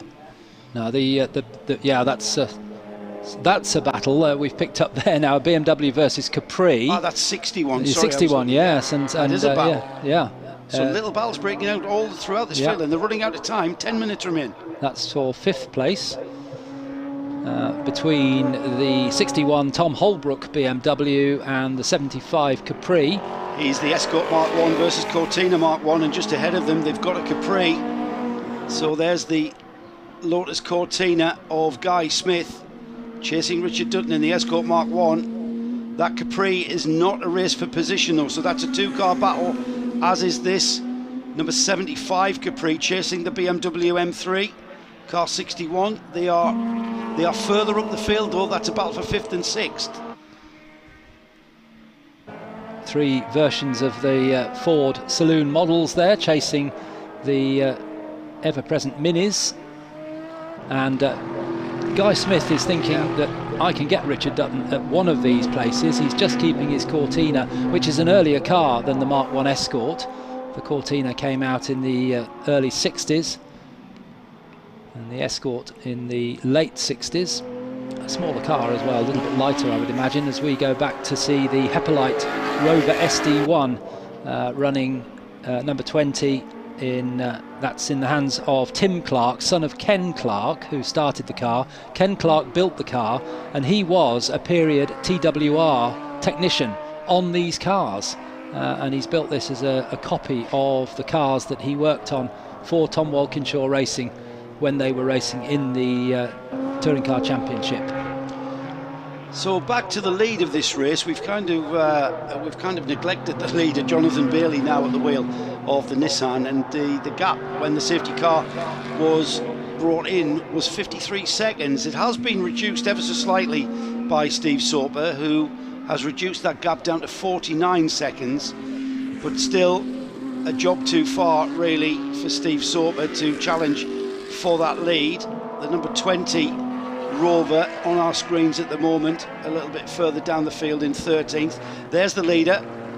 Interestingly, Steve Soper has just set the fastest lap time for the car that he's in, with a 1:14.791. Not as quick as the leader has done in the hands of Andy Middlehurst earlier in the race, a 14.314. But the leader is doing mid 1 minute 17s, and Steve Soper is doing mid 1 minute 14s. But he's just going to run out of time, isn't he, Joe? Yes, 7.5 minutes to go. Yeah, only 3 seconds a lap with a 53-second deficit was just a job too far, just out of reach. Steve Soper across the line then, and the gap remains at 47 seconds, just a few tenths out of it, something like a 47.9 down to a 47.2, so not 3 seconds that time by, and he continues round. Here's the leader just coming, and as Steve Soper just went through into Redgate, here is the leader just coming through the chicane and onto the start-finish straight, so the leader virtually coming onto the tail of the second place car, so that was by virtue of the pit stop phase and the way that the safety car kind of trapped the leader and trapped the rest of the field behind it. Those battles going on down the field. We've still got the Guy Smith and Richard Dutton race for 10th spot. Guy Smith has gotten by Richard Dutton. And he's in the number 71 Lotus Cortina, the white coloured Cortina, having gotten by the number 3 Mark 1 Escort. And thanks to the TV producer for giving us the long shot of that BMW, which we've moved to the battle you were just talking about now, the BMW of Patrick Blakeney Edwards.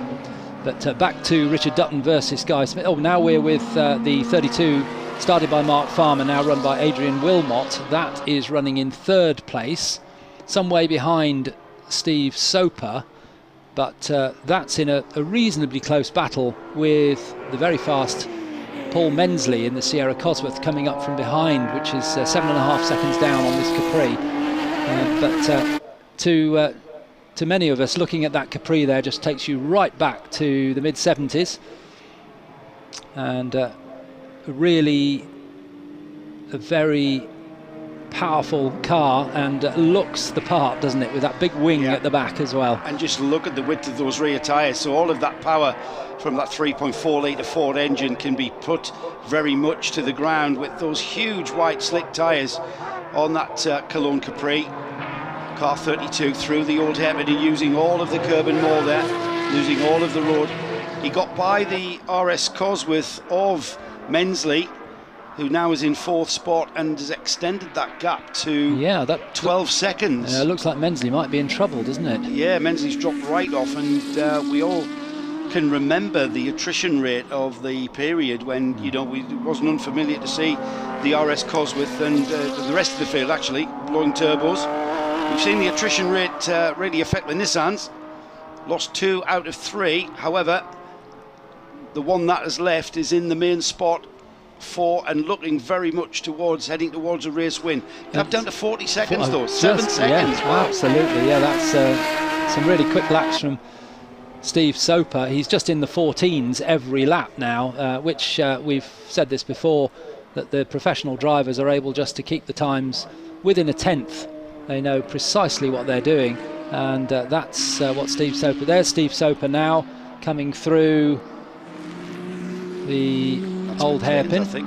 Yeah.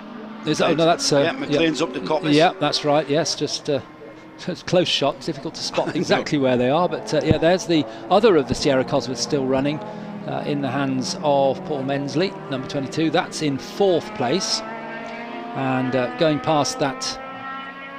Alfa Romeo finished in period colours and chasing the Rover Vitesse, as we see the Cortina locking a wheel, and a lot of understeer there from the Mark 1 Cortina. That's Mark Martin, and chased by the slightly later Mark 2 Cortina. That's a battle. The 79 Mark 1 is being chased down by the number 80 Mark 2.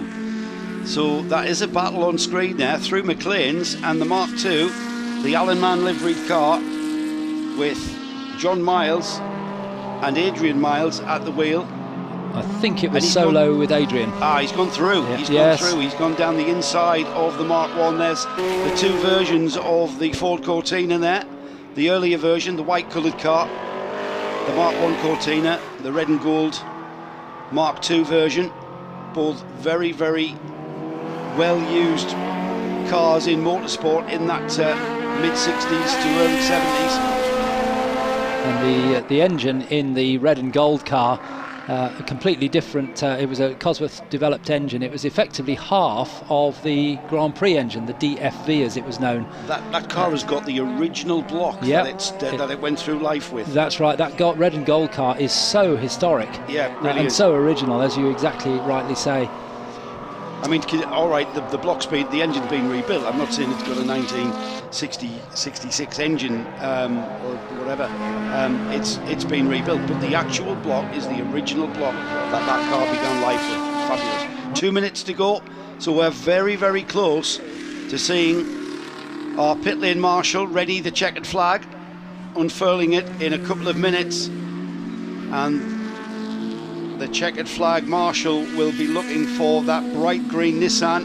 And it's Andrew Jordan in the number 17 Mark 1 Cortina, just ahead of this Rover that we're following. Andrew Jordan, 2013 British Touring Car Champion, running now Jordan Racing Team with his dad Mike. He'll be happy with that. He'll be able to say he's beaten Guy Smith in the same car, because he's just ahead of him on the road now. The 17 is in 9th spot, and he's got a 9-second gap between himself and Guy Smith, who's now in a very solid top 10.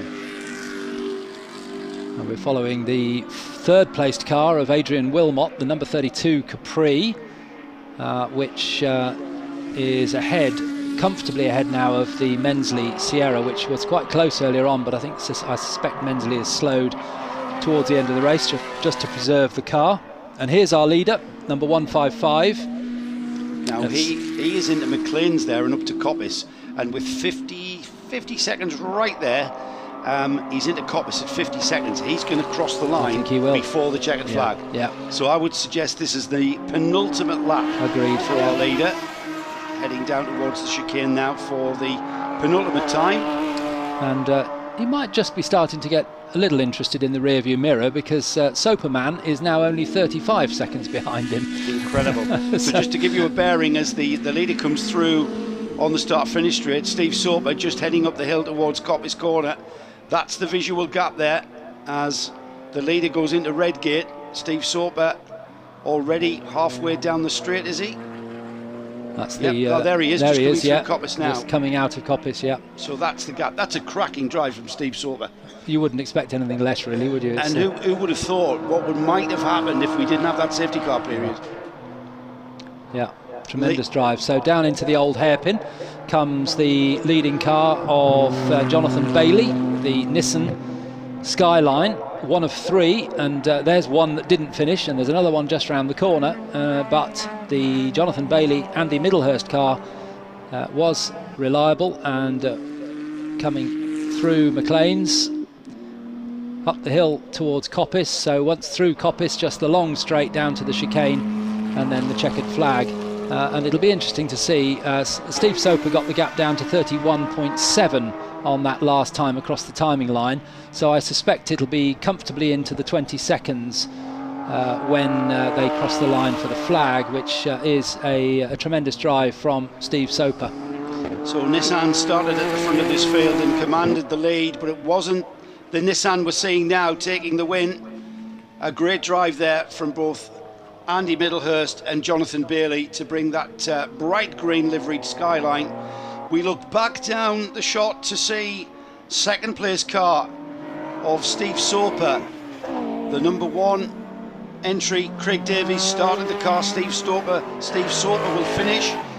The very splendid looking RS500 Cosworth Sierra finishes in second place, and then in third place we've got the wide arched Capri, the Group 2 Capri of Farmer and Wilmot, who's a little bit further back. Car's already taking the flag for fourth and downwards, so that means as we wait for the Capri to take the checkered flag, we'll have a look and give you a bit of a rundown when the results become confirmed. But there it is, the blue and white Capri, ran by the Jordan family outfit, so we know that car is very well put together, and we know how the Jordans can make cars go very, very fast indeed. And there is a Ford Cortina Mark 1, which is green and white, and that is the colour that our family Cortina was. Could have been your car. No rear window in it by the looks of it. 4 doors. No, there is a rear window. It's just very clean. Yeah. That's the Graham Pattle started car. His green car taken over by Mark Burton. A couple of Capris in shot now, coming down to complete their race. That's the Motorcraft, the Gordon Spice Racing Sunstrip. I have very fond memories. The Motorcraft car with Autocar across the wing. Those cars already making it round on their slow down lap. And followed by the Esso coloured car. That would be Vince Woodman, would have been in that car in period. So they're making their way down the pit lane. The gap, Joe, at the end, first to second, 28.2. So Steve Soper did manage to get it down below the 30-second mark.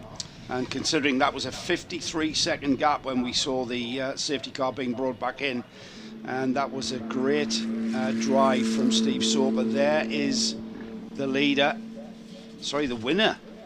Andy Middlehurst started the car, Jonathan Bailey finished the car, and we're about to be able to give you an idea of how that result ended up. Well, that was a win for Andy Middlehurst and Jonathan Bailey, with 44 laps completed in their Nissan Skyline. In second place, Craig Davis and Steve Soper in the RS 500, and as we've just said, 28 seconds was the gap between them after a stirring drive from Steve Soper. In third place, Mark Farmer and Adrian Wilmot in the GA Capri, and then in fourth place, Paul Mensley in the Sierra Cosworth. In fifth place, Tom Holbrook in the E30 shaped BMW M3, like the one that Tim Harvey won the British Touring Car Championship in '92. In sixth place was the the Evans and Littlejohn shared Capri RS 2.6. And then in seventh place, Fred Wakeman and Patrick Blakeney-Edwards in that gorgeous orange Jägermeister coloured BMW CSL. In eighth place was John and Jack Young in the Chevrolet Camaro Z28.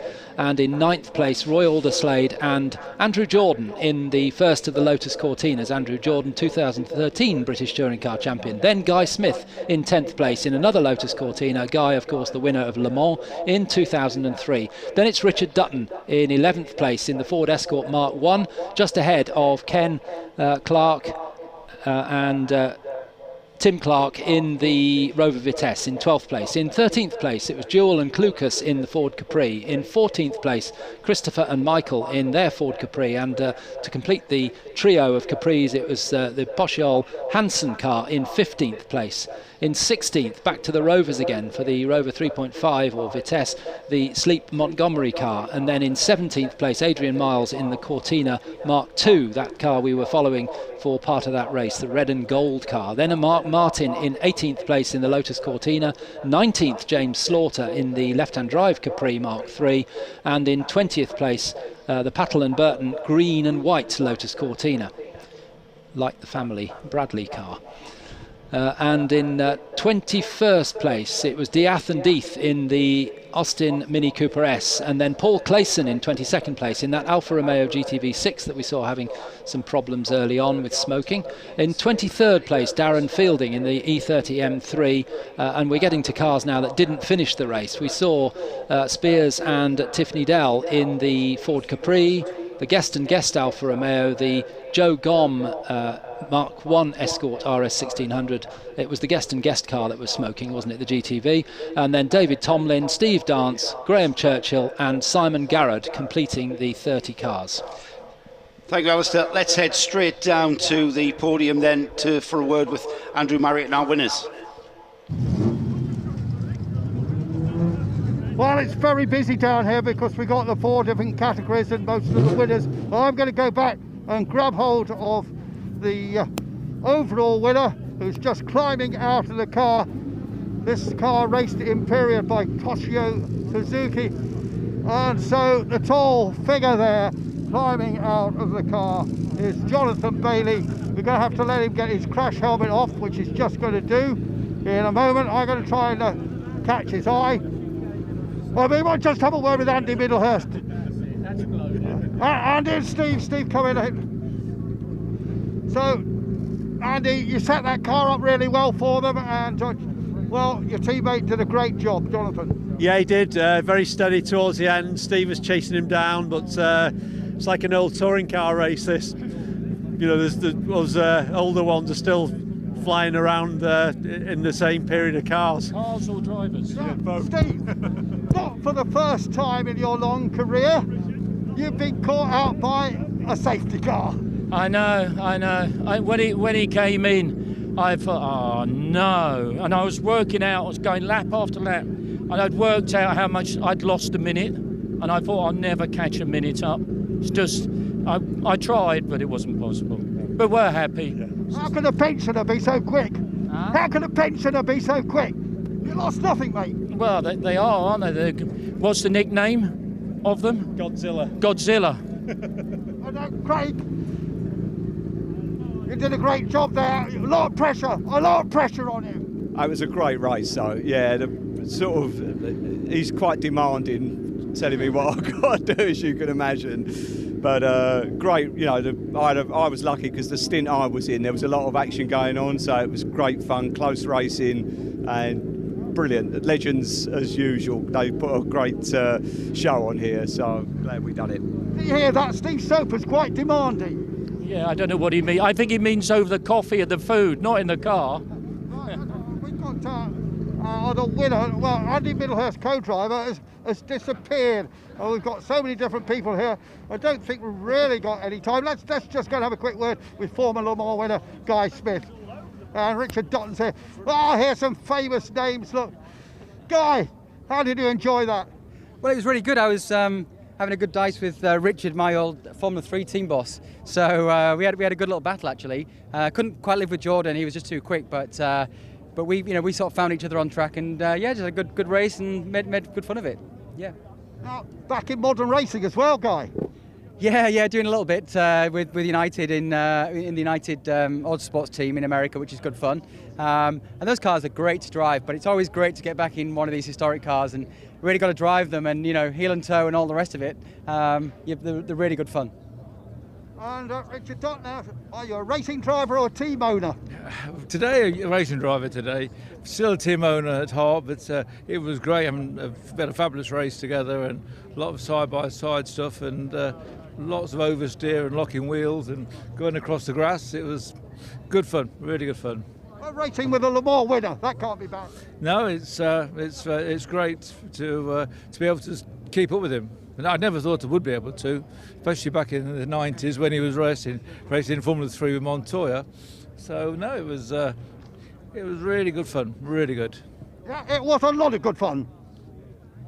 It certainly was, Andrew. Andrew, we're going to stay with Andrew in a way. We've got a little insert to tell you about. Andrew caught up with Ollie Cable from Pursuit Racing earlier today. Well, I'm with Ollie Cable here of Pursuit Racing, the newest historic team, I suppose, and a team with a new idea on the way to do it. You've got lots of great kit at Vista. Yeah, certainly. So our whole ethos behind the team is a modern approach to historic racing. We have things like the simulator up at our facility where we can have a driver coach. They can go through any data before the weekend. They can familiarise themselves with the circuit. And it's really not just about the cars, but really about the driver. I think a lot of teams focus on the cars, and for us, the drivers is who we need to focus on. So this is at Vista Heritage, is it? No, it's Axis J9 Industrial Estate, which is just around the corner from Vista Heritage. We've got two units. We've got a storage unit and the workshop itself. We have like the 8 car bays in there. You've got quite a few customers coming along. You've got a lovely Cobra to look after. Yeah, so this weekend we got the Cobra in Pall, and then we got GT40 in the Amon Cup. So it should hopefully be a successful weekend. And what's your history? You obviously worked for teams before. How did you get this idea and where did you come from? So originally I've done stuff with another company called Lanzanti. Then I did some GT3 racing with Lamborghini on their factory team, and then done some stuff on the LMP2 program with Manor, and then was approached by these guys and we started our own team and here we are today. Absolutely fantastic. How many race meetings have you done in the past, or is this the first time out? As Pursuit, this is our second meeting. We were at the Masters weekend a couple of weeks ago, and we've done lots of testing with both the Cobra, GT40. We look after stuff like the Riley and Scott LMP 900 car. We do like a very wide range of cars, and whatever the client wants to do, we'll focus on that and do that. That's absolutely terrific. Very best of luck with your new organisation here. It sounds like you've got an interesting new way of doing things. Thank you very much. A big hello to a few people watching on the live stream. Hello to Michael Hetherington and Jim Mooney, who are with us this afternoon. Andrew Howarth also watching. Jim Mooney it was who said that, it was Michael who said as soon as he's allowed, once fans are allowed, he will be at any historic festival. I think we've kind of opened up a world of historic racing to a lot of fans. Jim Mooney tweets a picture of his TV screen with his feet up. No doubt he's got a cup of tea. Or maybe it's Sunday, so you never know. And great to have you guys along. If you want to join in with the fun, give us a question. You might have even spotted something we haven't, but feel free to hashtag Donington Historic Festival. I'm at Bradders3078 and Andrew Marriott is at Pit Lane Andy. So that's at Bradders3078 and Andrew Marriott is at Pit Lane Andy. Feel free to keep the tweets going and spread the word of just how fantastic historic motor racing is. I call it the Donington Historic Festival time machine because certainly Alistair and I have been taken back in time. We're old enough, Alistair, to remember those cars that we've just seen there. And I'm not talking about the Prix wars, but some of those cars that we've just seen out there in our touring car race are that we've just seen, the Tony Dron Trophy. Yeah. I have distinct memories of seeing those cars in period and being blown away by them, and I'm even more so blown away by them today. Absolutely, yes, and just to sort of pick up on the name Tony Dron, I first met Tony when I was lap scoring for Ralph Broad of Broadspeed, who was running Dolomite Sprints at the Spa 24 Hours. Oh, so you were part of that?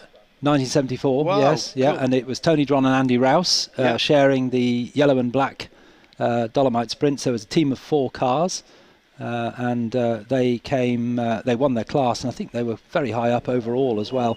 But Tony, a great driver, and then many years later I ended up co-driving for Tony in the Monte Carlo Rally for 2 years running in the works.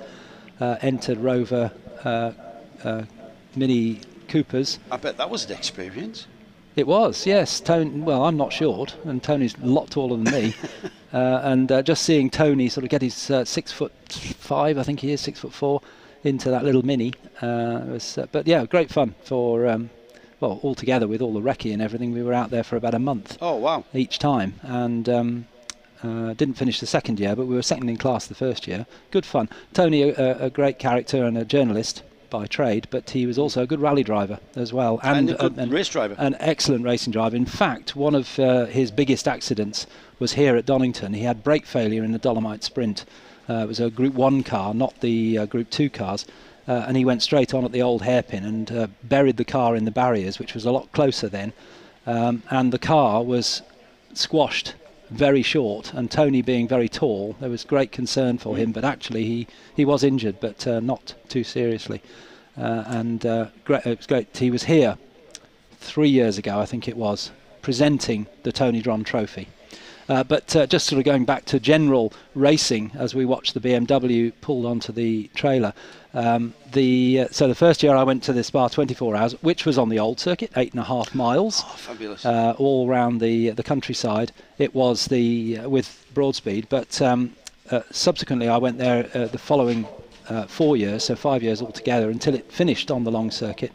And it was very much the BMW CSLs that were in the ascendancy then, with the Luigi Racing team from the local team from Liège running the CSLs. The type that we only had one example in that race, which was the lovely Jägermeister orange and green livery of Fred Wakeman and Patrick Blakeney Edwards. But that car was very, very successful. The L at the end stood for lightweight, and a very successful car. Of course, BMW and saloon car racing was synonymous right through from the early days of the 1800 teasers and also the 2002s. the earlier shaped cars, then the CSLs, which went, and you mentioned the 635 CSL, which was the later cars that we saw here at Donington, the boxier square shaped cars, still very successful, 1 Spa 24 hours. Then the Capris came along, and people like Gordon Spice took the overall win, and the last time it was used on the long circuit in the Capri, very similar to the one we've just seen in that race. And in between, I should mention a great of club racing in the UK. Jerry Marshall was second overall in a Vauxhall Magnum with Peter Brock, the Australian. That was a great year. It was really, it was a bit like going to Le Mans. There's lots of British people there, and a real good feeling around the circuit. There were certainly halcyon days for saloon car racing, and I'm sure that people will think in the same terms as we are of current Saloon Car Championship, British touring cars and endurance racing. Talking about halcyon days, we're now about to get on with our historic Grand Prix Car Association Prix 66 Grand Prix cars. I'm going to step out and hand over to Andrew Marriott, who's going to join Alistair in the booth to take us through that. So we got this slight delay due to the collection of a number of cars from around the circuit. A long shot there of Breeden Hill, which is very close to the circuit, and that church on top of the hill. And then as the camera pans out, you'll see that most of the hill has been quarried away, and the church now sits on a pinnacle, which is a nice place to visit, actually. There's a lovely view from up there, and that's just across the road from the circuit. And welcome to Andrew Marriott, who's resting his weary legs. Well done, Andrew. Thanks very much, Alistair. And also just talking with Jonathan Palmer in the paddock. Now, we read the introduction to the programme, said Jonathan wouldn't be here this weekend, but he couldn't keep away, so he's chopping his way in and having a quick look round. But of course, terribly excited about the news that MSB has bought Donington Hall and are going to turn it into a luxury hotel. Yeah. And meanwhile, there's another building next to it, and I must admit I've forgotten the name of it, and they're going to turn that into a sort of motor house, an upmarket motor house. So that's great news. Jonathan never rests, does he? And it just keeps doing new things and expanding. But I think, you know, since he's taken over from Donington Park, it's made a terrific stride. So you know, it is a circuit with so much history. Yeah. And talking of history, well, what's coming up? The historic Grand Prix Car Association Prix 66 race, which we saw an excellent event yesterday, and they get to do it all again.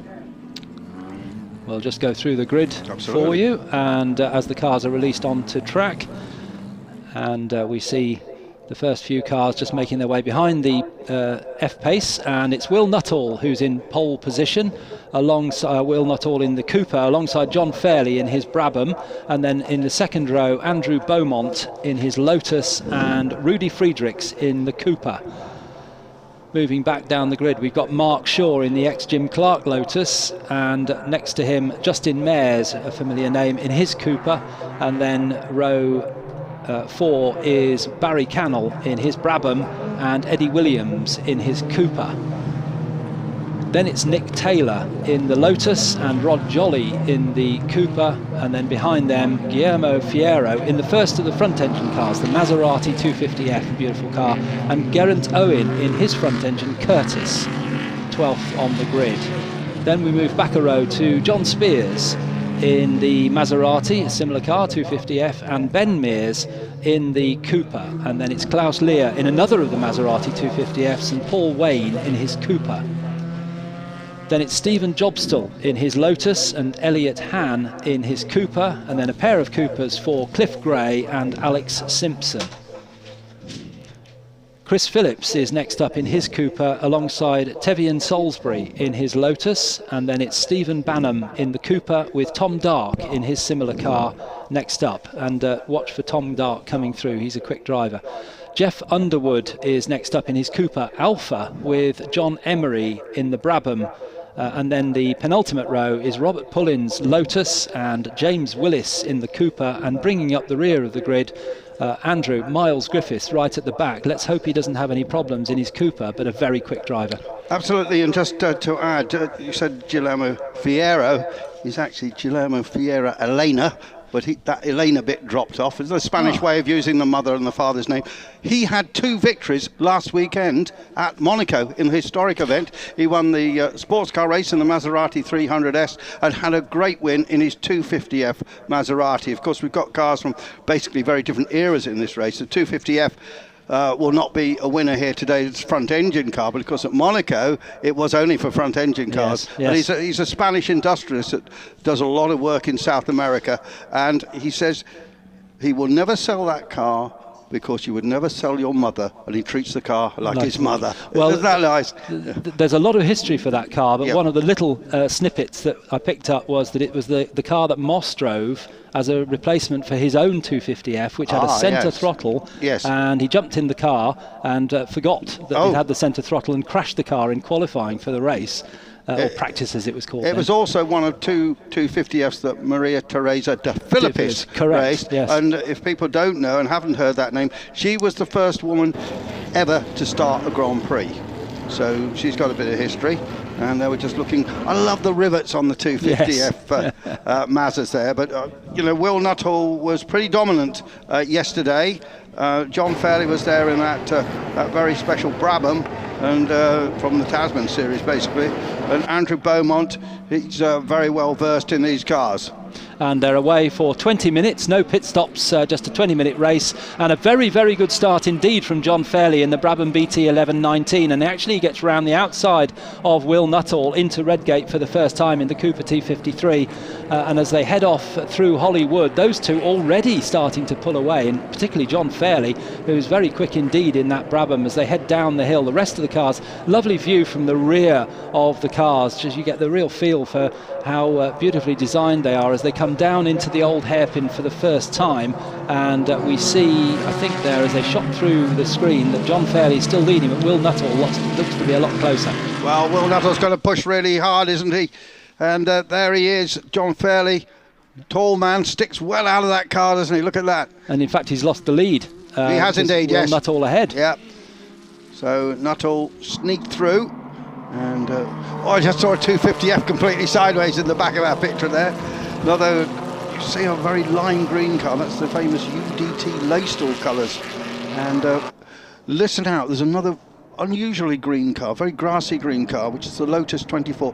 That's the only car in this race with a V8 engine in it, Climax V8 engine. It sounds magnificent. They all sound great, don't they? They do. Particularly, I think that the Maseratis are lovely engine note in those, the 6-cylinder engines, but the leaders coming over the line to complete the first lap, and it's Will Nuttall who leads from John Fairley, from Mark Shaw in the ex-Jim Clark car. Took his first 3 Formula 1 wins in that car. In South Africa, yeah. In South Africa. Yeah. Well, they weren't championship races, but they were his first wins in a Formula 1 car. And that's the car you see in the background there. But we're following John Fairley, who's in the lead, in second place. And there's the leader, Will Nuttall, who you said was dominant yesterday. He's looking the same today, isn't he? Yes, I think he's pretty used to this Cooper. We've also seen him in the past in Cooper Bristols and so on. But this Cooper... We've got Coopers of very different generations in this race, haven't we? I think got about 5 or 6 different iterations as they went from leaf spring to more conventional rear suspension. And I think that car, we've got a car that certainly Bruce McLaren drove, and you saw just as we went through the years, the cars just got narrower and sleeker, didn't they? Yes, they did. I mean, it's lovely to see the front engine cars. There's a front engine car followed by a rear engine car, and the transition from front to rear engine happened in the late 50s, early 60s, but particularly 1957 was the launch of the T43 Cooper, the earlier version of the T53 that's leading the race. Overtaking moves there by the UDT Laystall car, and then we did see that Lotus 24, that very grassy green car, right in the middle of that mix. But we're looking at the Cooper, number 51, Rod Jolly, who's been racing that car for the best part of 20 years or so, I suppose, in the panel beating business. I hope he doesn't have to do any after the end of this race. Well, somebody's into the pit lane. Yes. We'll see if we can pick up who that might be. Follow this, the two Maseratis together. Great sight there. That's wonderful. And in the lead, it's the 51 car which has come in. So that's Rod Jolly. Rod Jolly, yes. Oh, or is it Tim Ross in this race? No, it is Rod Jolly in this race, yes. And there's the two Maserati 250Fs. Now, Sterling Moss made his name, did he not, Andrew, in a Maserati 250F. I think he was advised by, was it Alfred Neubauer, the Mercedes team manager, to go and get himself a 250F and show what he could do in Grand Prix racing. Exactly right, yes. And from that, he got the drive in the Mercedes it's team. Guillermo in the lead car. It's a slightly different hue of red, isn't it? Yes. And as I said, victory in this car at Monaco just last weekend. Just taking a little look in the mirrors. Pressure coming from the rival Maserati 250F, isn't there, from the 34 car? Some overtaking going on down here as the number 3 car of Barry Cannell slides through now. I thought Barry might be a bit higher. At Silverstone a few weeks ago, he won the first of the GPDA races of the season, did Barry Cannell, in this particular Brabham. So he's moving up the field, currently in 7th place in the BT11A with the big Climax engine, 2.7 litre FPF Climax engine in the back. There's the Lotus 18, and of course we have got in this event the car which Sterling Moss won in, the Lotus 18, that won at Monaco. Yeah. That's we'll probably pick that car up later, but entered by Rob Walker, wasn't it? It was indeed, yeah. Part of the Walker Distiller family. And that car just is being run by Classic Team Lotus and being driven by Taifeon Salisbury, who's pretty new to racing, I believe. But what a car to start your career in. And there's the leader, number 10, Will Nuttall, who continues on his way. The gap at the line was just about 5.4 this is what seconds. I love about Grand Prix cars of this period. You can see the drive shafts going round in that shot. Yes. Yeah, what, you see a little bit of correction there?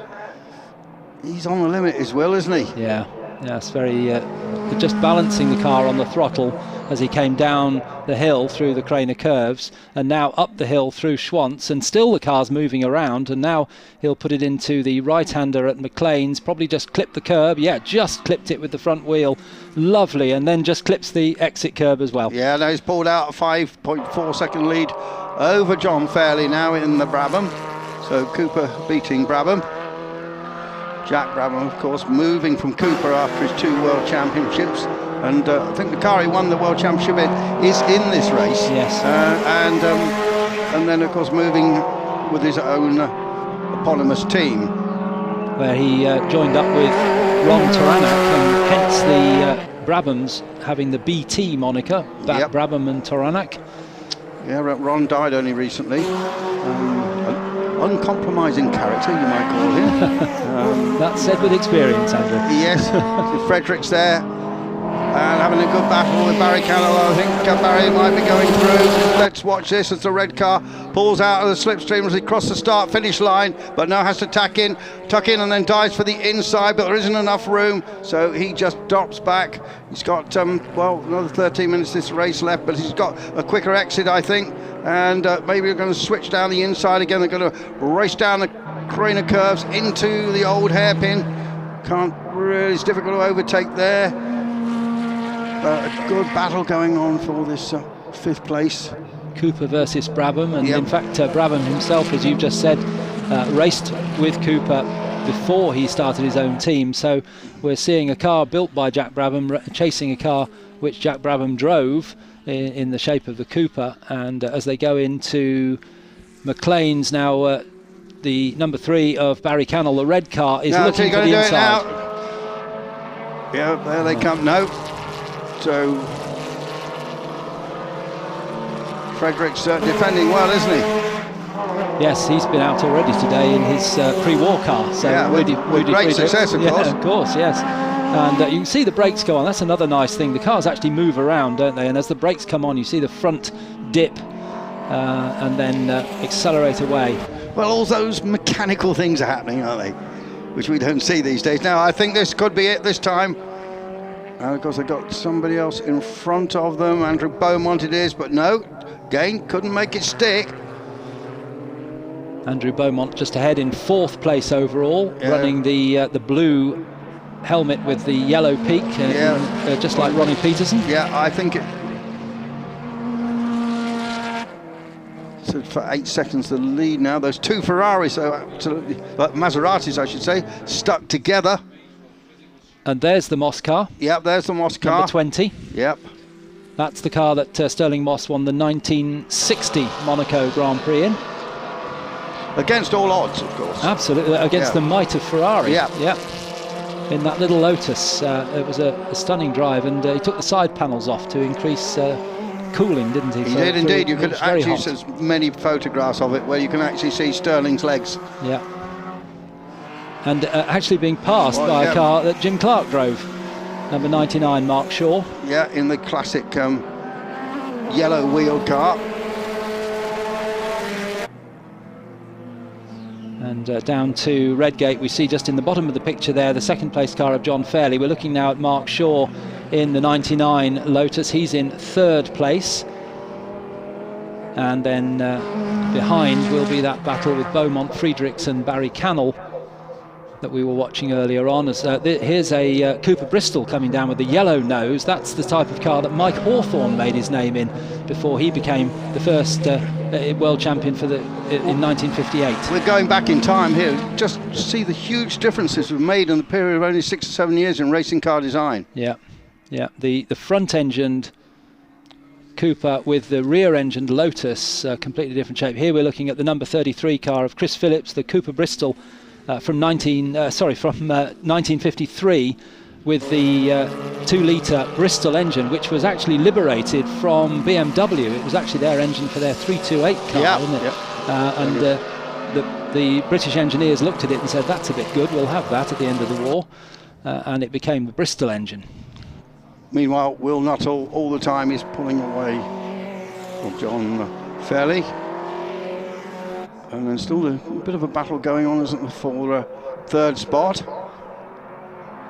And another of those gorgeous Maserati 250Fs. That's Klaus Lear's car. That's actually a CM5. Which CM is Cameron Miller. Yeah. I think he built 10 of them. 12, I believe. 12 was it? Yeah. Well, they always said, didn't they? There were 25 Maserati 250Fs built, and all 35 are running well now. Yeah, that's exactly right. Yeah. So that's being followed by the James Willis Cooper T45, number 42, following the front and rear engine, and that's really the tipping point of Grand Prix racing. The 42 car, one of the very early rear engine cars. And now look, the 250F side by side, and slightly different openings to the front, isn't it? Just a little bit of can't be quite the same age, those 2 cars, can they? Just the switch inside, it didn't work. But how wonderful to see these cars, because it didn't race here in period. The circuit wasn't in operation back then. No. But it's a car that won Manuel Fangio, the great Fangio, who won 5 world championships. I think he said it was his favourite front-engined Grand Prix. Well, he only drove front-engine cars, but it was his favourite car. I was driven across Buenos Aires by him once. I'll never forget it. Wow. At the Temporada series in '68. I got actually driven. I mean, we're going to some function, but I was actually driven from the Autodrome. There's not too many people can say that. No, and also he once flagged me away in a rally in Paraguay. And he wasn't supposed to. He was there as a guest of Marlborough, I think, and the president of Paraguay was meant to flag away the Trans-Chaco rally. The president, Alfred Stroessner, who was the president of Paraguay for about 40 years, couldn't make it, and so Fangio flagged us away. A special moment. Brilliant. Was that with Andy Dawson? Didn't win the rally, finished up in a mud hole. We were leading at the time. What car were you in? In a Hillman Avenger. Well, it's a long story. It's a story, yes. It's in the book. The book that's going out, it's in the book. Yeah.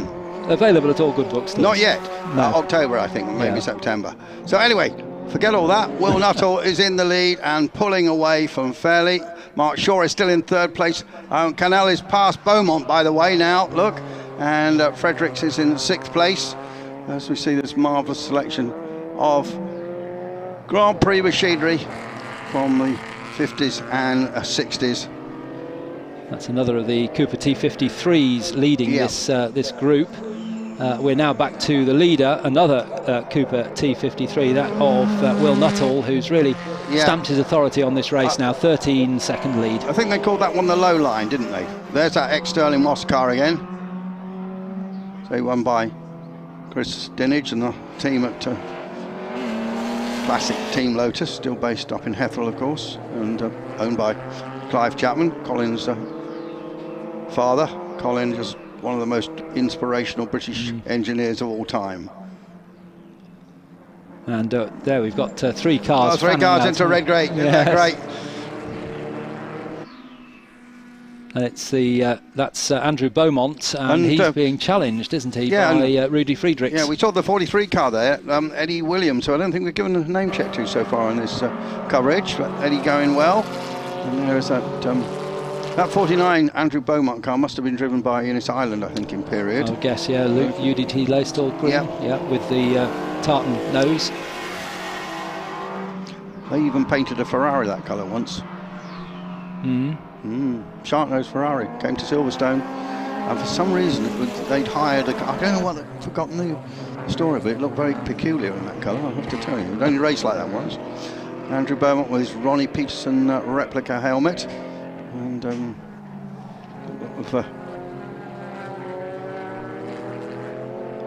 as you see, quick corrections on the wheel. Nuttall's now opened that gap out to 15.5 seconds, just 5 minutes, just under 5 minutes remaining now, and another challenge here. And Andrew Beaumont locked in a battle there with Friedrichs. And interesting treatment of the front and rear openings of the Lotus as Friedrichs gets through. Yeah, he does. Up into McLean's, the square opening at the front, but if you see the car from the back now, almost triangular at the back. Very it's sort of iconic shape, wasn't it? We've also seen Lotus 21. The chassis was very little different. They just managed to smooth out the bodywork and just lower it a bit, so mechanically they were very similar, the 18 and 21. Now Andrew Beaumont chasing and looking for a way through. Can he brake late enough? I think Rudy Friedrichs might have this. Yes, he turns in. So not enough room there. Andrew, are you? Yeah, I've got to trot down and try and interview these people. So trot down and add a little bit of more mileage to the new Sparco boots I've been wearing for the first time this weekend. So we'll be down there, and I think Joe Bradley is going to just dive in and take it to the end with you. Thanks very much to Andrew Marriott, who will now be, you'll see him on screen shortly, doing the interviews with the drivers at the end of this race. But some great stories from Andrew, as always. Very, very enjoyable as we watch the closing stages. 3.5 minutes to go in this race, with a dominant Will Nuttall still leading by 18 3/4 seconds from the Brabham of John Fairley, as we look at the John Emery Brabham BT4, one of the very early Brabham Taranach designs, the BT4. That looks quite very pretty in that light blue with the gold stripe. More traditional for Brabhams to be dark green with the gold stripe, their racing colours.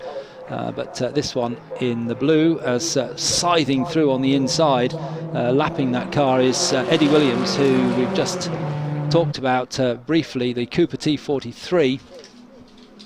The car that actually took the first rear-engined Formula One car post-war win, the Cooper T43, 1957, Jack Brabham at Monaco, and that was the tipping point, as I mentioned earlier, between the front-engine cars and the rear-engine. But the rear-engine didn't disappear from the scene until 1960, when Ferrari finally decided, Enzo Ferrari himself finally decided that he had to go rear-engined.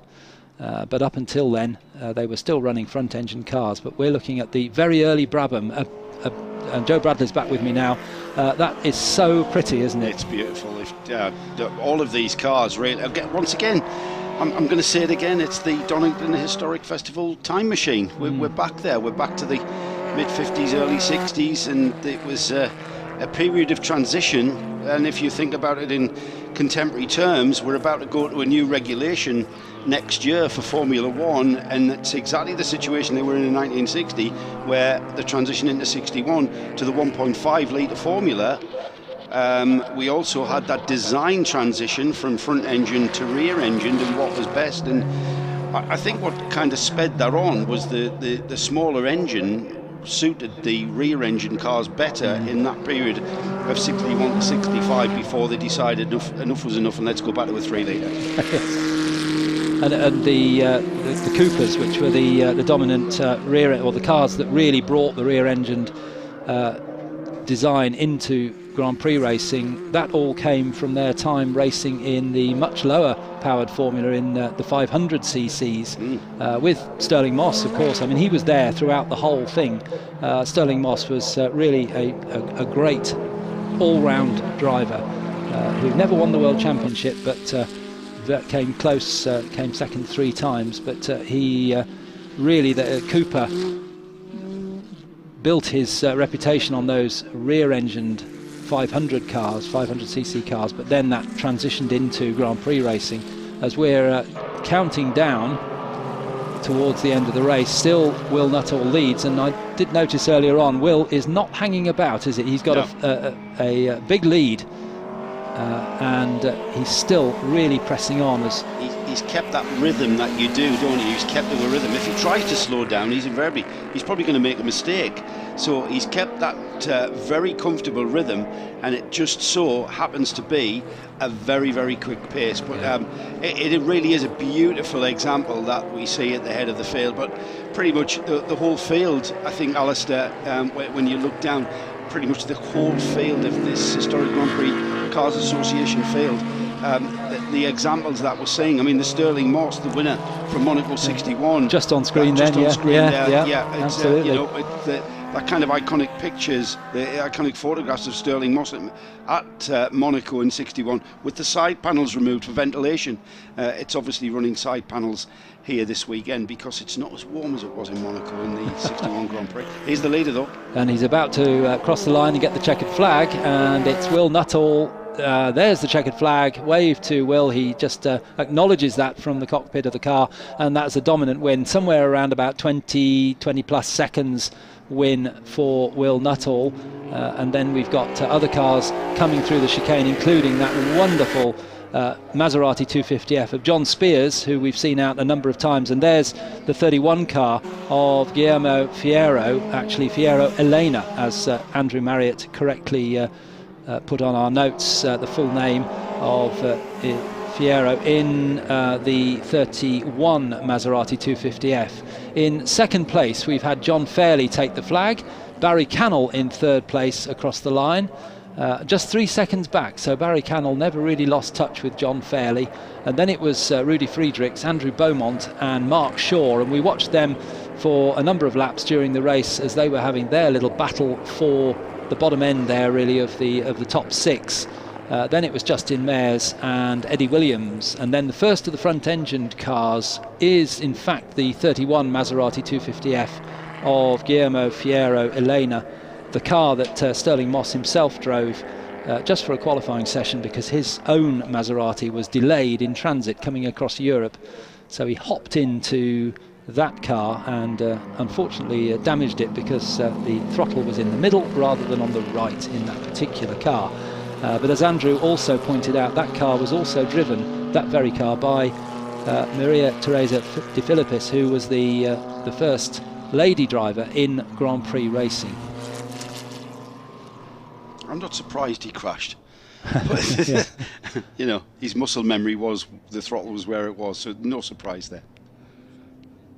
And we'll give you now the rundown of the results. And here we are. Will Nuttall in the Cooper T53 took the win. 16 laps completed for Will. Dominant again, as we saw yesterday. 23-second win over John Fairley in the Brabham BT 1119. Then it was Barry Cannell in the Brabham BT 11A and Rudy Friedrichs in the Cooper T53. 5th place goes to Andrew Beaumont in the Lotus 18. 6th place to Mark Shaw in the ex-Jim Clark Lotus 21, and 7th place to Justin Mayers in the Cooper T53. Then it was Eddie Williams in the Cooper T43, Guillermo Fierro Elena in 9th place in the first of the front engine cars. That's the Maserati 250F. Followed home very closely after a race-long battle by John Spears in his Maserati 250F. In 11th place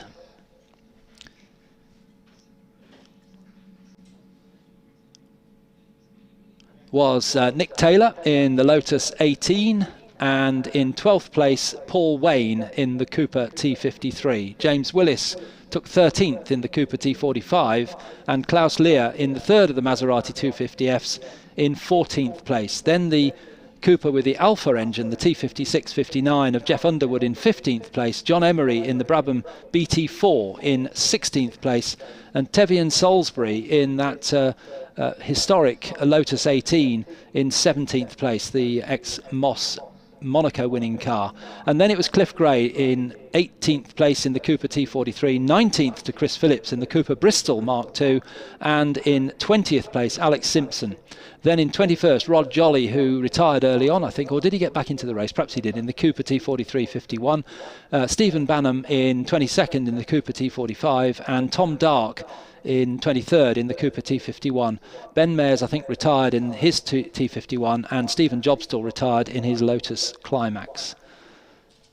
So that was our 25 cars in that race, and apart from really enjoying the colours and being able to see the drive shafts moving and all that goes with it, it was lovely to listen to Andrew just reminiscing on his time in motorsport, which goes back many years. Yeah, he's got a book coming out, you know.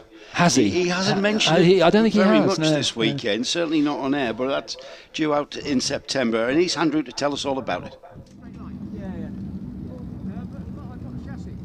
Yeah, it's called Is There Much More of This? Well, the book's called Is There Much More of This? And I'm not sure if there's much more down here, but Will Nuttall, 2 out of 2 ain't bad.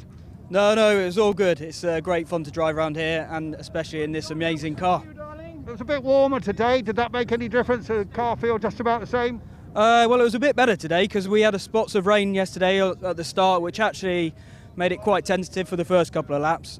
Today it was perfectly dry and there wasn't much oil down at all, even though there was a bit in the last race, but it was offline, so it was actually nice to drive around. Wills, what's the situation for the season? You're going to be racing this car regularly at places like the Silverstone Classic? Yeah, definitely at Silverstone Classic. We're hoping to be at Dijon and Paul Ricard in June, but obviously dependent on whether we can travel. All right, so hopefully we'll be out in it a few times. Okay, well, thanks, Ray. Let's move over to second place. It's John Fairley again. Well, hello, second again, twice. yeah. You got nothing for the youngster there, but you had a very good run to second place again. Yeah, it was a very lonely race. Will was in a class of his own today, so I tried, but that was that. He disappeared into the sunset. I'll ask you the same question I just asked Will. What's the plans for the season? Are you going to carry on doing this championship and go to Dijon and places? Yeah, probably not make Dijon, but definitely Brandsatch, Silverstone, and then back end of the season I'll be following the tour around, hopefully. So yeah, it's great to be out. Well, all the excitement was actually down the battle for third place. And this young man here, Barry Cannell, you came through the field, you did a great job. Yes, I started 7th, following on from yesterday's difficulties, and I just had a great race. I struggled to get up from 7th for quite a while, and then I got past Rudy Friedrichs. He was balked by a tail ender, and I slipped by, and then I could do my pace. And then I just picked off, to get up to 3rd. So, no, I enjoyed the race immensely. What were the problems yesterday? Well, I made an unexpected visit to the pit lane. I spun coming out of... Yeah, you did, didn't you? Yeah. The last chicane, and I had the biggest tank slapper in the world, which woof, woof, woof, woof, and then a final spin which put me in the pit lane. Well, it's been an exciting weekend for Barry Cannell. That's all the news from down here in the pit lane, and back to you in the commentary position. Thank you, Andrew. And already we've got cars onto the track from the collecting area, because the next race is our final race from the 2021 Donington Historic Festival, and we've in many ways saved the best till last. We've got a huge 50-car grid of cars for our Royal Automobile Club Pall Mall Trophy race. It's over 3 hours, and we've got some very, very well-known faces and names in this grid of cars.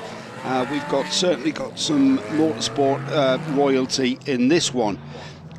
We've got a huge grid of cars, so we'll get down the order as quickly as we can. In first place is the number 17 Shelby Daytona Cobra of Alders and Jordan. They're on the pole position from number 24 Wills and Harvey in the Lotus 15. Minshaw and Keane, that's Phil Keane from GT Fim, is they're not there, so they've been pulled. So we're going to be continuing down the order. Marcus, Oinhausen, Seerstorff and Newell are third. Girardo and Cottingham will start in fourth spot. In fifth spot will be Charles Jr. and Childs, so that's a father and son team from that. Littlejohn and Evans will start in sixth. Seventh is Evans, Smith and Little, and then we've got Haddon and Sean Lynn starting in eighth spot. Ninth sees Goldsmith, Short and Wiles. Mike Wiles, one of the motorsport royalty that we will I was going to mention. Willis and Jobstle are in 10th. 11th is Kenton Ward. Stanley and Cook start 12th. 13th on the grid then is the Wakeman and BE Blakely Edwards car. Peterkin in that car as well. Cottingham, Bryant and Stanley are in 14th. I think we've run out of time because the lights are out on the pace car as they are already on the back straight and to the chicane. So this race will very much get underway. 3 hours with 2 mandatory pit stops. We'll bring you that information in a moment when we start getting towards the pit window, which I've got to say is already open. You can take one of your mandatory pit stops right now if you so choose. And with 50 cars on this grid, all now barrelling towards Redgate, that might have been discretion being a better part of valour as an option. Into first place has gone that beautifully liveried turquoise E-Type with the blue stripes, just gone out of view now. As the rest of this, I've got to say, Alistair, 50 cars over 3 hours, and the cars of what we're about to describe. Again, choose your favourite. Impossible. Yeah, very much so, yes. And Roy Alderslade finding the Cobra Coupe, the Daytona Cobra Coupe, a handful as he came down through the Craner curves there. Dropped from the pole position to third place, but pole position set by his co-driver Andrew Jordan. And as the rest of the field stream through, this is a tremendous sight. We know the leaders will already be going through McLean's, but the last car is still coming down through the Craner curves. What a field. And we've got everything from Lotus Elan, Austin Healey's, all the way through to Shelby Daytona Cobras, Lotus 15s, Jaguar E-Types. Quite an eclectic mix of sports racing cars and saloons for this, the Royal Automobile Club Pall Mall Cup. And as I've said, 3 hours duration. Leaders already into the chicane and out of it. Everyone, I've got to say, making their way around this first lap in very orderly fashion. Across the line then is Oinhausen, Seerstorff. I think it's Newell at the wheel starting that number 7. We'll just confirm that as the rest of the field come through. And a spinner. That looks like a spinner at Coppice there, number 2. Jaguar number 2 there right at the back of the field. Richard Mines, that's Richard Mines and Chris Lillingston Price, looking like they're recovering from a potential spin between McLean's and Coppice. The leader already into the Old Hairpin for the second time in that bright turquoise coloured Jaguar E-Type.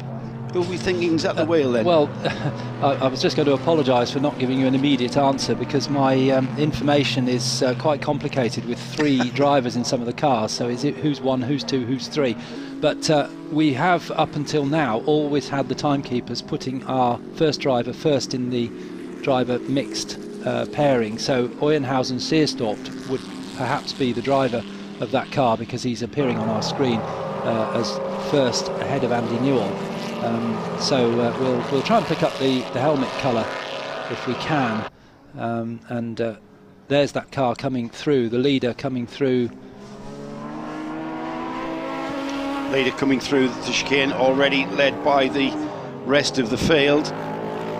And fastest lap changing very, very rapidly. It's the Lotus 15 of Wills and Hardy that take the fastest lap of the race. They're in second spot. There's the number 214, that beautiful Aston Martin project car, the DP214 of Short, Wiles and Goldsmith. And just to confirm, according to the information we've been given, trying to work out the colour scheme, Duncan's helped me with that, so it is Euenhausen-Seerstorff in the car we're looking at now, according to the information we've had, rather than Andy Newell. But Andy Newell also runs a black helmet, black overall, so it's very difficult to tell them apart, because the driver... when the car's got a roof on it. Yeah, absolutely, but looking at it there, that's white overalls, isn't it? Black helmet. So that maybe is the owner, Marcus Euenhausen-Seerstorff, but it's being chased by, we know that's Roger Wills, don't we? Yes, because it's not Tim Harvey. That hasn't got a roof. That hasn't got a roof, so it's easy to tell, see. and it's black versus yellow and blue helmet, so we know that's the owner of the car, New Zealander Roger Wills, very quick in the little Lotus, the Lotus 15, chasing down the Jaguar. And that second place car will be handed over to 1992 British Touring Car Champion Tim Harvey later in the race, and perhaps back to Roger Wills for the finish, or maybe it will stay with Tim Harvey for the rest of the race. We shall see. It might be appropriate to just mention what the pit stop situation is. But I'm going to stop there because we've got a challenge for the lead. Roger Wills comes down the inside. It was completely on acceleration out of Redgate. He lined that car up, and it's the little open top sports race, the Lotus 15, another one of Colin Chapman's creations that goes into the lead of this race, and Marcus Euenhausen-Seerstorff has to slot in behind. I'm not sure he's got the pace. It kind of took about 2 or 3 laps for that little open top Lotus for its tyres to maybe come on, and we saw it close the gap, and I think we're going to see that car now pull away. Very much. It went through on the inside at the Craner curve, so we'll see now whether he can pull away. So that's the classic battle we've been talking about throughout the weekend, the power and in the one car versus the light and the handling of the other car. That's the Lotus, very much lighter. There's a Lotus Elan, car number 26, which is in fact the 26R. That's the racing version of the Lotus Elan, produced by Lotus. The type number of the Lotus Elan was 26, hence the 26R number. And the 72 car there in picture, Nick Sleep, Alex Montgomery and Joel Wickham in the Shelby Mustang, the very same Carroll Shelby that was involved in developing the Cobras and the Daytona Cobras that we see at the head of the field. And a battle here, 2 great British marks, Austin Healey versus Jaguar as they come down to the chicane with a TVR behind them. TVR, another not quite so well-known make as the Austin Healey and the Jaguar perhaps, but 3 great British marks there. So with that change of the lead, I can tell you it's Chris Childs, certainly a Chris Childs in the number 74 in 3rd spot. 2.5 seconds is the gap before we see the 4th place car come through, and that's the number 75 of Simon Evans and James Littlejohn. It's the Lotus Elan, first of the Lotus Elans in the field. It's junior. It's Charles. junior, is it? And in 75, again, I think this will prove that the timekeepers have done what. Yes, Littlejohn is starting in that car, so thanks to the timekeepers, we're getting the information on our screens. In this quite complicated set of information with 3 drivers in many of the cars. 2 E-types of different styles, the more traditional fixed head coupe behind, and here is Porsche versus Lotus versus Morgan just behind, another great British one. That's one of the early 2-litre Porsches that's been prepared for a series for racing just for those. It's been amazingly successful up until 2020 happened, because it is a pan-European series.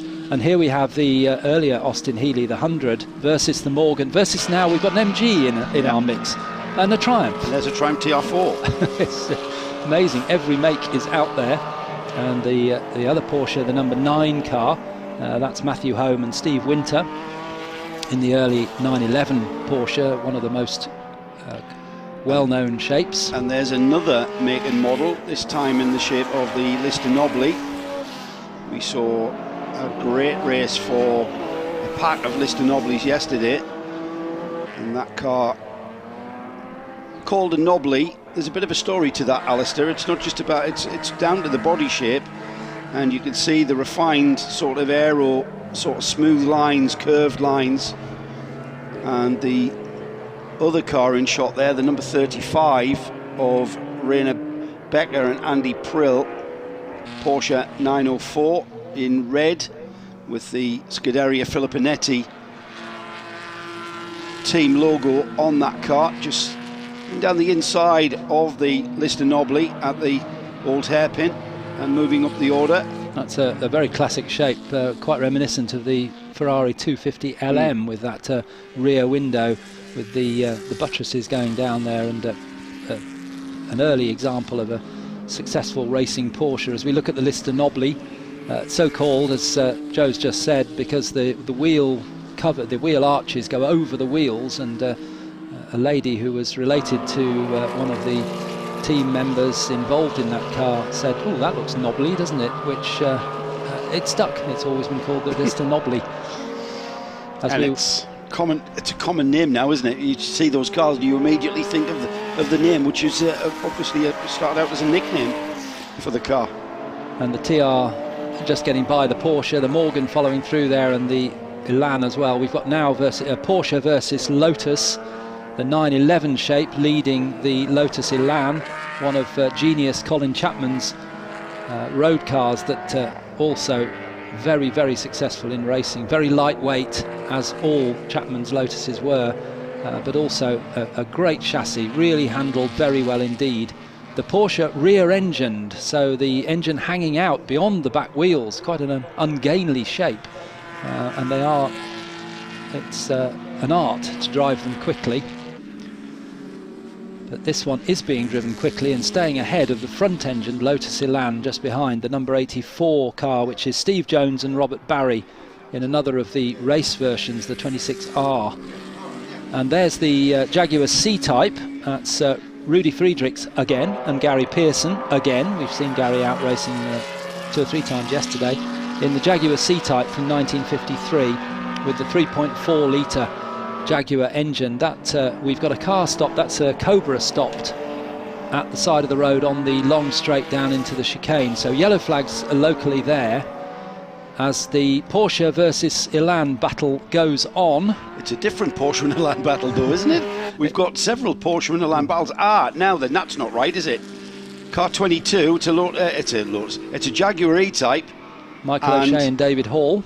There's smoke billowing from it, but that's purely to do with the bodywork. The front wing is part of the bonnet of the car, and it's all one section that lifts up, and it's lifting up as if to help me describe it. Now he's managed to, that driver will not be able to see anything. He's just got a big black screen in front of him as the bonnet of the E-Type has flopped forwards. The number 22, Michael O'Shea, David Hall. Yeah, and it's Michael O'Shea at the wheel. Michael O'Shea, thank you, Alistair, for that. Now he's pulled the car off just 2 drivers left on the entrance to Coppice. He's kind of out of harm's way and certainly off the trajectory that I would call the racing line. I'm not sure whether that was... I think that's been caused by damage. Somebody's hit him in the side and that sprang the clip, the bonnet clip. It looked like the front left corner was pushed in and that had pushed the bonnet up. So whether he'd contacted with the barriers or whether he'd contacted the back of another car, we don't know. As we go back to the leading battle, this car in Project 214 car, the blue car, is in 6th place, chasing the 5th place number 17 Daytona Cobra Coupe, which took pole position, but with due deference to its owner-driver Roy Alderslade, it was put on pole by ex-British Touring Car champion and builder of the car, along with his father Mike, Andrew Jordan. So that car will be handed over to Andy Jordan in the latter stages of this race.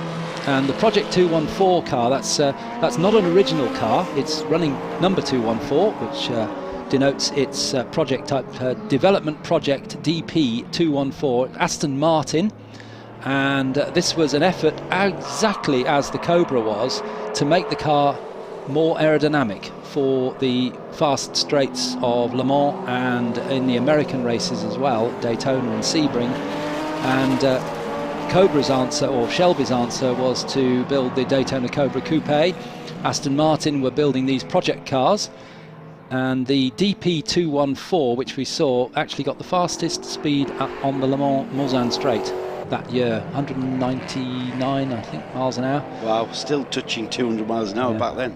Yeah, didn't finish the race, but And now we're looking at another icon of this era of racing, the number 4 of John Miles, Dave Coyne and Mark Wright. We've seen Mark and Dave racing already, and John Miles as well, in that Cortina. That's the Ford Mustang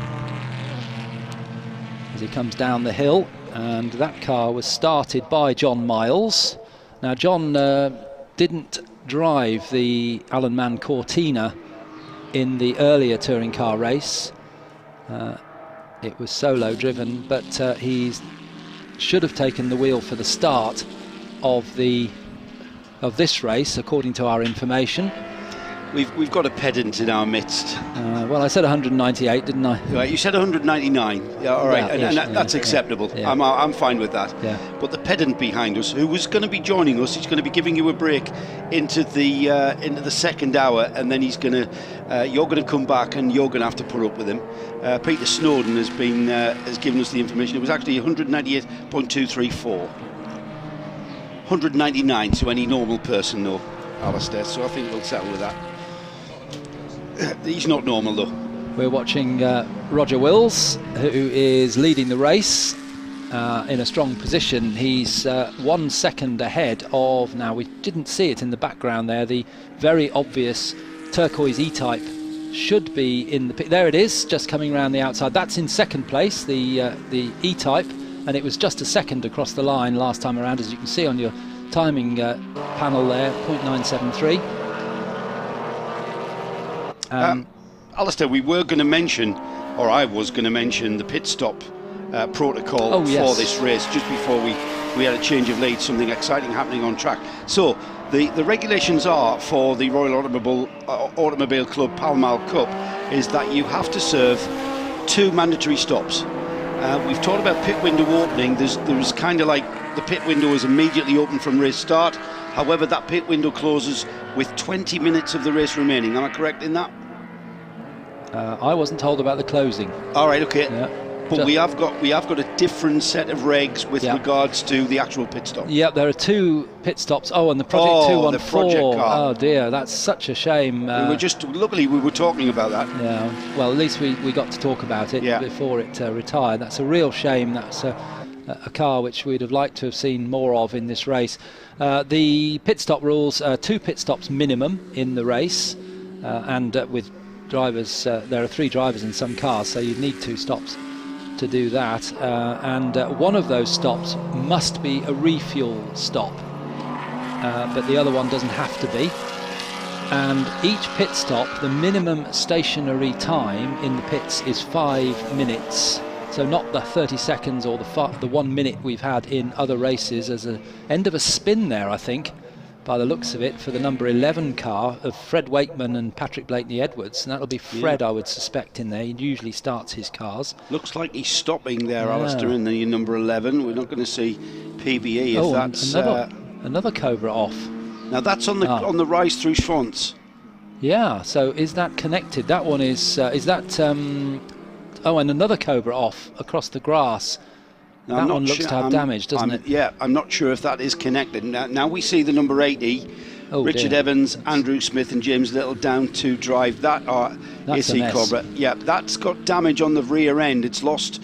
That's had heavy impact on the rear. We've now got bodywork rubbing against the tyre, which is causing the smoke. I'd say that's gone into the barrier in a very heavy manner, and he's already lost control and off the track at Coppice.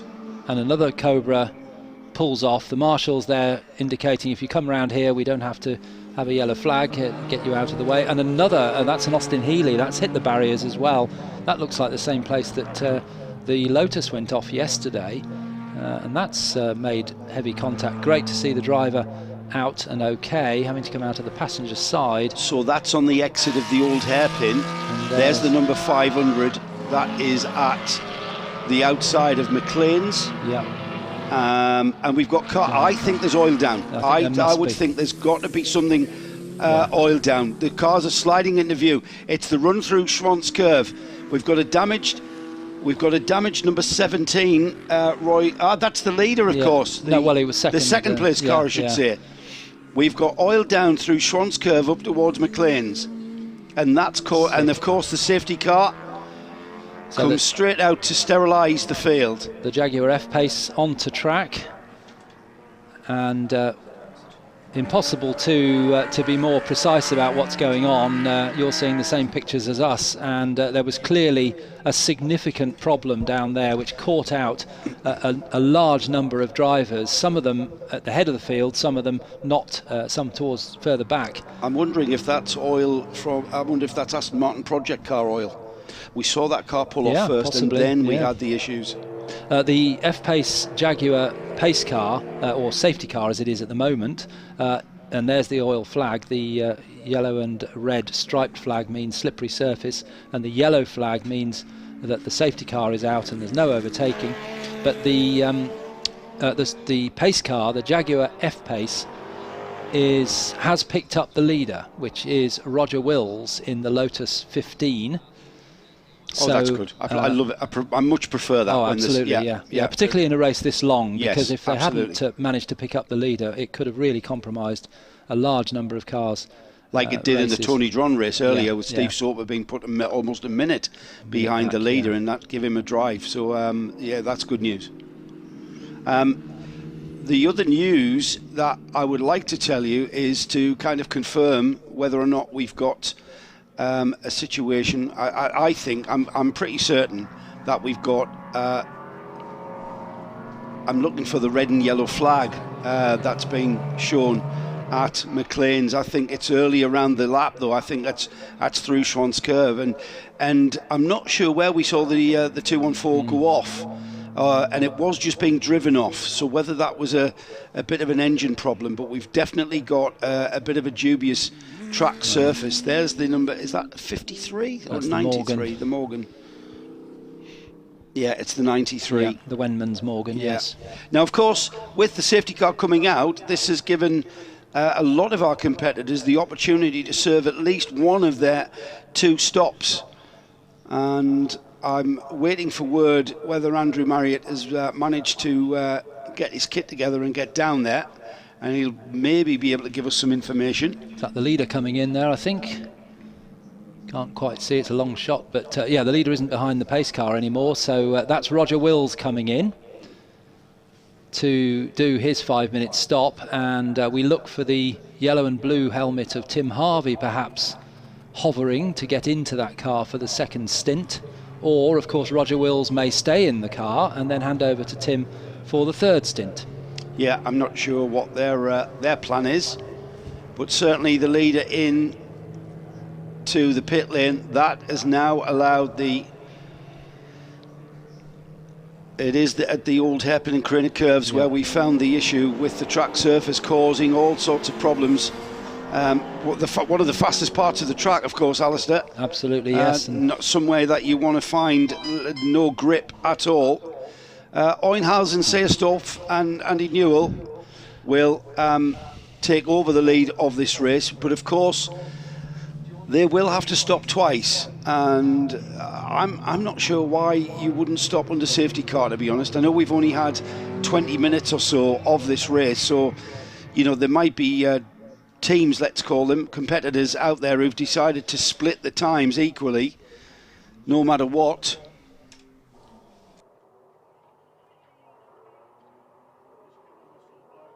And of course, we're just presuming, or assuming, I should say, that the oil was laid down by the 214 car, the project car, but I'm not sure where that actually was when it was it was driven off just on the entry to Coppice, wasn't it? And we've had a report from Duncan, our Duncan that's helping us, that there's oil down Old Hairpin, Craner curves. We can now see through Schwantz as well, but those marshals were working up at Coppice. Yeah. So that suggests that the oil slick has actually gone round quite a lot of the back of the circuit. Now, what was the car that pulled off to driver's left going into Coppice that I mentioned not long ago? Because I'm not sure that was the 214.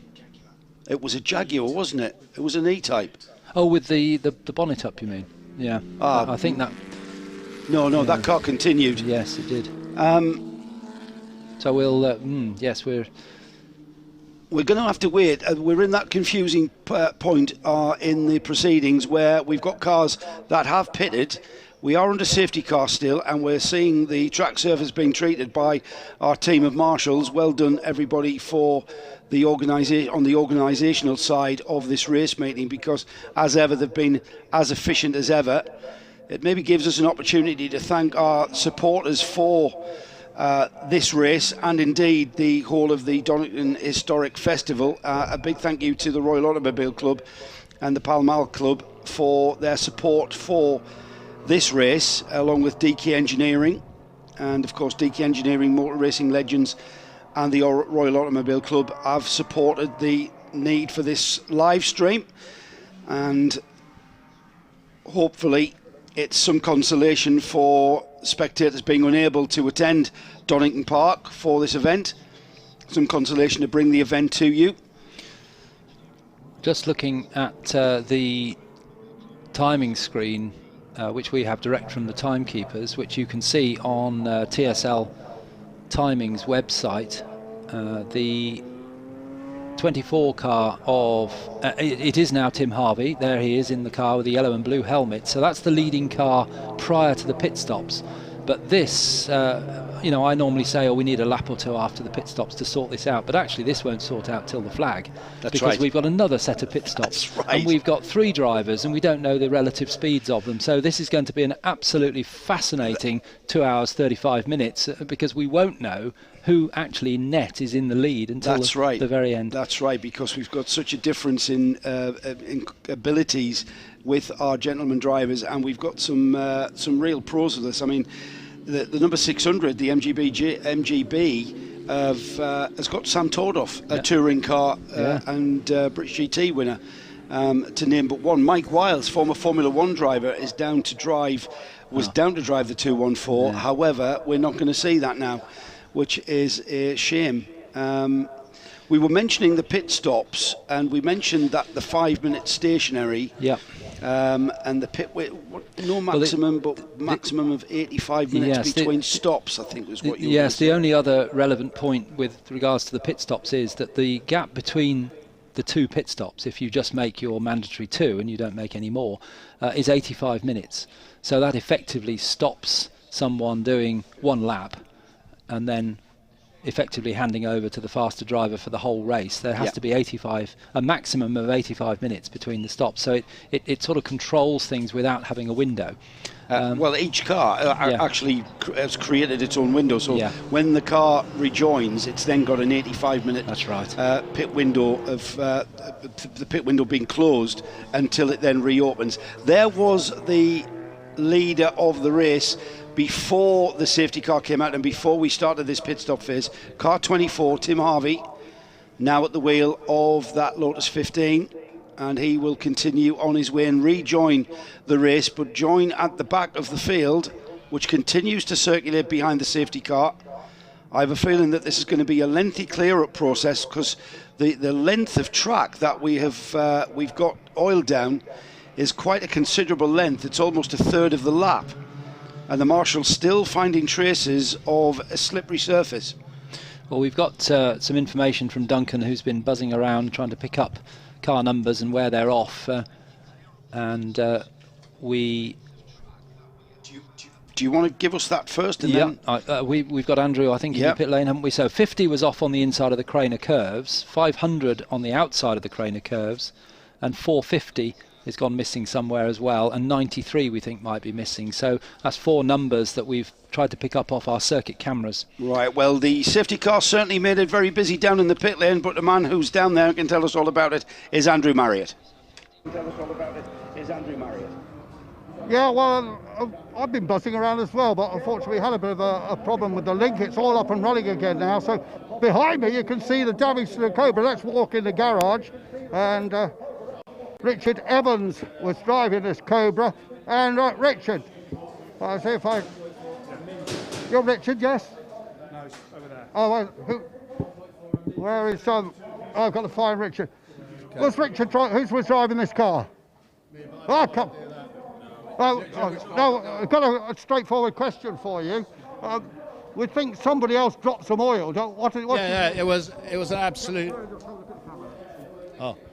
Yeah, but after the whole hairpin is completely covered in oil, so 2 spinners in front of me. As soon as I started seeing them spinning, I started spinning, spun along the length, went onto the grass, and then the red cobra hit me as I spun. You don't know who dropped it though? You know who dropped the oil? No, I don't know. A bit of bodywork needs to be sorted out here. Yes, that's right. Yeah, unfortunately. Okay. He was reluctant to be interviewed, but in the end, of course, I had my way with him. I was going to tell you earlier that Andrew Jordan's plan was to drive the middle stint, because obviously Roy Oldenslade, who has just commissioned this car, and it's its very first race, wanted to get a maximum time, and who can blame him, because he's paid lots of money for this car. So the Andrew Jordan situation, he was going to drive the middle stint. But of course, now you've got a situation like this, it throws all the strategy completely out of the window. And somebody else we haven't maybe mentioned, but I just want to point out, is there's a Jaguar E-Type in this race, driven by Andrew Keith Lucas. Now, if you're in historic racing, that might mean something to you, because I think his dad has started the CLK business, very big preparation business. But his sister is a very well-known and my favourite newsreader, well, weather girl in fact, Sarah Keith Lucas, although I think she's in a BBC studio somewhere, so sadly not here today. I'll try and get some more news now from down the pit lane, and let's hope this race gets back up and running again very soon. Lots of excitement down here in the Donington pits. Thank you, Andrew. I can't believe he was reluctant to talk to Andrew Marriott. Does he know who he is? Yes, I must admit, when I turn the BBC breakfast television on a weekend when there's a race going on, particularly when the Keith Lucas family are involved, I always think Sarah Keith Lucas might say, and at Donington this weekend. Yes. But she never does. She's very professional. Give the family a plug.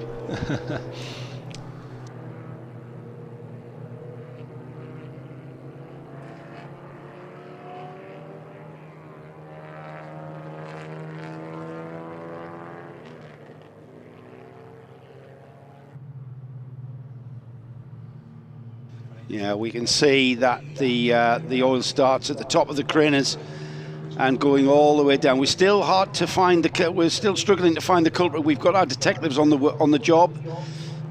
Just out of interest, really, isn't it? I mean, the damage is done. We've got quite a few cars damaged, and you read through a list there, Alistair, of cars that have gone missing, and we saw quite a bit of damage caused to 2 or 3 of the runners. Well, the first number I read was 50, which I think would have been that Austin Healey that was in the barriers quite heavily. That's the David Smithies, Chris Clarkson, Mark Pangol's car. This is all speculation. The 500 I read out was Ben Gill and Ian Dalgleish in a Cobra, which we know that Cobras were involved. 93 we think was missing, was Andrew and David Wenman. We saw that car parked at the side of the track, the Morgan. And finally the 450 car, as these knock-on wheels are going off. No speed guns here, no. Everybody. This is how we changed wheels in the day. A big hammer with a copper head, and you whack it as hard as you can to get the wheel nut off. That wheel coming off, and a bit of an inspection going on there. Just putting the dust cap back on that wheel, and that wire wheels on this Jaguar C-Type. And that's, yeah, the C-Type, which won Le Mans in 1951 and 1953. Which then led to the D-Type wins of the later mid-50s. Drum brakes on this car, and a little bit of brake adjustment there, a little bit of just adjusting the brake shoes to be closer to the drum, and they're doing it on both of those front wheels. So that's Gary Pearson on the jack there. He'll be jumping into the car, and there's the wheel going back on, and there's the really quite vigorous thumping of the wheel nuts just to ensure that they're as tight as possible, and that's why they've got those 2 lugs on it. And any period footage you'll see pit stops, they're called ears, I've been told, the technical term for them. And we can see there the Elan having a refuel stop, so we could see there the driver or the mechanic with the churn. So that's one of the mandatory things about the 2 stops. One of them must be a refuel. So that must be a refuel. Well, that's going on now. So that Elan going on now. The number 20 Jaguar C-Type that we saw having that brake adjustment. The driver at the wheel of that car, Rudy Friedrichs, not happy with the brake performance of that car from 1953. That car's now being held until the whole field comes by, so I'm pretty sure the team were wanting to get out ahead of the safety car, and you know what, they just missed that. And just looking down our screen, we continue to find cars that are shown as missing in action, as it were, as opposed to in the pit lane, and one of them is the number 7 Jaguar, the turquoise Jaguar of Marcus Oenhausen Scheerstorpt, who should have been handing over to Andy Newell, but that was in the lead group prior to all this problem, and that's gone missing out on track. Let's head down to Andrew, who's still down there in the pit lane, and it's still very busy, Andrew. It certainly is, and I've got Gregor Fiskin with me. Gregor, this is all a bit of a shame. A big drop of oil, an engine blow up, and lots of people spinning off on it.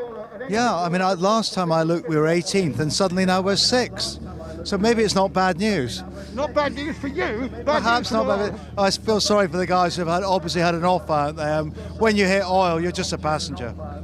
And what about this format, these 3-hour races, Gregor? It's a super new series, isn't it? I think it's fantastic, and I think it's really true to 60s GT racing. You know, I mean, I think there were some concerns about reliability, but I mean, I love the mix of the cars, and you know, I love the strategy, and I think it's proper 60s GT racing. Now, you're one of the biggest names in buying and selling some of these great classic cars. How's the market at the moment? Do you know, the market is surprisingly good. I think in a strange world, people want tangible things. They want real things and assets. And, you know, someone said to me, what's the best return I can get on my classic car investment? Number 1, pleasure. Absolutely. And if I win the lottery next weekend, what should I come and buy off you? Well, if it's pre-war, I'd go for a nice 8C supercharged Alpha. If it's post-war, what about a D-Type, a C-Type, 300S Maserati? And it's something younger, maybe a McLaren F1. That's enough of the advert for Gregor Fiskin. Thank you. Over and out. Yeah, thanks, Greg. That's the first person I'd be calling if when my Euro ticket comes through. I don't know what I need to win a lot of money though, like something like 200 million or something, because I think I could spend it all. Car at the back of this field now, as we have the Lotus Elan that's been refueled just rejoining, showing a bit of damage there. There's the 24. Now this is the car with Tim Harvey now at the wheel, and he was the car that came into the pits in the lead of this race. He's down to 17th overall, but to be honest, Alistair, the majority of cars ahead of him are still owing us one of their pit stops. Yes, absolutely. It's as I said earlier, we really won't see this pit stop phase unwind until much later in the race, until the last of the leading cars has made its second mandatory stop. So we can just speculate where we think people are going to come out. But as you say, the vast majority of the cars ahead of the previous leader, the number 24 car, have yet to stop. And some of them up there actually are quick cars that have made their stops. And perhaps mention car number 88, which is the first of our stoppers, as it were. And that is the number 88 car of Richard Kent and Chris Ward. We know how quick Chris Ward is. Yeah. And that's in an E-Type. So we'll look out for that when we get back to proper racing again. And just behind them is the Cottingham Bryant Stanley. Well, what a mix that is. Jeremy Cottingham, Ollie Bryant and Harvey Stanley, all quick drivers in an E-Type. And that's car number 1. As befits a car that's entered by DK Engineering. Those 3 drivers were actually battling wheel to wheel in our GT40 race. The 88 is in the pits. We see it there, the Kent and Chris Ward, the Kent and Ward car. So that's its second stop, isn't it? Let's have a look at that. No, I think when you spotted that car, you'll see it's now dropped down the field. That's now taking up its first pit stop, so it was kind of out of sync with what the actual running order is. And it had ticked over the one on the screen, but it hadn't actually come out of the pits. You're quite right. Yes, indeed. Yeah. But it's still right there. It's amongst the leaders of the stoppers.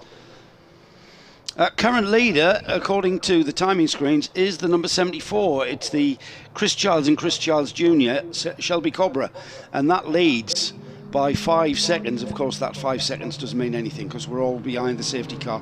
It looks to me as though we've got no marshals on the track now, so the marshals have treated the oil slick, and the oil slick runs from pretty much Hollywood all the way through the Craners and all the way around the track up to at least Coppice by the looks of things. Not much dust being kicked up, but that's where we saw cars going off at McLean's. So at least up to McLean's is where that oil slick led to. There it is, still continues on through Coppice. I wonder whether the clerk of the course has decided just to let the cars go round for a couple of laps. Soak it up. There, the pace, the Jaguar F-Pace is actually going down the dust as well. And the lights are out, so that means the safety car is going to be coming in this time. And the car behind it is the 55. Now the 55 is down the order somewhat in 6th place. That's the Melling, Burton and Pall Jaguar E-Type. Low drag is how it's described, and you'll see the smoother lines of that number 55. But just behind it, in that line of cars, once again the 55 has probably been disadvantaged there with getting stuck behind the safety car. Few cars choosing to come in the pits along with the safety car as well. So they will now be taking in that pit stop under green flag conditions. And the one of them was actually coming out, but it's been stopped, as you described earlier, at the pit lane exit. The 144, that was a car that was in the top 5 in the safety car phase, and that is the 3 drivers, Paul and George Posciol with James Hansen.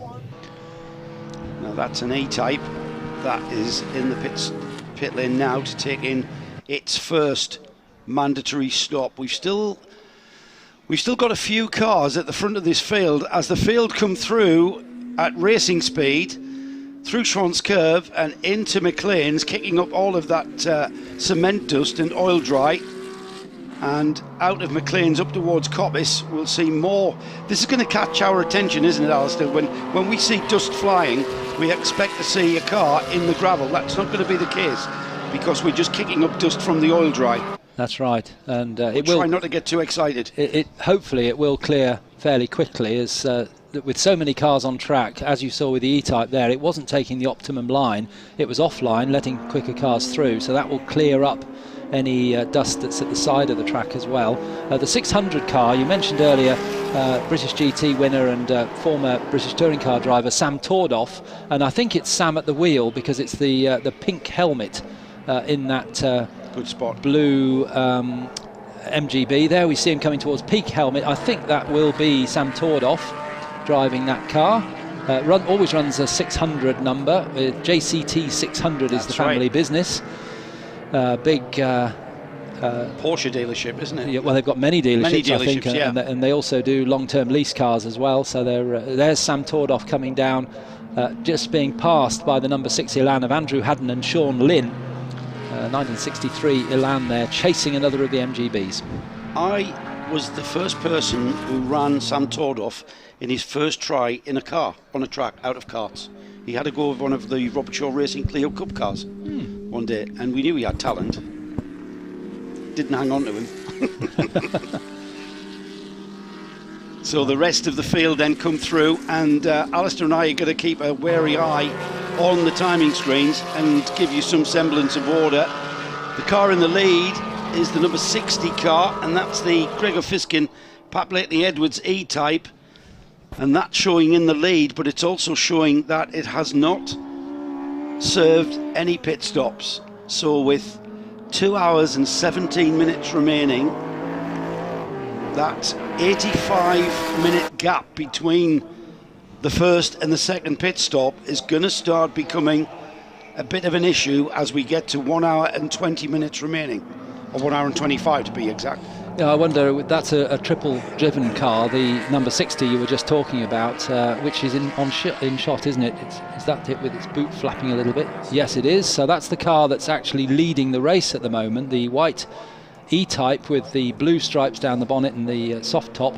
That's driven by Sam Hancock, Gregor Fiskin and Patrick Blakeney Edwards. Gregor Fiskin was talking to Andrew Marriott just a few minutes ago, and that car in the lead. I wonder whether they're 3 drivers, whether they said an hour each. Yes, and whatever comes, if the safety car comes out, that's it. You're going to have to drive around behind the safety car. Yeah. Now, you mentioned the rear boot of this car being slightly open. No, it was actually loose. It is loose. Yes. But we've seen another. Yeah. I know now, what you're I've had a tweet.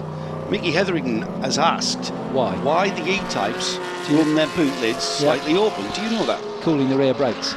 Is that what it's for? There are ducts up into the boot, and I open the boot lid, and it creates a low pressure area and sucks that air through. The hot air. Yeah. Right. So it's kind of the air flowing over it sucks the heat out. Yeah. Right. That's Brilliant. right. There's your answer, Michael.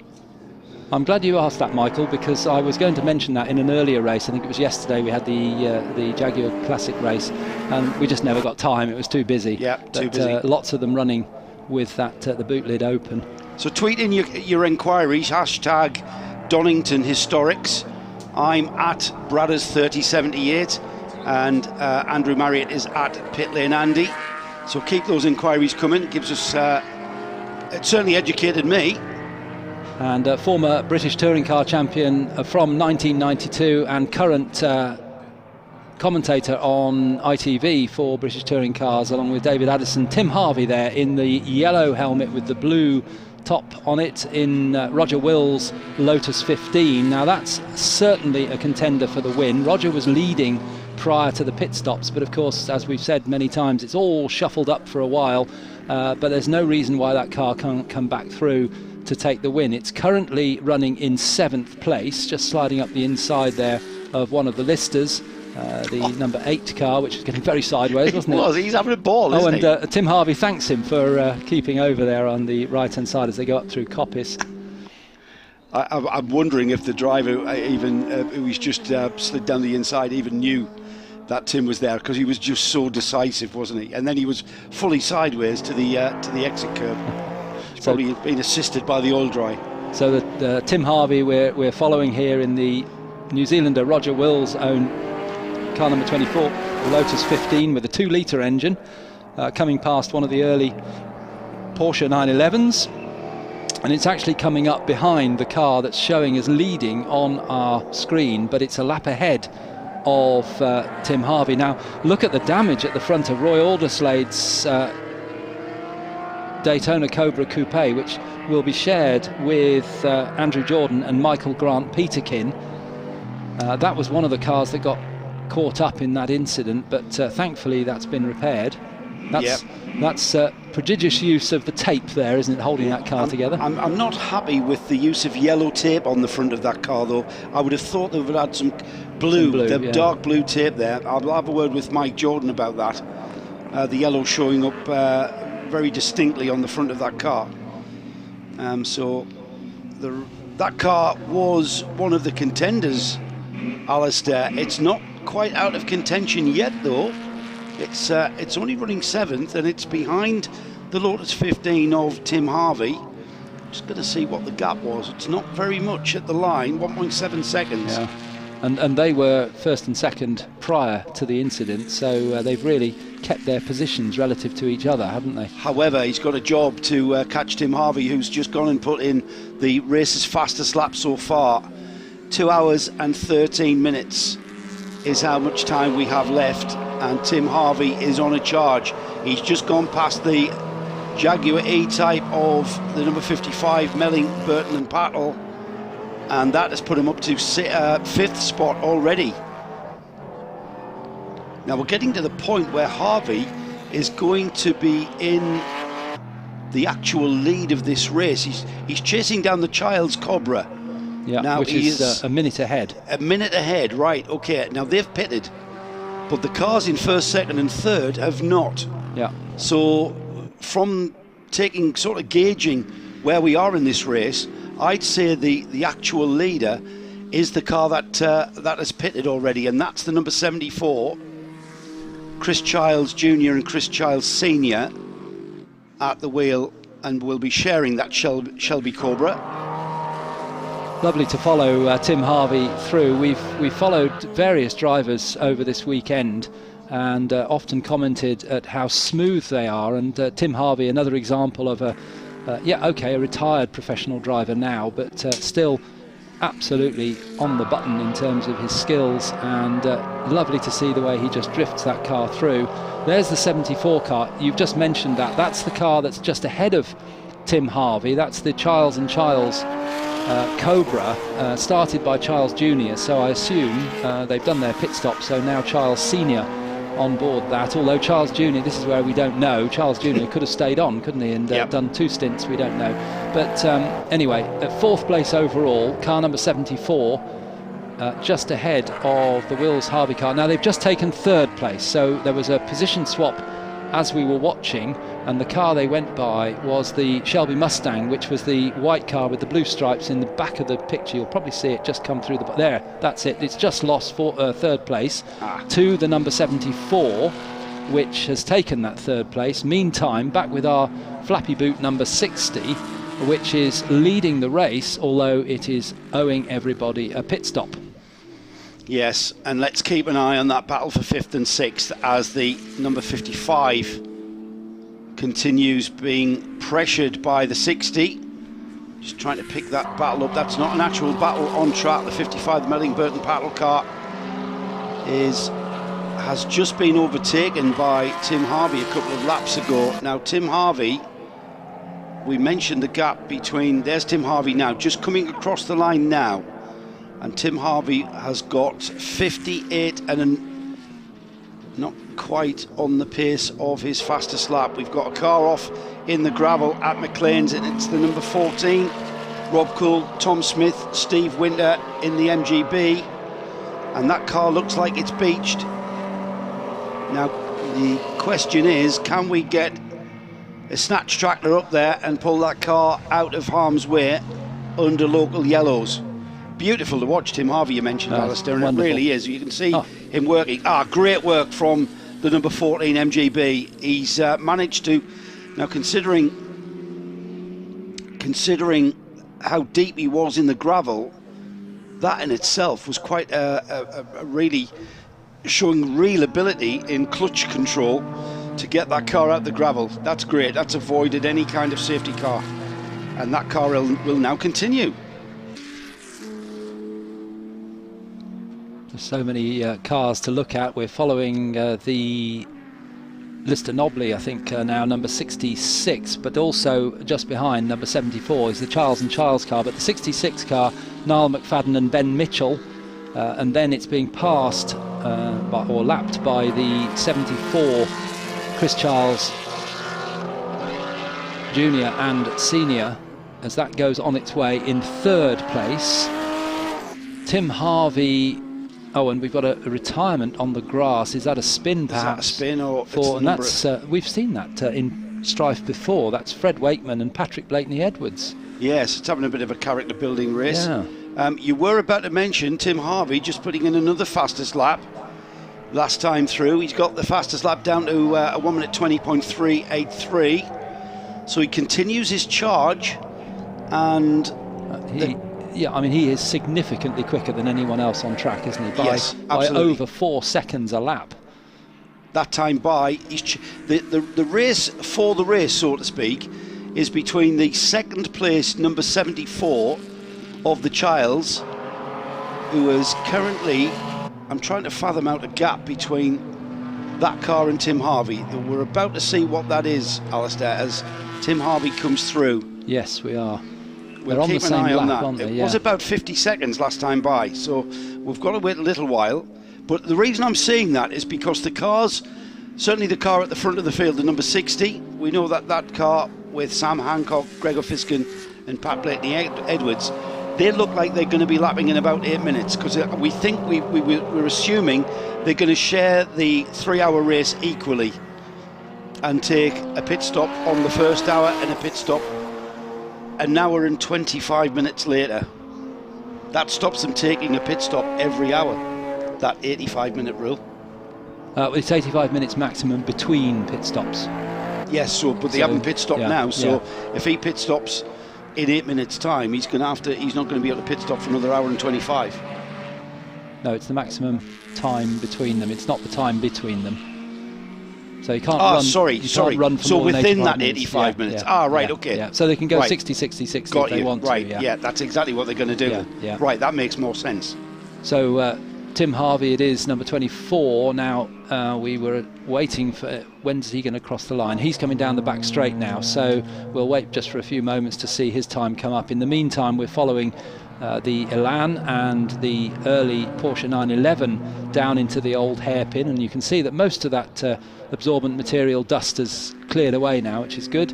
There's the Chris Childs 74 car, and whilst Joe was talking about it, went up one place to second. Yeah, I've got some great information that's just come in from Josh Barrett, and a big thank you here. The 74 Cobra pit stop showing was a drive-through and therefore not a mandatory 5 minute. So Childs is kind of, for that reason, Childs is out of contention as the safety car comes out. The safety car comes out, not quite sure why that is, but we're showing safety car boards, and we were about to see our E-Pace Jaguar come out of the pit lane and take control of this field. So from that point then, the first car that has taken one of its mandatory stops in the field is the number 24 Lotus 15 of Roger Wills and Tim Harvey. Tim Harvey at the wheel of the car. We'll try and find out what's happening. While we try and find out why we've got a safety car, let's head down to the pits for Andrew Marriott. Yeah, just a quick one from me. I think it's going to be a lot of action very soon, but they just before that safety car came out, they put the board out to the Fiskin car to come in. So it was the inboard for him. So I'm expecting that car to be right here any moment now. But I saw Gregor with his crash helmet on 25 minutes ago. So I'm not convinced it didn't make one stop already. So we'll have to check this out. Thank you, Andrew. The timing screen certainly showing them not having stopped, and the safety car is now trying to fathom out there where that is. Craner Curves. Yeah. He's gathered the field up now, and the first car in the train. Sorry, Alison? Not the leader at the moment though. No, he hasn't picked up the leader. But Andrew's just said the leader's due to go in the pits, so it could have already called in. I did notice that the Childs car is now showing 2 pit stops, so thanks to Josh Barrett for pointing out what we'd missed earlier, which was that it was a drive-through. So that is now their first mandatory stop. I'm going to task Josh with something else. I'm going to ask Josh, does he know why it was given the penalty? That'll keep him happy, keep him occupied for a few minutes. Don't forget, you can tweet in at Bradders3078, at Pitlane Andy, and it's hashtag Donington Historics. That'll get through to Alistair and I in the booth. There's the leader. We heard Andrew Marriott saying he was expecting that car with him. If he can describe the pit, he can probably see a lot more what's going on during that stop. So we'll wait and see if we've got word from Andrew. That's not Gregor Fiskin getting out. And I think Andrew was suggesting it might have been Gregor. Let's head down there, Andrew. Yeah, definitely Sam Hancock has just climbed out of the car in a moment. I'll get a word with him. And I don't see anybody. Gregor Fiskin has had his crash helmet on for a long time. That's what confused me. So Gregor is going to get into the car now, and we'll grab hold of Sam. Just see if he's taken his helmet off. Why don't you just go back to the booth for a moment, and then as soon as I've got Sam by my side, we can get some words with him. But we're having a great run in this Jaguar, which is very much in the Cunningham colours, isn't it? Remember the Briggs Cunningham team ran Jaguars a long time ago, and of course that's the racing colours of America, the white with the blue stripes. So interesting to see that. We're just talking about Collier. Talking about that particular outfit, there are a lot of their cars in the Collier Museum in Naples, Florida, and that's what I was trying to say before I got my words all muddled up. I've actually visited the Collier Museum in Naples, Florida. Andrew, I know. I don't know why I did that. I used to visit Naples a lot. Back in the day. The safety car, of course, is for the recovery of the number 11. I forgot that car was out there on the lawn, and I'm not quite sure where that is on the track. Is that just out of the old hairpin or something? I'm not quite sure. It's the It might be on the run to Coppice, actually. That's the internal road, is it, to... We'll find out now. We'll get a longer shot. I think that might be the run. That car's going to be towed out of harm's way. Now that car is being shared, Fred Wakeman and Patrick Blakeney-Edwards. That looked like Patrick rather than Fred, because Fred runs dark overalls. Let's head back to the pits, back to Andrew. I've got Sam here, but actually I've got a house just a mile away from that museum, so I go there regularly. Available for rent, folks. A beautiful part of Florida, but so much of the advert. Let's go back to Sam Hancock. Sam, a terrific run there. Yeah, thanks very much. It was tricky out there because when the oil went down for the first safety car period, it was literally the whole lap on the line and even off the line, and understandably the marshals, who worked really hard to cover it with sand, did the bit that was visual on the line. But then when we resumed green flag racing and you go wide of where the sand is, you couldn't see the oil, but you could certainly feel it. And what's the strategy? Gregor's going to go in the car then, and what will you do after that? I honestly have no idea. I'm not sure we have a strategy. I was wondering why we didn't pit during the first safety car, but we've got another one now, so it'll all balance. I don't know. I think we're making it up as we go along. Very good. They're making it up as they go along, but they're not doing a bad job of it.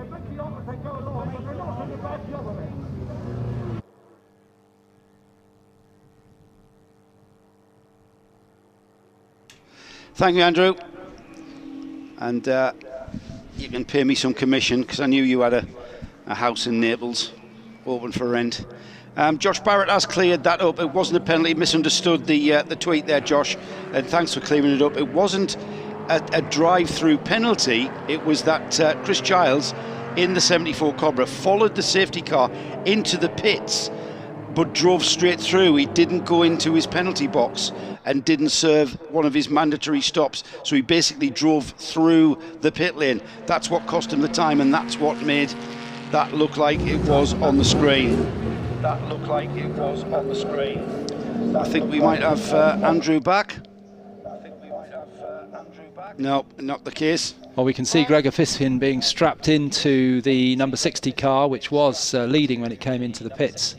But guess who's gone to the top of the timing screen now as the first set of pit stops starts to unwind a little bit? It's the Tim Harvey car, number 24. I think you're right though, Alistair. I think with this complex race format of two mandatory stops, we're not really going to know exactly where we are. We're going to try and keep that feel for where we are, and I think we've read it right so far, and now everybody's on the same playing field. There are some teams showing two pit stops, but we'll bear in mind that Charles's first was just a mistake of driving through the pit lane. We'll keep that in mind. But I think you're right. I think we're probably not going to know where we are until at least the last half hour of this race. Typical endurance race, really. Yeah, absolutely, yes. And you're watching Tim Harvey there scything his way through a variety of British marks, like the MGB there, the Triumph just behind, as he makes his way through. But as often happens, the cars that were in the lead early on in the race, it's shaken out now, and we're seeing once again the Wills and Harvey car leading, and the Roy Alderslade and Andrew Jordan car in second place, 24 from 17, and then in third place we've got the number 75 of Littlejohn and Evans, the Elan, and they've all taken their first stops. So as Joe has just said, most of the cars, now in fact all of the cars on our screen have done their one stop, so it's a little bit easier to read. We've got a settled position for the moment. We're going to keep a handle on it. Alistair's going to take a pit stop of his own for 30 minutes or so. I'm going to be joined in the commentary booth by Peter Snowden, who's going to take over, and then it'll be Peter who will continue with Alistair for taking us up to the final hour. Snowy's just getting kitted up there, and this race beginning to shape up, Snowy, and we've got a situation now where we've got Tim Harvey who's driving that car with some abandon. He certainly knows how to get the best out of this Lotus 15, and he's been very decisive through traffic. I love, Joe, how you've made the very first statement I'm going to make is a pretty obvious one. Tim Harvey doesn't know how to drive a car any other way. Yeah, that is true. With verve and gay abandon, whatever. You're absolutely. It's totally accurate, but of course that's what Tim Harvey's going to do, isn't it? There's a reason, as my old mentor used to say, Colin Blair, somebody like that. There's a reason they've won championships, Peter. He's won the 1992 British Touring Car Champion. He's a 2-time Porsche Carrera Cup champion. That hasn't happened by accident, has it? Yeah, that's a good way of putting it. Yeah. It's nothing of a surprise that we've got Tim Harvey at the front of this field, but when you consider, all right, they may not be in cars as competitive as a Lotus 15 in this field of cars, but we have got the likes of another touring car champion in the form of Andrew Jordan. We've got somewhat more recently in 2013 as well. Yeah. Sorry, Tim. Sam Tordov's been mentioned, but Sam in the number 600 MGB, so he's not going to be at the front of the field, but he's certainly going to be at the forefront of his class.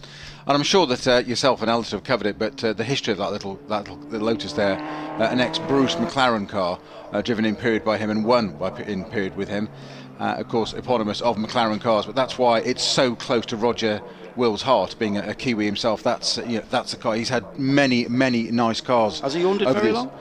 It's a few years now. I guess I'm going to say 5 or so years, but I'm sure he'll tell us or correct us exactly. But I'd have thought it's at least a good 5 years.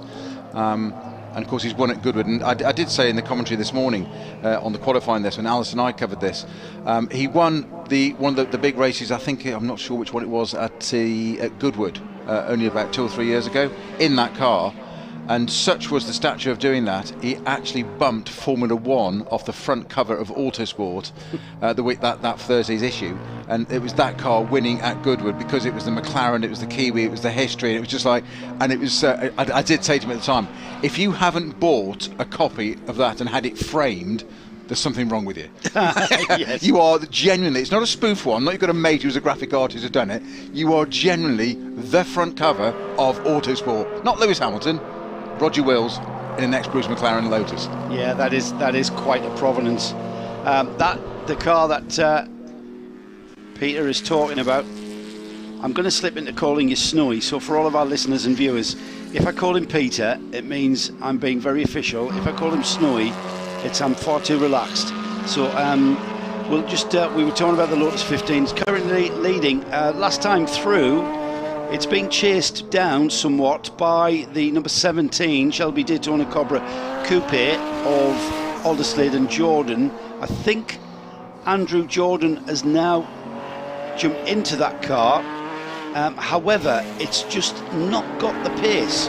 And as I say that, Tim Harvey has extended that fastest lap into the 19s. He's just done a 1 minute 19.595. Now, last time by, the Jordan car, the 17 Shelby Daytona, did a 1 minute 20.8, and the gap's gone out to 11.3 seconds. So with Tim Harvey, former British Touring Car Champion, being chased down by Andrew Jordan, former British Touring Car Champion, we've got a battle of the talents, let's say, at the front of this field. In third place, we've got the number 75, which is the Simon Evans, James Littlejohn Lotus Elan. And I'm going to say, Snowy, really, does a Lotus Elan have any right to be there? It's not just the only Lotus Elan. We've got the Haddon and Sean Lynn Lotus Elan S1 in fourth spot as well. I would have thought the E-types would have been quicker. Well, you'd have thought so, but that E-type in fifth place, the H8 car, that's driven by Kenton Ward. That's going to be Chris Ward, former chief instructor of the Silverton circuit, and knows that place very well, and a consummate historic racer, and wins are up at the front in most things. Interestingly, James Littlejohn, again a professional driver, and he raced a lot with Roger Wills, and in fact they won the Spa 6 Hour outright together in Roger Wills GT40 when he had it, so no stranger to that. So Roger Wills, I'm sure, will be quite happy to see that James Littlejohn is behind him now as his driver coach. I'm sure that'll be. Tim Harvey won't of course want a younger British Touring Car Champion in the shape of Andrew Jordan to come there. I just wondered, a quick thought for you there, it isn't that far down the order in terms of its lap times compared to qualifying. But of course that number 17 Cobra's had a fair bit of impact and damage. I just wonder if a little bit of steering or tracking slightly had something to affect that car at the front. It's not just the aerodynamics. Yeah. I mean, the whole point of the Shelby Daytona Coupe was to refine the lines and make it a sleeker, more aerodynamic friendly. When I say aerodynamic, I don't mean downforce. No, good. No, it's all about cutting through the air in those. It was all about slippery stuff in those days. Yes. In fact, the reason the only bit of aerodynamics they really had on those cars was that cam tail on the back, because they created lift. which started with the project cars, ironically, at Le Mans back in Aston cars, back in 62, when they created lift too much at about 175. So they came up with this cam tail that you see, particularly on these Daytona Cobras, the project car, the Ferrari 250 GTOs. What I was meaning was more mechanically, it's had a thump on that front corner. Yeah. It's possibly only bodywork, but there's always that collateral, isn't there? You never know what might be out of line underneath. Has it got a bit of toe out or a bit of toe in or something? And it might be that Andrew Jordan's natural skills as a touring car champion are overriding that, but we don't know how hard he may be having to work to get 1 minute 20 out of that car. It might be 10% harder than it was in qualifying. Well, we know how quick Andrew can drive a classic Porsche as well. He could drive a wheelbarrow quickly. Yeah, absolutely. Yeah, and he's also a very quick rallycross driver, so he's quite comfortable at 45-degree angles.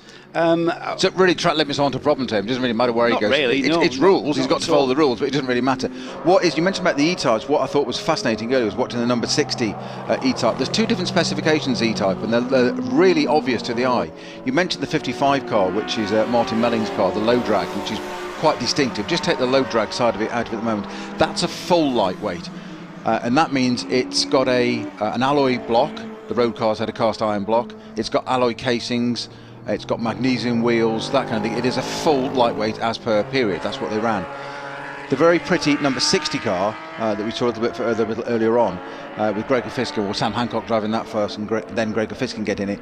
That's a semi-lightweight. If you look at it, it's got proper chrome door handles, chrome door catches, not leather straps. It's got a steel block, on our cast iron block, and that's a semi-lightweight on different wheels and the whole thing. So it's much more a road car with its fabric hood. And that's why they're so popular. That's why his Grace, the Duke of Richmond, loves them at Goodwood, because they look exactly like they raced in period. Whereas the sort of full lightweights are just that little bit further, bit more developed in period. That's how they work. What do you prefer?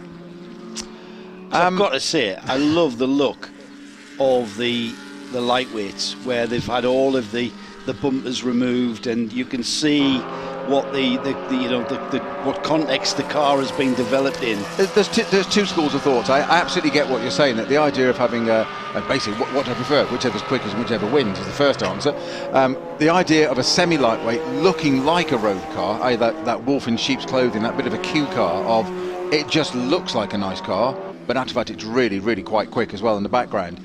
And then you've got the full lightweights. I'm very, very lucky and privileged to have raced the very car we've been talking about here, the number 55 car, the low drag, with Martin Melling, who owns that car. We've done the Spa 6 Hour with Rob Hall in that car. It's an absolutely fantastic car, and I've raced a couple of those lightweights. And there is something that, as Joe's just said, there is something just raw about it. It's developed. That's a good word for it, actually, raw. Yeah, and they're a handful, and they're a tricky car to set up, those E-types as well, because they've got to, being homologated in period, you've got a very strange suspension setup on it, as they've got torsion bar suspension. So you've basically got a torsion bar, a long bar that goes back down from the front suspension all the way down to underneath the chassis. That's how you've got to set the car up and how you adjust it. And it's a lovely shot of that 55 car there as we're talking now, coming past the number 20. You can see, there's a perfect example there. There's the number 60 Jaguar E-Type behind the 55 now, and you can distinctly see the differences. The chrome bumpers on the 60, the bumpers have been completely removed on the 55, and you can kind of see the air flowing across those smooth lines, can't you? Yeah, and it's got the fast filler fuel tank, etc. like that, whereas the number 60 car, as you say, it's got its chrome trims around the headlamp fairing still. It's got its hood, its bumpers, even with its overriders, which it didn't need to have. It's all the extra, but it looks exactly like a road car. A bit of dust going off there as we go through Coppers. Have we got somebody off at Redgate? We have. We've got a Mustang off at Redgate. Is that number 72? It is number 72. Is that? That's the Nick Sleep, Alex Montgomery, Joel Wickham Ford Shelby Mustang. That looked like a harmless off. Was that Redgate? That was Redgate. Yeah. Redgate. Run through the gravel. Yeah. Yeah. So he's off into the gravel, but he's making his way out. So what exactly is different underneath the aesthetics of those two cars? Because the 55 looks like a pure race car, whereas the number 60 E-Type looks like a road car. Much more based on the road car, the semi-lightweight, the number 60 car. Much more based on a road car. It's got the cast iron block, full alloy block on the full lightweights. a wide angle head, as in the angle of the valves is different, so it's a much more developed car. Different gearbox casings, back axles, all sorts of things, magnesium wheels, all that kind of stuff. Takes it to a whole different level underneath. It is very much a racing car, and I'm, as I said, very lucky to have raced that actual car. And I tell you, racing that round Spa at night. Is that the car? That the car, Right. that's it. With a couple of wet candles for headlights is absolutely great fun. Yes, Rob Hall and I had an absolute hoot in that in the Spa 6 hour. Very big thank you to Martin Melling for allowing us to do that. And we got a good result out of it for him as well. Yeah, and quite nicely, as we were watching the 55 E-Type, the leader came through. He's came through on a 120.1, not quite as quick as his fastest lap pace, however, quick enough to continue to keep Andrew Jordan behind him in the number 17. The gap out to 18 seconds. And then we await a little while for the third place car, which is the number 75, Simon Evans, James Littlejohn, Lotus Elan, the 26R in third spot. Then we've got the 88, that's the Kenton Ward E-Type.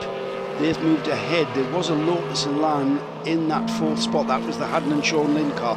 Now that car's down to seventh. Not sure why that's happened, but it has dropped down the order a little bit. There's the number 6, Lotus Elan, just coming through there. Ahead of it is the number 1 car of Cottingham, Bryant and Stanley. Then ahead of that is the number 8, Gerardo Cottingham, Lister Jaguar, Coaston. The other thing I've noticed is we've got drivers that are jumping into more than one car in this 3-hour race. Yeah, PB's one of those, isn't he? Patrick Blakeney-Edwards, he's driving. James Cottingham, I notice as he's well. Not content with driving in almost every race here today. He's driving 2 cars in one race. That's just plain greedy, isn't it? I mean, his cup must overfloweth. Lucky chap. I'd like to drive 1 car in a race. Never mind 2 in a race. That's just great. Oh, we've got more dust action at, it looks like Redgate again. Is that Redgate? It's a Coppice, actually. I think it is, yes. Was it one of the Porsches running wide? Yeah, one of the Porsches running wide into the gravel and out of the gravel at the same time, just causing some excitement there, as we saw the dust fly. Well, it's one of those corners, Joe, and Joe, you must have driven the circuit in the day when you've done, but it's one of those corners on the camera angle that we're watching, because we're seeing it from the front, so it's slightly foreshortened. They appear over a brow and turn, and it looks great. The other way around from the driver's view is that you come out of McLean, go up to drop down a dip and a rise, and the braking point and turning point is on a brow, which is the very thing you don't want the track to do underneath you. You turn exactly before the apex. You turn in and you sort of like you hope, and you kind of throw a sort of anchor out the window and think, well, I think the apex is round there somewhere, and it's a late apex as well. How many times have you turned in and you've been too far to the right of the apex? That's it. You turned in too early and have to recorrect and have 2 stabs at it. Yeah, it's always good. That's always good practice. Yeah, make sure it's got a good strong front end on the car. I also think, and I think watching the cars here this weekend at the Donington Historic Festival, we've seen the flowing nature of Donington Park, and there's nothing better than seeing classic and historic racing on a circuit like this. It's got such a flow to it, isn't it? And it's a momentum circuit, isn't it? Even the tighter corners, such as the old hairpin, very, very fast corner. It's a lot faster than it looks. It's a very deceptive corner as well, because yes. you arrive, because you get off camber. It is, but you get that roller coaster ride down from. People often forget there's another corner. People often forget the name of Hollywood. You come out of Redgate, then you've got Hollywood, then you've got the Cranes. We always talk about the Cranes. You've got that roller coaster ride where you want to not go too far over to the right in the Cranes. You want to be on the left-hand side to get a good run through the old hairpin. But the old hairpin, it's got a massive magnet out on the left-hand side, and it wants to pull you over there all the time. And you think you've got it, and all of a sudden you're on the grass, and it's another one. You're back then up to Schwanz. I think one of the things that this circuit does lend itself to, as you said, Joe, it's got gradients and contours. It's very flowing, and we can see this. It's evidenced perfectly in the first few cars on the circuit. We've got an eclectic mix of cars here. We've got a Lotus 15 at the head of the field here. Now, okay, it's got Tim Harvey in it and Roger Wills. Roger Wills is no slouch as a gentleman driver, and Tim Harvey, you're right. You know, he's old and he likes cake, but he's won championships. We're allowed to say that. It's got so bad now. He's only gone with the cake since he finished his professional career. Well, he has, but it's got to the point now where people are making cake for him. I know. And tasting it. And today, he had Mike Wilds was telling me in great excitement today that he said Tim Harvey's had the first bit of Wildsy cake. Now there's a That's pit. not a euphemism, is it? Well, exactly, there's a pit report for you if ever there was. But going back to what I was saying, that the differences in cars, the Lotus 15, it weighs 2 parts of nothing. You know, arguably the engine might weigh more, the biggest part of the car, more than the rest of the chassis. It's not got a lot of power, but it's up there at the front. You've then got a Shelby Daytona Cobra Coupe behind it, which is, if I say agricultural, it's not completely unfair to it. You know, it's a Cobra designed by a chicken farmer in Texas that they put a nice body on it. That's what it is effectively, isn't it? A big front engine car. Then in the next place you've got, as you mentioned quite rightly, a Lotus Elan 26R. Well, there was never much more than a few matchsticks to one of those in the first place. Then they made a light version called the 26R and took racing. Then you've got an E-Type. So you've got light sports racing cars, a heavy GT front engine car, followed by another light one, followed by a GT car, and it just proves it can work. They're all doing the same sorts of times. Yeah, but they achieve those lap times in such different ways, and there's a great shot there of the number 9 Porsche and the number 4 Mustang. You know, American muscle against European ingenuity, I think is a good way of describing that. But the big thing, car vehicle dynamics wise, that will cater is this is a 3-hour race. Okay, those light cars will use their brakes and wear their tyres out a lot less compared to the big GT cars. As they get further down into the race, brakes become an issue because they've got so much more physical mass to stop each time. Every corner they're doing this, it's going to wear the brakes out more, and it's going to be a lot harder, and they're a lot heavier, a lot harder on their tyres because the cars are so much more physically heavy, and they're a real handful. I mean, Tim Harvey's got an easy job there. It's light, it's a little thing he's floating around. Well, you mean physically? You mean he's got an easier job physically because the car's lighter, whereas the big muscle cars, you have to literally... It's a Sunday drive in the park for him. He's had cake before he goes out. He's just relaxed. He's just like, I'm leading a race. Well, I'm a racing driver. It's what I'm supposed to do. That's his CV. He's doing exactly what he's supposed to do. There's Sam Tordoff in the 600. I think it's Sam Tordoff. Not sure who started that car. There's a little bit of a matrix. Sorry, it's gone. That was it.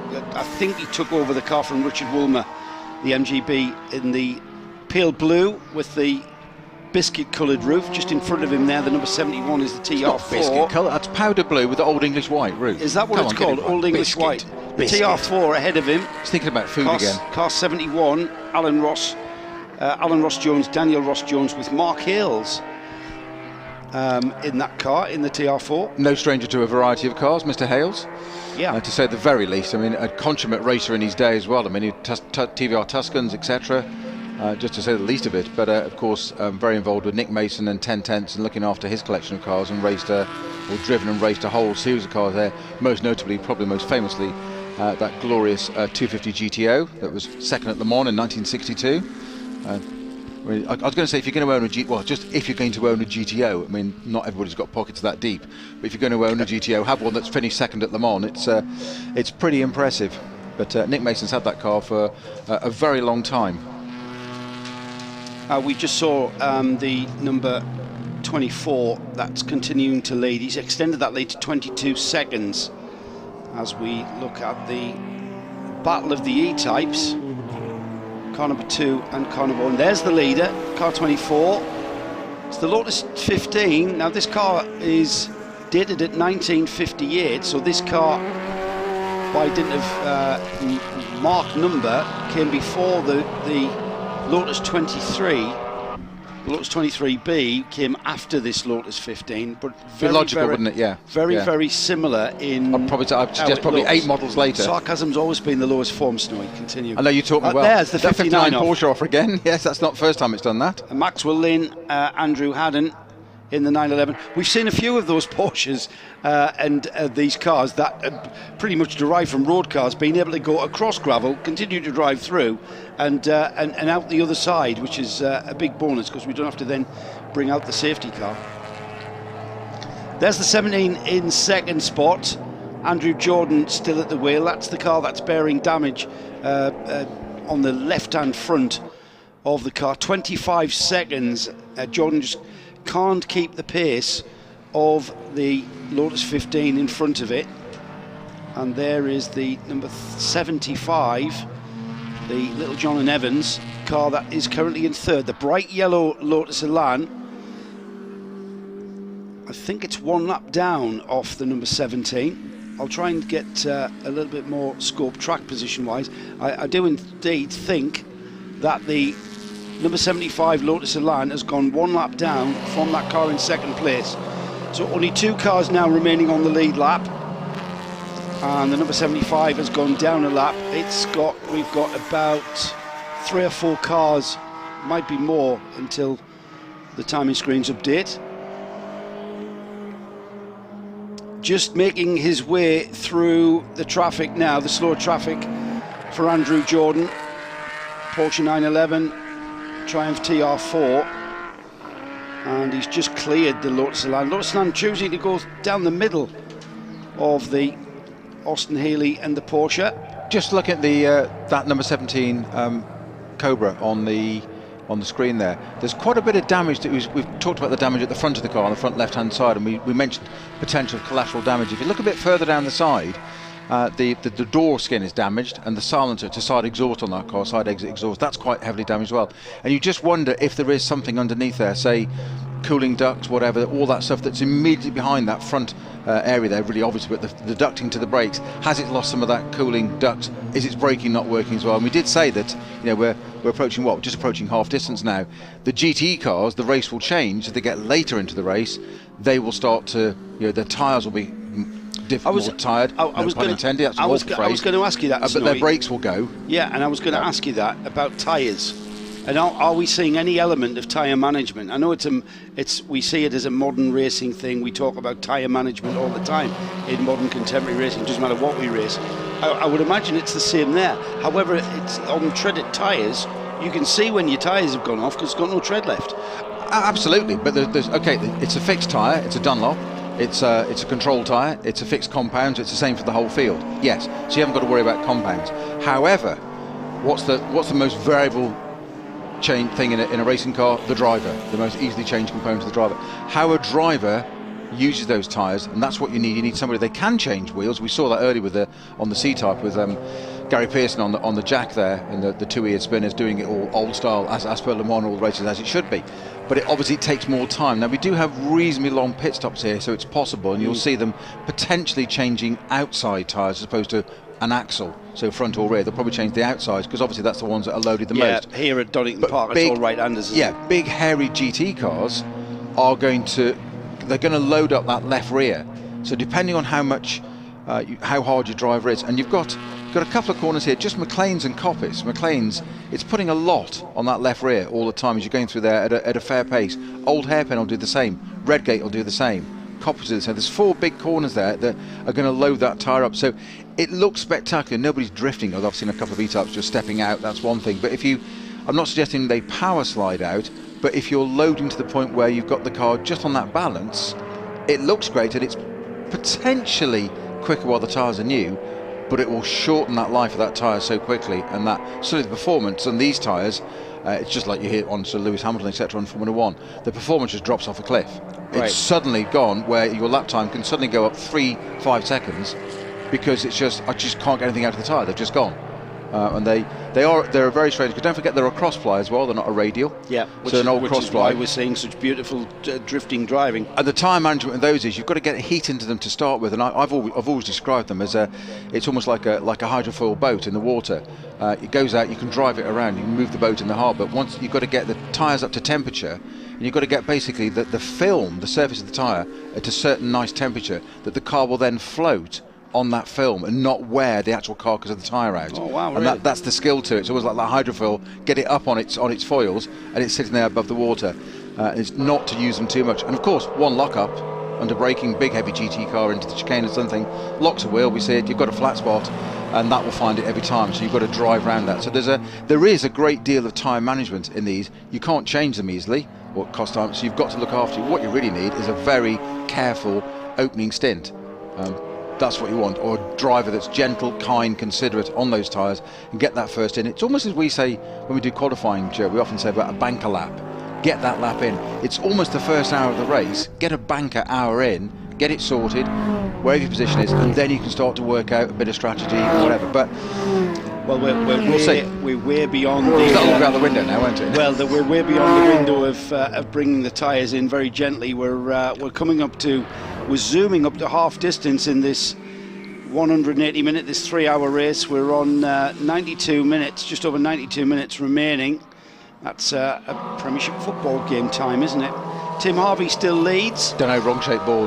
Don't know anything about the timings on that. Just under 28 seconds is the gap before we then come across Andrew Jordan. They are the only 2 cars now on the lead lap. The first car just behind Jordan on the road, but a lap down, is the Little John and Evans Lotus Elan, car 75. They are currently in 3rd spot. Then we've got the number 88, which is the Richard Kent Chris Ward Jaguar E-Type. They are about 5, let's call that 6 seconds behind in 4th spot. Then a further 35 seconds for the number 8 Max Girardo and James Cottingham in the Lister Jaguar Costin to give it its full title. And then a further, what have we got? Now then we go to the Cottingham, Bryant and Stanley car, a further 18 seconds behind that. So then we've got, I think we've got the Haddon and Sean Lynn Lotus Elan S1 in 6th spot, but I'm thinking that car is a further lap down. So we'll that again when I get the timing screens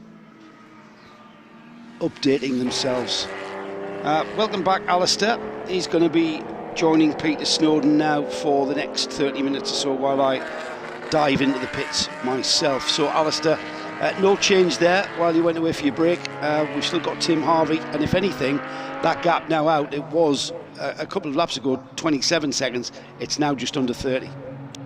Well, in my half-hour break, it's gone from about 12 to 30, so yeah, sort of doubled really. Thanks, Joe. And Tim Harvey continues to do what he does best, which is just drive the car at a consistent pace. 1 minute 21 was his last lap time, just consistently in that around that order. Now, Alistair, I've got to say, you're fresh from your pit stop, you're back in the commentary booth, and you've just done the thing that we mustn't do, the curse of the commentator, saying Tim Harvey's doing what he does best, leading the race. It's only half distance, mate. Don't do it yet. Don't jinx it. You know what happens? As soon as you start talking about him, that's what something's going to happen. So let's hope it stays there. But as Joe just said to you at the handover point, what a gap now. We're talking, what are we talking, 30 seconds 30 now, seconds, yeah. And it's just eking out all the time. And that's... some of that will be traffic management, obviously we're finding the way through. Tim will be a master at that. But you know, 3-hour race, don't forget this guy Tim Harvey's done, how many Le Mans has he done? Probably half a dozen, I bet, in his day. Group C cars. We talk about him, we say that he's a British touring car champion, which is relatively sprint races, and a Porsche Carrera Cup champion, which again are relatively short. We forget that he was an endurance man as well, and drove some of the famous Group C cars, the Spices and stuff, and Chris Hodgetts, that era. So he's used to finding his way through traffic, and this won't be any surprise to him as well. He's just, I'm sure he's just sitting there thinking about the trophy and cake, isn't he? Most of the think trophies and champagne. He's thinking about trophy and cake. I'm sure he is. There is a reason we mention this so much, that Mr. Harvey does like his cake, and he's openly admitted. So we're not being rude or malicious, maligning him. He does like a little bit of cake. Well, we've still got in the region of 36 cars running, and so. Talking about traffic management, very much so, because with 36 cars on track, you're always, and you're in the quickest car on the track, of course, you're always going to be meeting slower cars. So it's the Harvey Roger Wills owned car. Roger Wills started, and we assume will take over for the final stint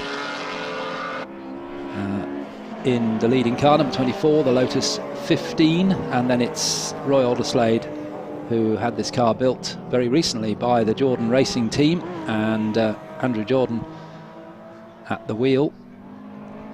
Yeah, he's done a fair old stint in that car, hasn't he, Tim Harvey? But as Joe and I were just talking about a few minutes ago, it's not. I'm not suggesting he's. I did say that he was having a drive in the park on a Sunday afternoon, which is a little bit unkind.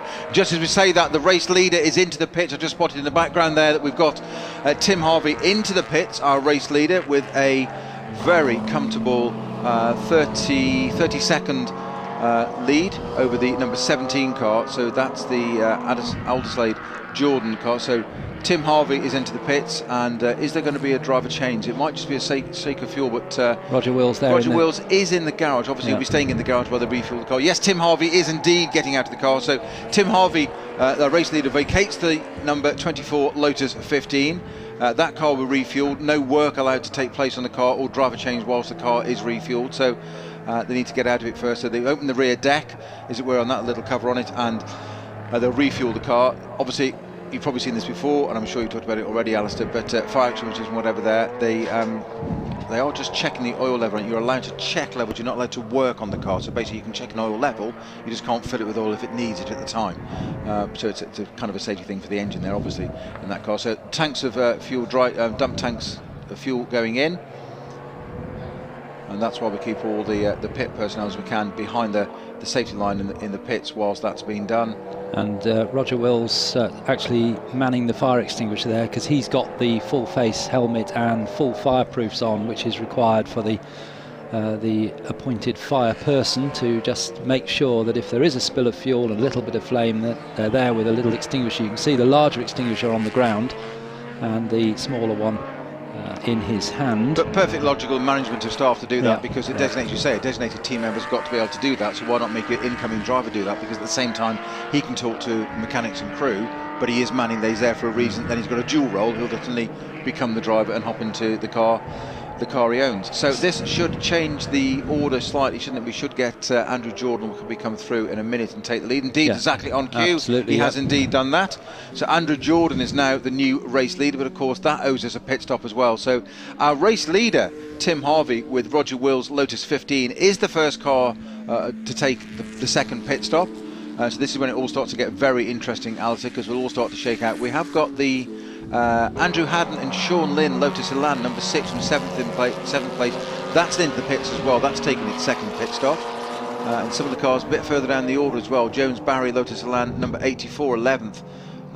And indeed the Chili's Junior and Shelby Cobra above it in 11th. So that's the 11th car. The Jones Barry car is 12th. My apologies.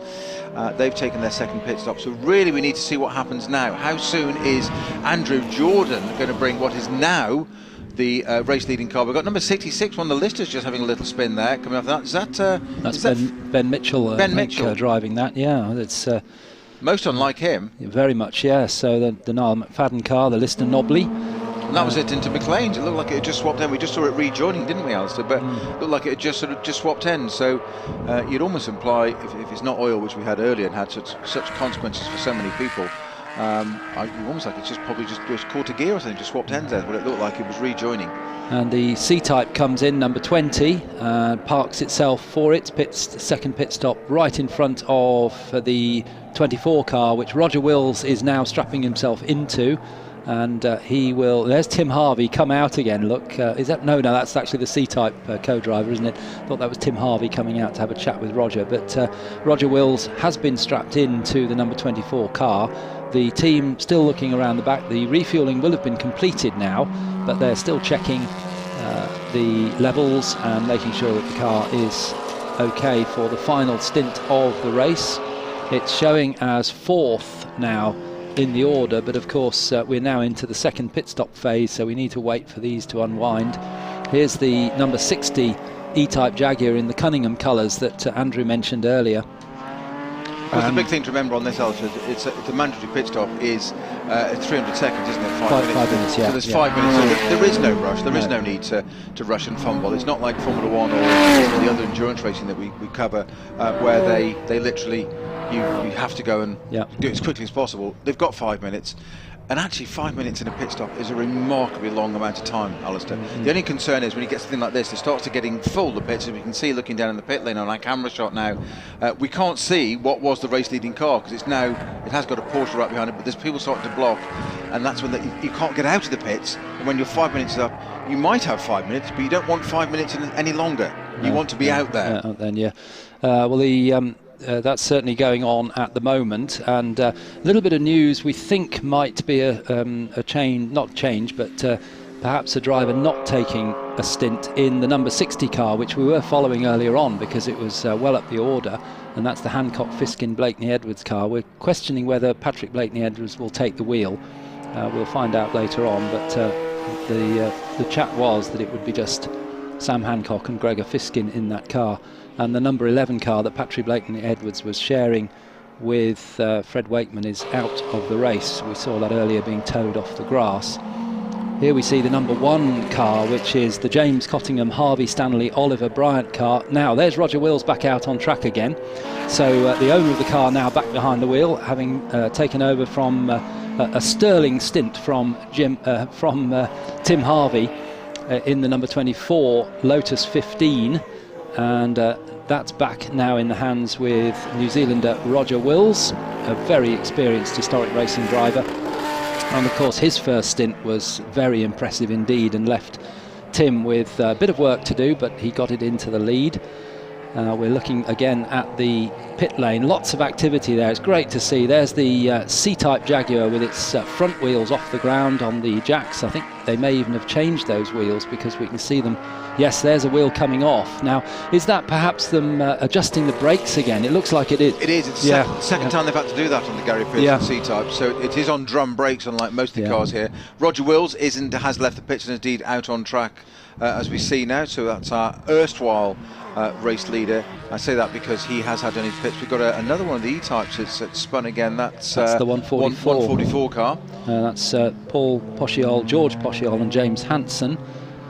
Don't know actually who's on driving that car in this stint, but that's a spin down at the old hairpin, wasn't it? Yeah, we've seen a few cars spinning onto the infield there.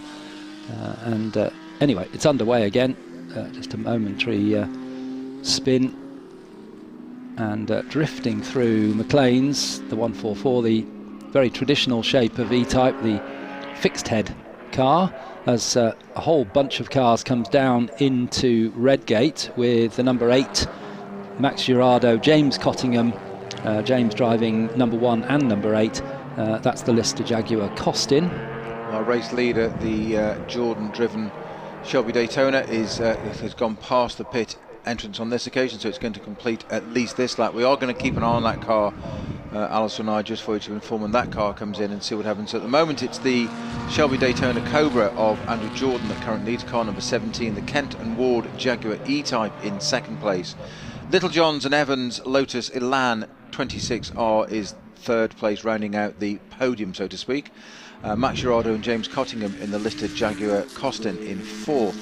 Another Cottingham, Bryant and Stanley, that's Ollie Bryant and Harvey Stanley in another Jaguar E-Type in fifth place, and the Miles Wright Coyne Ford Mustang. Dave Coyne, we saw him out in the Sierra Cosworth a little bit earlier on in the touring car race, and doing very impressive there. Still a hive of activity down the pit lane. We are just over, say, mid-distance. We're just under 1 minute 20 of this race left to run, so a substantial amount of the race to go still, and you know, we're effectively talking virtually a Grand Prix to go normally, if in terms of what people do tend to think of Formula One is the only type of motorsport. Well, there's lots of other stuff, and there's racing cars with doors and roofs that are quite incredible.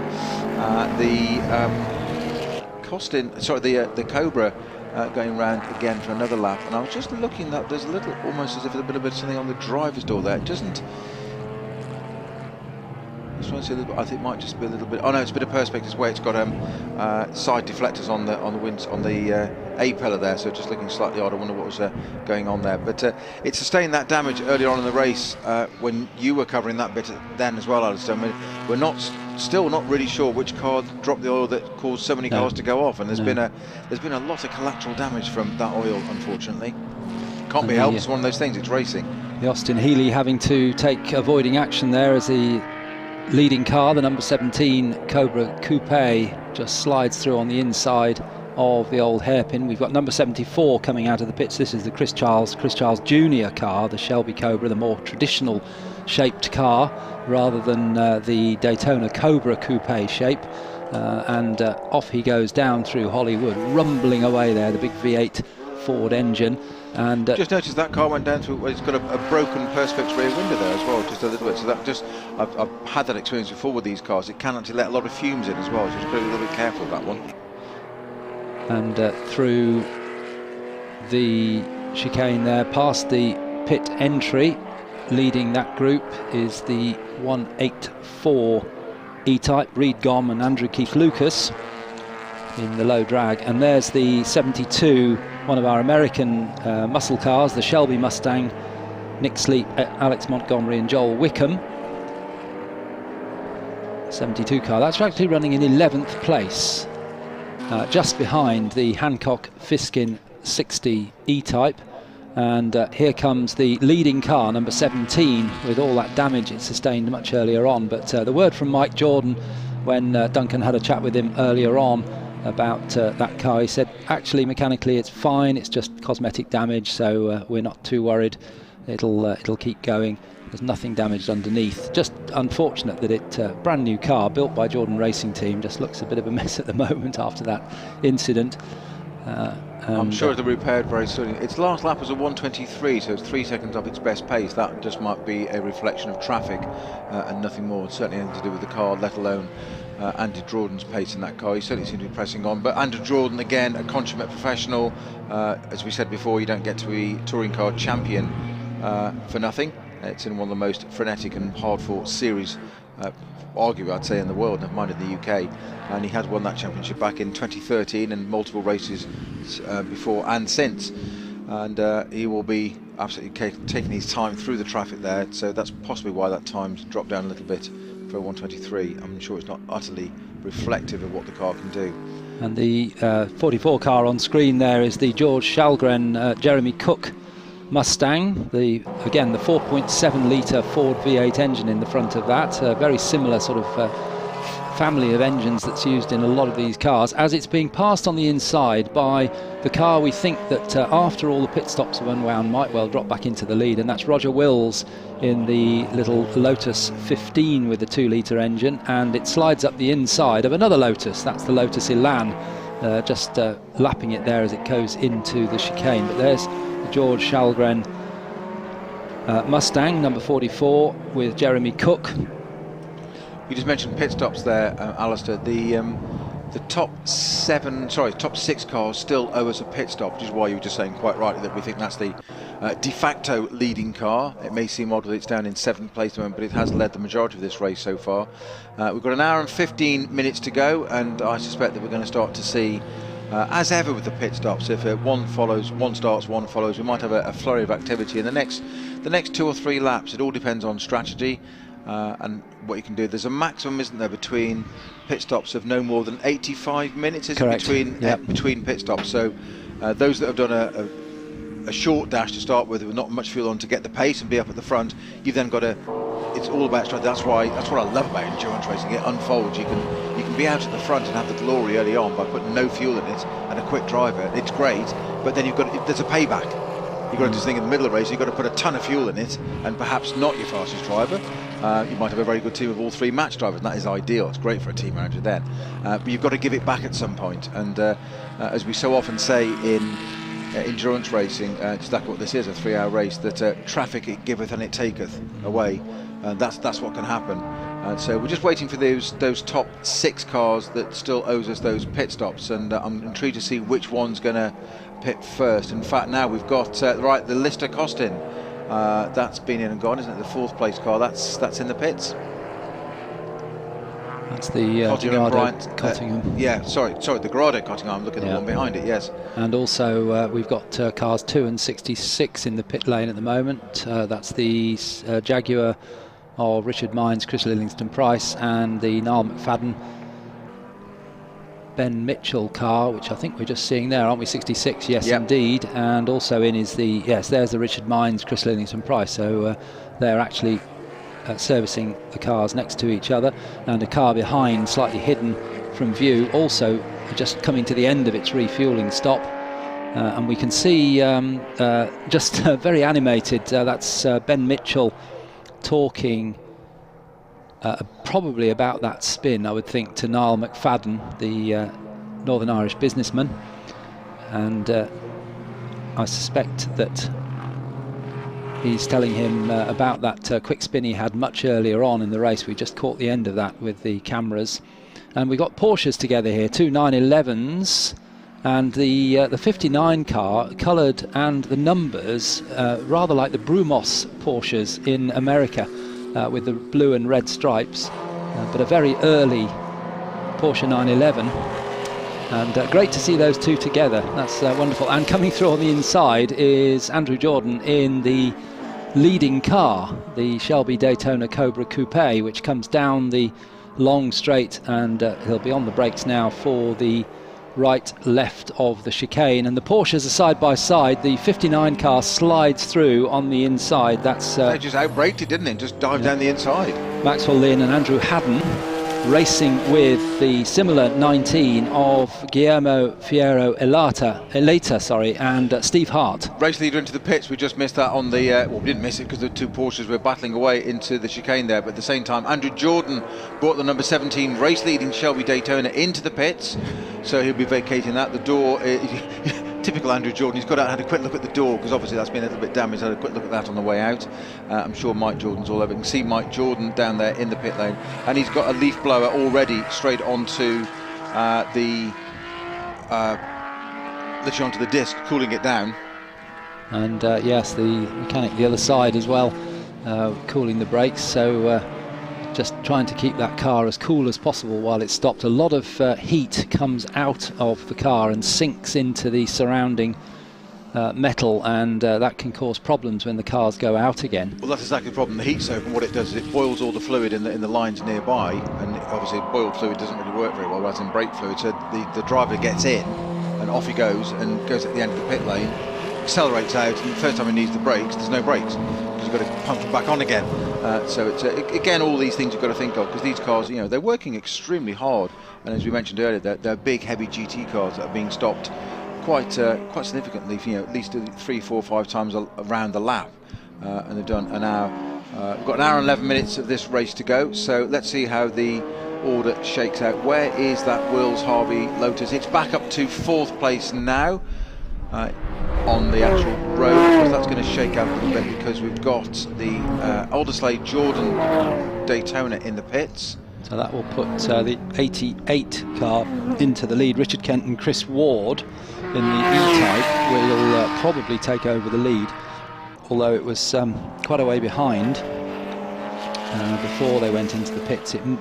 But with a 5-minute stop plus the in and out time, it's more than likely that they will take over the lead for a short time. There's the Roger Wills car coming through the chicane and completes another lap.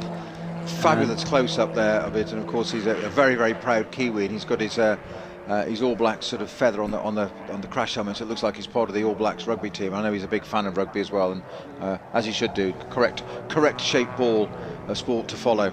And I can see Joe Bradley waiting in the background to come and take his last stint in this race, just smirking there. We have this constant conversation over the years. I mean, it's been nearly 25 years now, Joe, we've been discussing this. And the car in 3rd place, the number 1 Cottingham Bryant Stanley, a car run by DK Engineering. The Jaguar E-Type in 3rd is again some way behind, so that might just not take over at the top, but Kent and Ward do take over the lead, as I thought they would, with the Jordan Alderslade car in the pits. So for the moment they're in the pits for 5 minutes, of course, which is quite a long stop. Yeah, so I'd be very surprised if they're not going to take over the lead of this race again. Yeah, and 24, the Wills and Harvey car we're following now, the Lotus 15, is fast catching everybody up, because it's done its 2 pit stops now, so it's unwinding that 5 and a bit minutes that it cost them. There's the Alderslade Jordan car. We saw that come into the pits. We saw Mike Jordan and another team member with the leaf blowers just keeping the brakes cool. It looks like Roy Alderslade, the car's owner, is now on board, and we could certainly see Andrew Jordan, there he is, just pointing, holding the door open. There's Roy Alderslade, actually, he hasn't got in, he's just getting in. Andrew is now going to just kneel down by the car and just help him do his belts up, and we're going to hear from Andrew Marriott.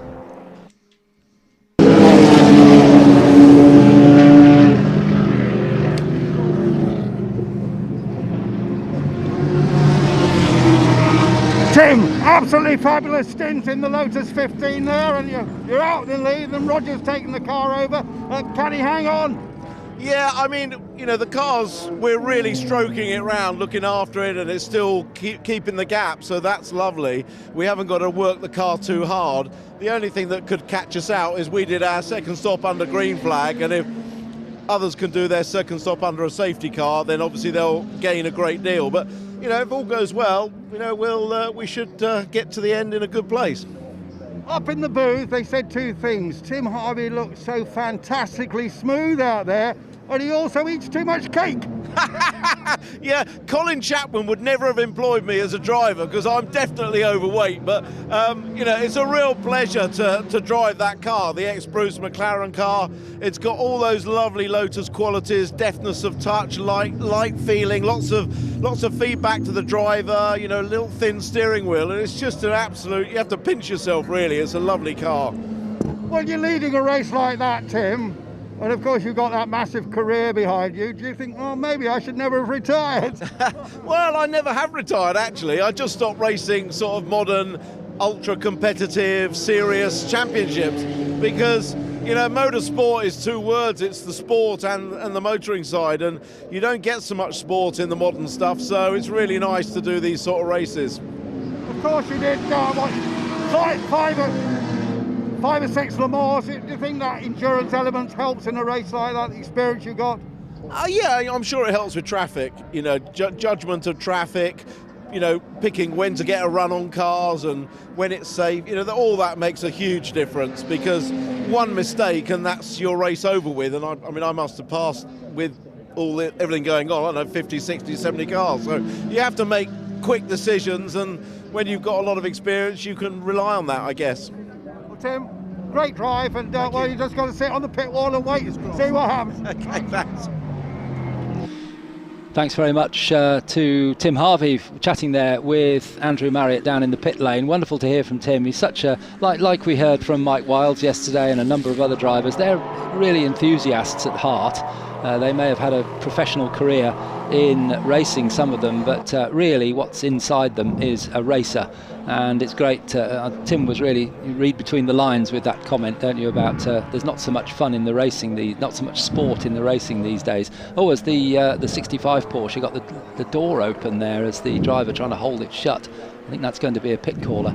But we were just watching the car that Tim Harvey was driving, Roger Wills, there it is again, which is now up to third as the other pit stops start to unwind. Andrew. Yeah, Alistair, I just come back into the box because unfortunately we can't get the camera link working. I mean, I think those great big birds we see at Donington have got in the way. But I did speak to Andrew Jordan as he got out of the Cobra and asked him, you know, my speculation was maybe the brakes weren't so good because of maybe, you know, Snowy said that maybe the brake ducts had been damaged or something. No, the brakes are absolutely fine. Actually, you probably can't see it so well on the screen, but there's quite a bit of damage to the side of the silencer, by the exhaust system. No, the engine's working fine. He says this car is a handful. You really have to concentrate, and I am going as quick as it will go. That's as quick as it will go at the moment. Remember, this car is brand new, effectively, and Jordan's had never been. Quite a lot of people build those Cobras, but they've never built one before, and so I think they're on a bit of a learning curve. So I'm sure it will go a bit quicker than that, but it's a great effort by them anyway, and we love to see that. I love that Daytona Cobra shape. There's a few of the actual real ones around, you know. There's one was actually still owned by Rob Walton, who is the big supermarket king of Walmart. He owns one, and also there's a guy in France owns one of the originals, who was the ATS lift company that remembers sponsored Pescarolo in many years ago. So some of the originals are about, but there we see it on screen here, and a bit beaten and battered around the edges, but still going great guns here and looking fabulous, isn't it? I think I'm right in saying, Andrew, that there were 6 of those built. Yes, I believe there was 6, right, yeah. 6 originals, and we've got plenty of continuations racing now, and this is one of them, which was very recently built. And as I say, absolutely flying. I think is Joe Bradley going to step back into the chair now, as we thank Peter Snowden for his excellent commentary and chat there. and a little bit of discussion between. We've got Joe and Peter having a bit of discussion here, like two drivers discuss when they get out of the car, you know, Alistair. But at the moment, well, that'll go on for a while. Then, couldn't it? Yes. And we've got the two E-types at the front, but just looking at lap times here, and Roger Wills, well, at the moment, is about 4 seconds off Tim's best time, isn't he? But Roger Wills, very experienced driver from New Zealand, travels the world a lot. Haven't been able to do that so much lately. That's true, yes. And he's raced a lot of different cars, but this Lotus 15, great machine, and we'll see what happens, see if it comes back up to the top of the list here. Well, we're looking at the moment at the car that is at the top of the list. That's the number 88, Kent and Ward. That's the E-Type, Richard Kent and Chris Ward. Chris Ward, an extremely experienced Jaguar driver. Of course, he drove for that JD Classics team for a while, and then, of course, that collapsed, didn't it? And left his career in a bit of a situation. He was telling me yesterday.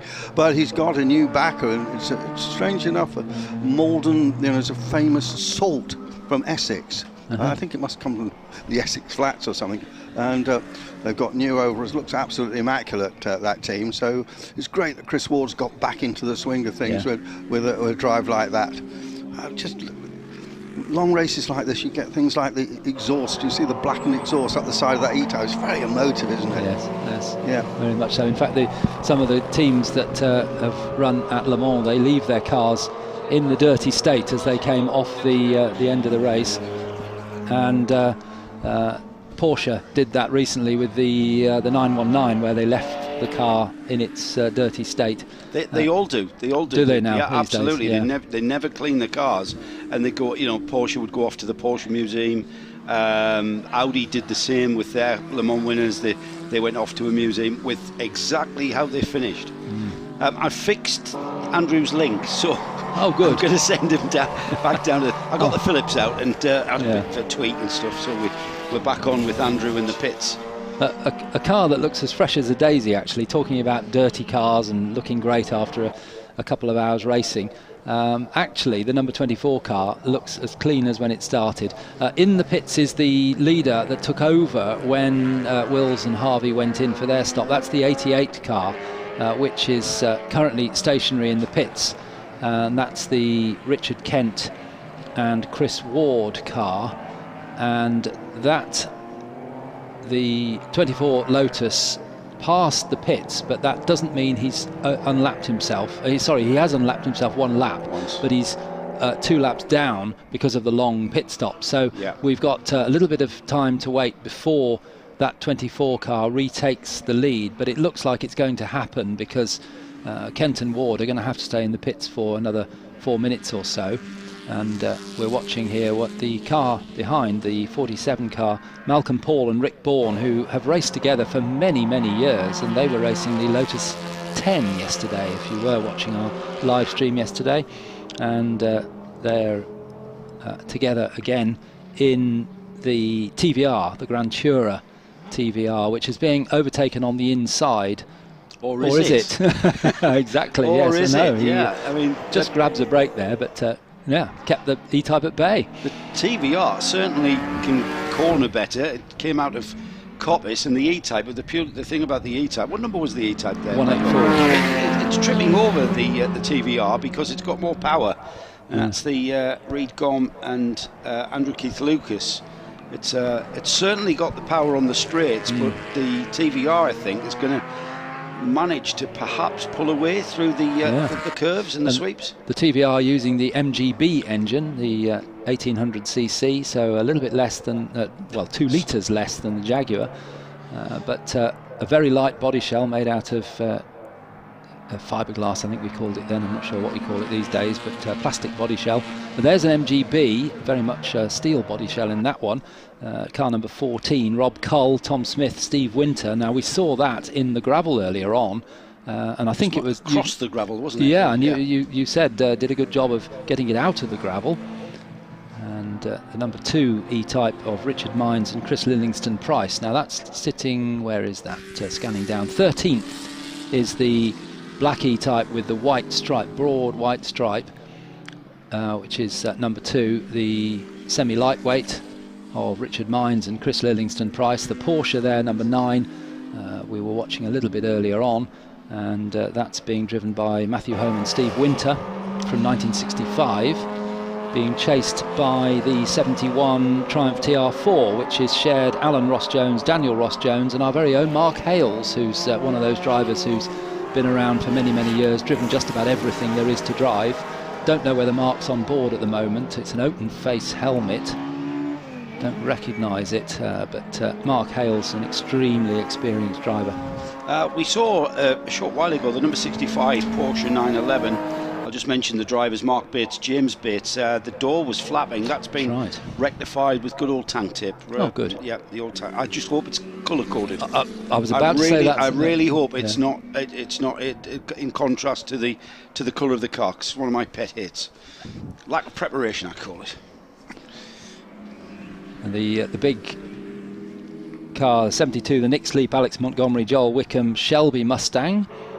Carroll Shelby, who was one of the drivers of the winning car in 1959 at Le Mans for Aston Martin, but he developed these muscle car Fords, and this is the Shelby Mustang. He was, of course, also absolutely linked with the Shelby Daytona Cobra as DD300. That's a very famous registration number. Doing a little bit of grass tracking there, but coming back onto the track, must have just gone wide. That's across from the crane of curves, and probably the safest approach once you've gone on there.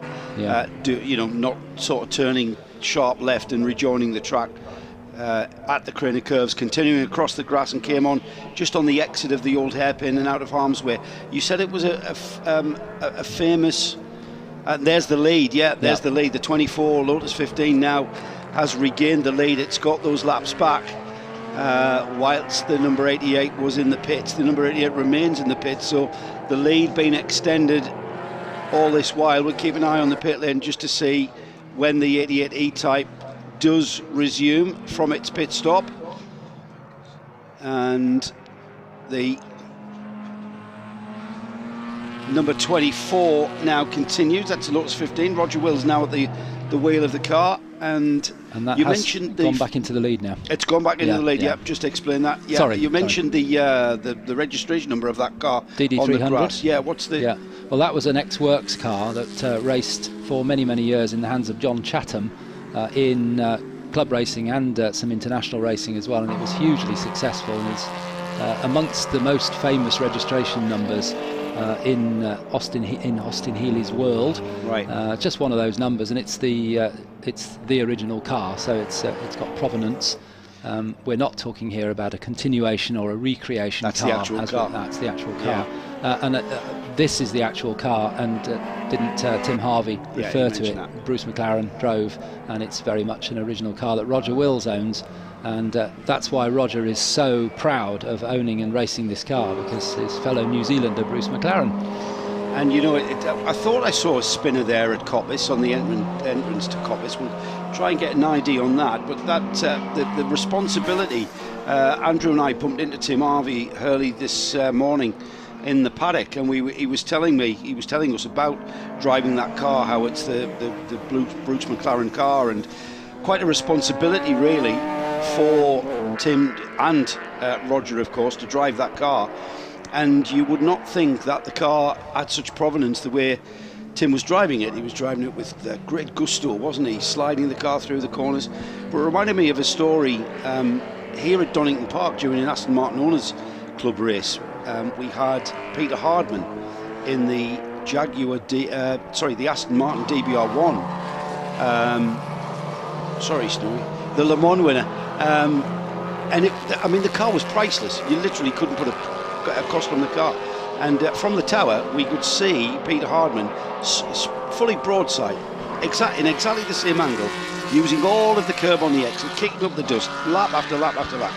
And he came into the pit lane, and where I did the winner's interview, and I said to him, Peter, how can you possibly drive this car on the limit like you did, on the very edge of the car's adhesion, when you know it's a priceless car?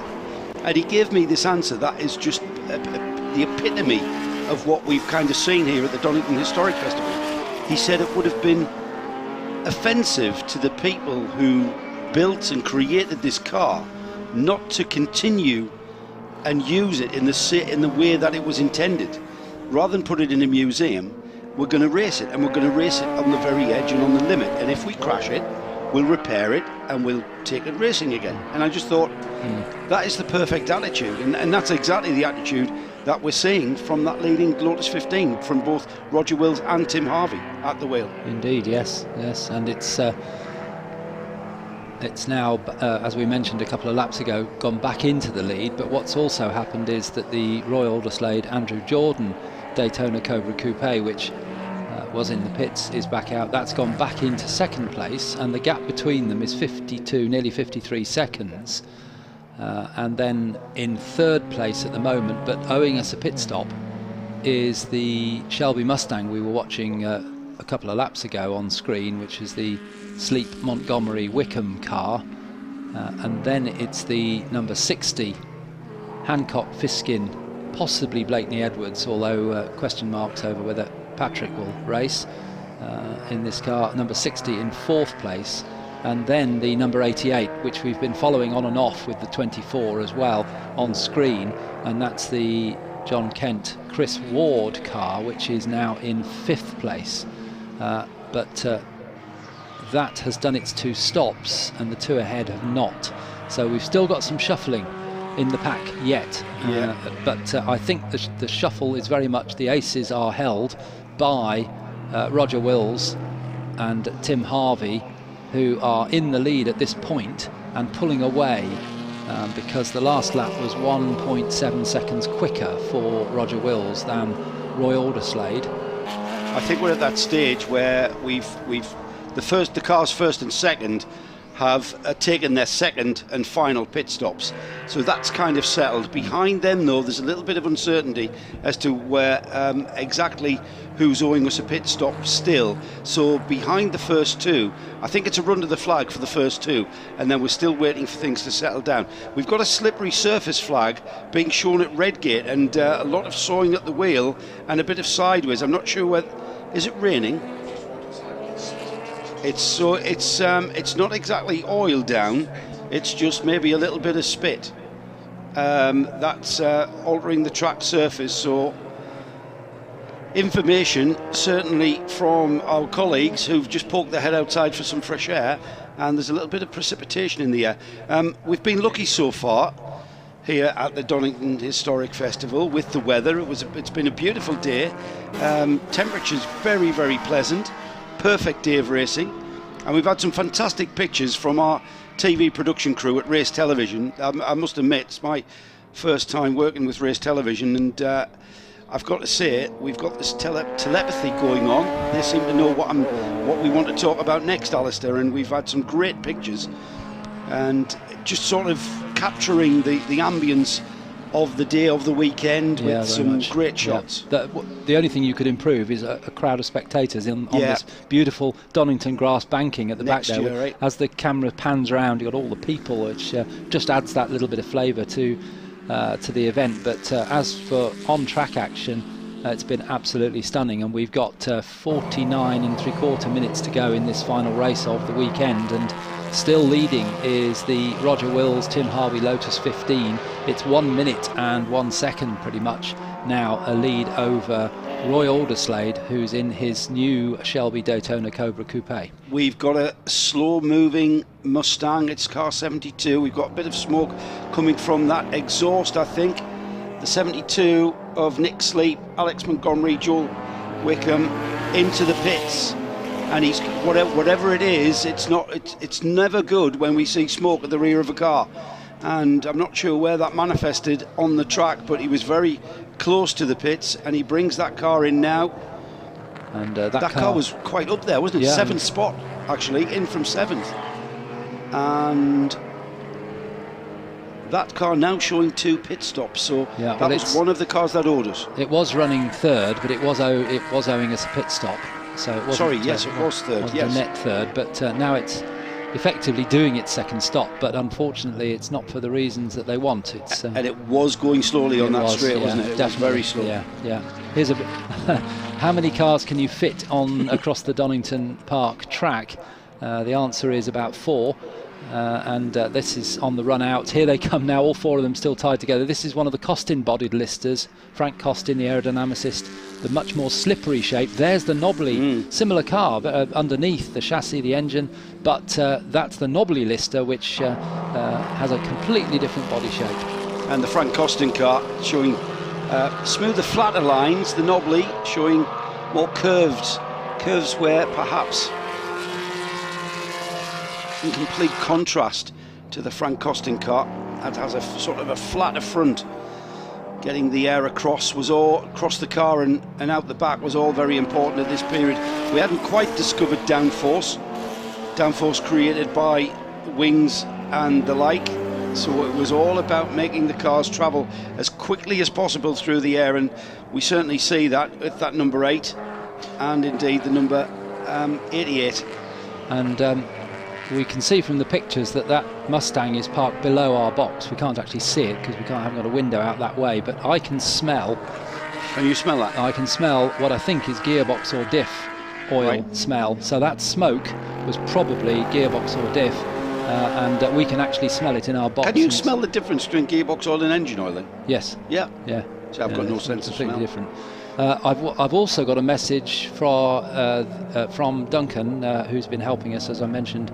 He's down in the pit lane, just wandering around, feeding Andrew with information as well, and he's telling us that the number 60 car, now that was a car we were watching earlier on, that's in the pits. Reason is it's lost its fan belt. So they may be able to get one fitted, or it may have done some damage to the engine, but let's hope not. That's the Hancock-Fiskin number 60 E-Type, which we focused on a bit earlier on, especially when Andrew was talking to Gregor Fiskin and then Sam Hancock, who got out of the car. And of course, gone are the days where you find the First Lady wearing nylon stockings. And the quick fix for the van belt back in the 60s and early 70s was some nylon stockings wrapped around the pulleys. I'm not sure that's how they'll want to fix that one. That's not a quick fix though. The number 60 is still showing in the pits. So we've got the car that was on screen there, the Alderslade car with the dented front, to the number 17 car in second place, losing ground to the leader. And we see there again the E-Type number 144, which I think was entered as a C-Type, but obviously Paul Poshiol, who owns this car, just changed to one of his other cars. We've had a quick shot there of DD300 again. That's the green Healy, which has period Le Mans history. It actually raced in the great 24-hour race when it was part of the factory team, and here it is out on track, driven very well indeed. It's coming down the long straight. We've got an E-Type, we've got a Lotus Elan just behind, squirreling around under braking. How would any Lotus Elan be driven differently to that? Absolutely on the limit. Then an MGB just slightly overrunning the track there, just having to take a little bit of extra track. And then the Costin-bodied Lister comes through. Lights ablaze on number 74, which is the Chris Charles Jr. and Senior Shelby Cobra, making its way through past one of the other Healys.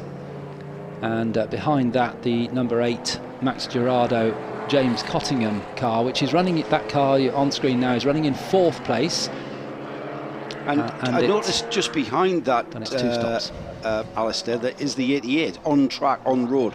And so the 88, it was actually ahead of that number 8 on the road. That's in 3rd, the number 8's in 4th. So the 88's about to come round and lap the number 8, from what I can gather. Yes, they're a lap apart at the moment. So we're 44 minutes from the end of the race, and there's still some racing to do. I think certainly, as Tim Harvey said to Andrew earlier, if everything goes okay and they don't get a safety car where everybody closes up and manages to do, although all the pit stops have been done now, so it's a run to the flag for them, but there's lots of racing going on behind them.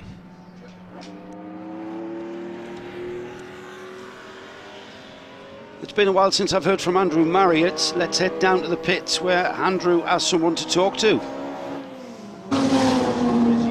From its pit stop. Andrew, I think the best way to describe that, you were wrestling the car around Donington Park. Yeah, that was a hard stint. I think it was about an hour and 20 minutes, and we wouldn't want to do much longer in it. Certainly on full fuel tank, it was quite hard. So you get a feeling from the car, and that was the pace the car wanted to go. So she's been in the wars with the oil that went down. Roy had a bit of contact with some cars on the oil, so she's looking a bit sorry, but still driving all straight, braking straight. So oil temp was a little bit high, so I've just told him to bring some revs off it because that made a big difference when I was out. So yeah, so far so good. When it came in with these, did see the team jack it up and have a look underneath there, just a visual inspection? Yeah, we put a pair of left tyres on it, which was the plan. The plan was initially to do a pair of lefts in each stop, but obviously Roy only did a short first stint because of the safety car. So we put him 2 left tyres on to give him a bit more grip, a bit more fuel, and told him to go and have some fun. You've done a lot of different racing cars in your time, but the Daytona Cobra is completely new to you. But I take my hat off to the team building that car up. It's great, you know. It's a long old race for these cars, 3 hours, you know, and yes, we're driving at a bit of a pace, but the cars are still having a very hard time. So yeah, it's great that we've had the car on pole and we're right up there in contention. So yeah, if Roy can go away happy of his first experience in the Daytona today, I'll be very happy. Yeah, because he hasn't got much experience at all, has he? He's very new to racing. He's done a couple of years in Ginettas and kind of got the historic bug with a Lotus Cortina with us, and yeah, got the bug, wanted a Daytona building, which we've done, which we'd wanted to build one for years, and yeah, the opportunity came. It's actually during lockdown. Roy rang me and said, I think I fancy a Daytona Cobra being built, so I was all over that, obviously. So yeah, it's looking a bit beat up, but we'll hopefully it keeps going and we get to the end. Well, you put a lot of smiles on a lot of people's faces today. Thanks very much, Andrew, and we'll keep our fingers crossed it makes it to the finish. Thanks, Andrew. Thank you very much. Cheers. Now then, my question is, are they going to actually take that car to Daytona for the Classic? Because that's its home, isn't it? That's where it should be at. So I'm sure Andrew and Mike will be putting that to the car zone, and I'm sure that's a box to be ticked. Why wouldn't you? Why wouldn't you? Daytona Classic coming up end of October actually this year. It's a little bit earlier than normal, and you never know, we might be able to get there. Fingers crossed. 41 minutes remaining, so we are at that point that we thought we might be at this stage, Alistair, with everyone showing on the timing screens that they've served their 2 mandatory stops, and now we're in a run to the flag. Not much of a race at the front, so to speak, with that huge gap remaining between the leading number 24 Lotus 15 and the Andrew, the Jordan and Alderslade Shelby Daytona Cobra in second. I'm not sure what the gap is. It's about a minute last time I looked. Yeah, and I think we've certainly got a battle for the bottom step of the podium, if not the second step. It just depends on how well Roy Alderslade, who Andrew Jordan has just explained, he's very new to racing. He's done a couple of years in Ginettas, which I've commentated on because that series supports British GT. So we've seen Roy out racing, and he's a real enthusiast, and he's really got the bug, as Andrew put it, and had this Lotus Cortina built and now the Daytona Cobra Coupe. But how well can he keep going to the end of the race? It's a long way to go. It's a tough car to drive. It's probably quite hot in there as well. And then we've got the 88 Kent and Richard Kent Chris Ward car, and also Max Jurado in the number 8 sharing with James Cottingham, and they are going very quickly indeed. And will they have time? It's a long way, 39 minutes to go, so we'll keep an eye on that. That might be a battle for... Gap's just ticked over there, Alistair, 54 seconds, right. That battle for 3rd and 4th. Yeah, so it's quite a long way. They're running similar pace, but the car behind is slightly quicker, which is always nice to see. So that's catching, the gap is closing. Can they, and they're both much quicker than, well, say much quicker, a couple of seconds a lap quicker than Roy Alderslade. So is there time for them to trouble the second step of the podium, perhaps, as we watch the 74 Cobra, I think, coming down the hill? Yes, the 74 car, that's in 8th place. That's the Childs and Childs car, senior and junior. And we're going to hand back to Andrew in the pit lane. Okay, well, we've been talking a lot about the lovely little Lotus Silence, the 26R. Cliff Gray's one of the men that's been in that car. You own the machine, I think, Cliff? No, it's actually owned by a friend of mine, Stephen Bond, so he's out there at the moment. But I've got the privilege of sharing it with him when we do events like this. It's an absolute delight. Always a beautiful little car. I remember in the day when run by Ian Walker Racing and so on. I don't know if your history goes that far back. Well, I go far back. I don't remember him personally, but I know the stories. Absolutely, it's wonderful, and there's some great drivers out in there. You know, really superb drivers out there in them. You had a pretty good run yourself. I was really pleased actually. I was just trying to get, you know, at the same times, nice and smooth, respect the car, get into a routine. I had an 85-minute stint, so I knew I just had to keep doing the same thing without overexerting myself or the car. Well, the car's run by, obviously, In Racing, or I'm never sure if it's IN Racing or In Racing, that's all family? It's Ian and obviously Will. They do a fantastic job. They run a Cooper that I race as well, with a friend of mine, Seb. They do a marvellous job in preparing the car. Will's not a bad peddler himself, as you probably know. We're not going to let him in the car because he'll show us up, that's why.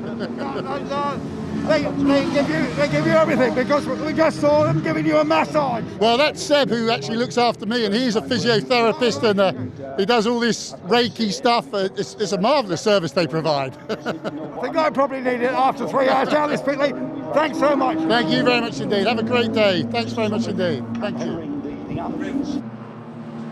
Staying with news from Lotus Land World, the number 75, the Little John and Evans car that was in 5th spot into the pits and looking like a retirement, is the information now we're receiving.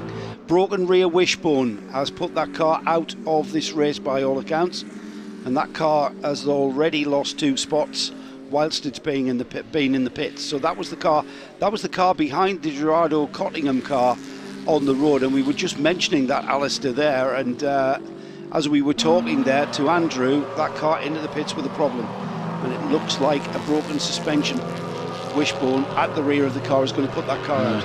Just 1 or 2. We've had the fan belt go, we've smelt the oil. It's just 1 or 2 problems creeping in. Not surprisingly, old cars, long race. But I do notice James Cottingham is now 4th and 5th. Yeah, no, it's going to be interesting if he gets 2nd and 3rd. Stands astride the steps. Well, it's 1 less interview for Andrew to do. It's going to be a lopsided podium. Right now, we haven't got that issue with him being 3rd and 4th and 5th. Still time yet, though. There's still. I mean, when we get to a 3-hour race, and this is, of course, for the Royal Automobile Club Pall Cup. When we get to 35 minutes to go, we kind of, complacency starts to come in, and we think we've got the result that we can see. Right now it's not. 35 minutes, like you've just said, this is when the cars are tired. Snowy mentioned earlier about tyre wear and how the cars have been used, and remember, there's no paddle shifts out there. They're all manual gearboxes with, you know, the dexterity of a ballet dancer, with heeling and towing and revving the engine down the box and changing up and down the box. It's all a completely different game to modern day contemporary racing, where the computer does the work for you. And tiredness, of course. Yeah, I think that's certainly the case in some of the smaller coupe type cars, like the C-Type there.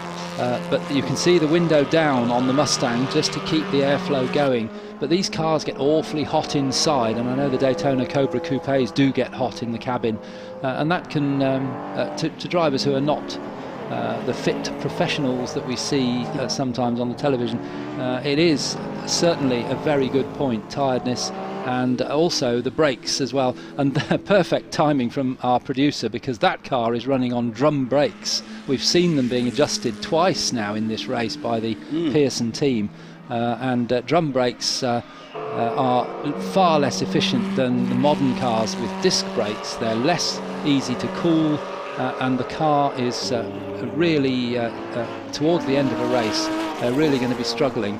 And in fact, we saw a car here yesterday doing the demonstration. It was a C-Type like that, but it was the first car to have disc brakes fitted, and Sterling Moss it was who said, you need to put these new types of brakes on this car, and of course the rest is history, as they say. And the brake performance across the axle can be so different with a drum brake, whereas disc brakes, you tend to get the same efficiency of the slowing the rotation of the wheel. Whereas drum brakes, you can end up with a very unstable car, and that can be very, very tricky. 71 is a car that I believe was owned by Pete Foster at one time. I think that's the car, the TR4. Certainly the same car as he's raced. I don't know whether it's the same car. Yeah, I'm not sure. Snowy might be able to tell us. It's that one. Alan Ross Jones, Daniel Ross Jones, and Mark Hills. That's the one with Mark Hills. Not sure who that is. It's an open face helmet. Thought we might be able to recognise him there.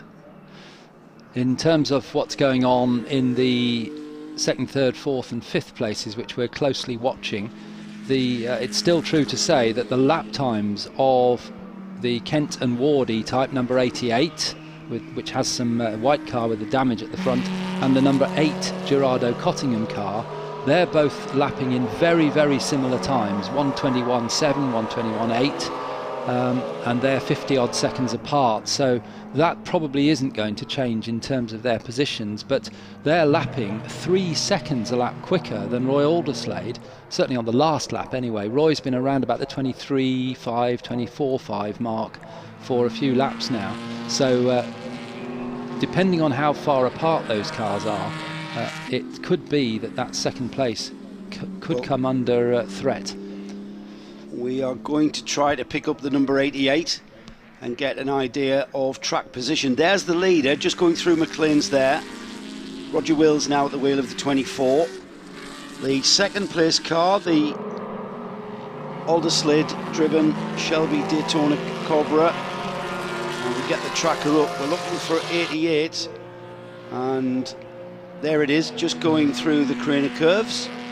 And now we are with the 88 there, just going through the Craner curves. Now the car that is catching, it is the number 8. And it's a lap down, we believe. So it may be just ahead of it. Trying to just pick it up on the tracker. We've got some great pictures of that car. A little bit of front end damage, as we've seen. And not sure where that plastic cone has come from. Cars just flashing past the exit of the pit lane exit. I think using I think we call it the snake, don't we, or something, where tracker. The tracker, yeah, that's it, where we can see all the car numbers going around the track, which is used on television coverage. Sometimes we have access to it up here, and I can see that the 88 car, which we've been following, we can see it's about to cross the line and complete another lap. And I think, if I read this correctly, it's now on the same lap as Roy Alderslade, which is car number 17, and I can tell you that Alderslade is coming down the long straight to the chicane, and the 88 car is coming into, as we can see on our television screens, coming into Hollywood. So it's just over half a lap, but the difference in lap times between them is in the region of, it was a second on the last lap, but it has been as high as 4 seconds. Right, there's the gap, 55 seconds I think it is. So, and with just about half an hour exactly to go, so there is time for this gap to close, isn't there? But it depends on how consistent the 88 car can be. Yeah, let's see, it's 55 seconds across the line. The number 17 car has just gone through. Then we look for the 88. There's the number 8 behind them, a further 51 seconds behind. There's the 17. Just coming out of the old hairpin. And heading through Schwantz Curve up towards McLean's. It's a car that's also sporting quite a bit of damage. Last time through, 1 minute 26.9. Welcome along to our live stream. We've got some people watching, we know that. Please feel free as we get towards the finish. Please tweet and let us know how you've enjoyed this year's Donington Historic Festival. We would have much preferred to have you here at trackside, as Alistair mentioned. 5-second gap between, 5 seconds quicker that last lap. 50 seconds is the gap now. Yeah. Yep. This is, we could see this building up quite a long time ago with Roy Alderslade, who will quite freely admit he's not as fast as Andrew Jordan. He's only just started racing. There's not many people are, in fairness. No, you know, that's true. But I thought the interview with Andrew Jordan was very interesting that Andrew did, because you could see there Andrew Jordan, totally professional. He's not there to try and win the race in this car. He wants Roy Alderslade to enjoy his racing. He's the customer, he's paid for the car to be built. Totally professional from Andrew Jordan there. So Roy Alderslade it is who's doing his best to stay ahead of the car we're looking at now, the 88 E-Type, which is coming down into the chicane. Roy Alderslade at the moment is over at Schwantz Curve, so we're now they're kind of looking across the track at each other now, with one on the high side of the track, the 88 car. There's the Roy Alderslade car coming along towards the highest point of the circuit at Coppice Corner. Got a couple of elans to get by. Let's have a look at what the stopwatch said.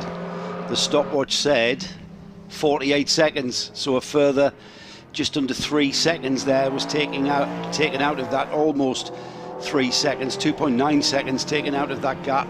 With 27 minutes remaining, I'm not sure whether we're going to have time. I think, you know what, people our age will understand what I mean when I say a grandstand finish. That Saturday afternoon sports show, we may be about to have a grandstand finish for that second and third place. There's the 88 there. He's chasing down the number 17.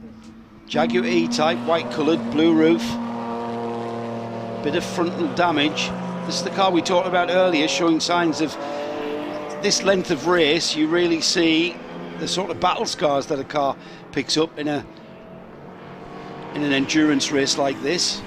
And the exhaust, the black stain from the exhaust showing on the left-hand side of the car is just coming out onto the pit straight to complete another lap. Let's see what the gap is this time. It was 49 seconds. It's just, let's call that 46. It's coming down, isn't it? It's coming down right here at the very end of the Donington Historic Festival. We've got a great finish coming up at the Royal Automobile Club Pall Mall Cup.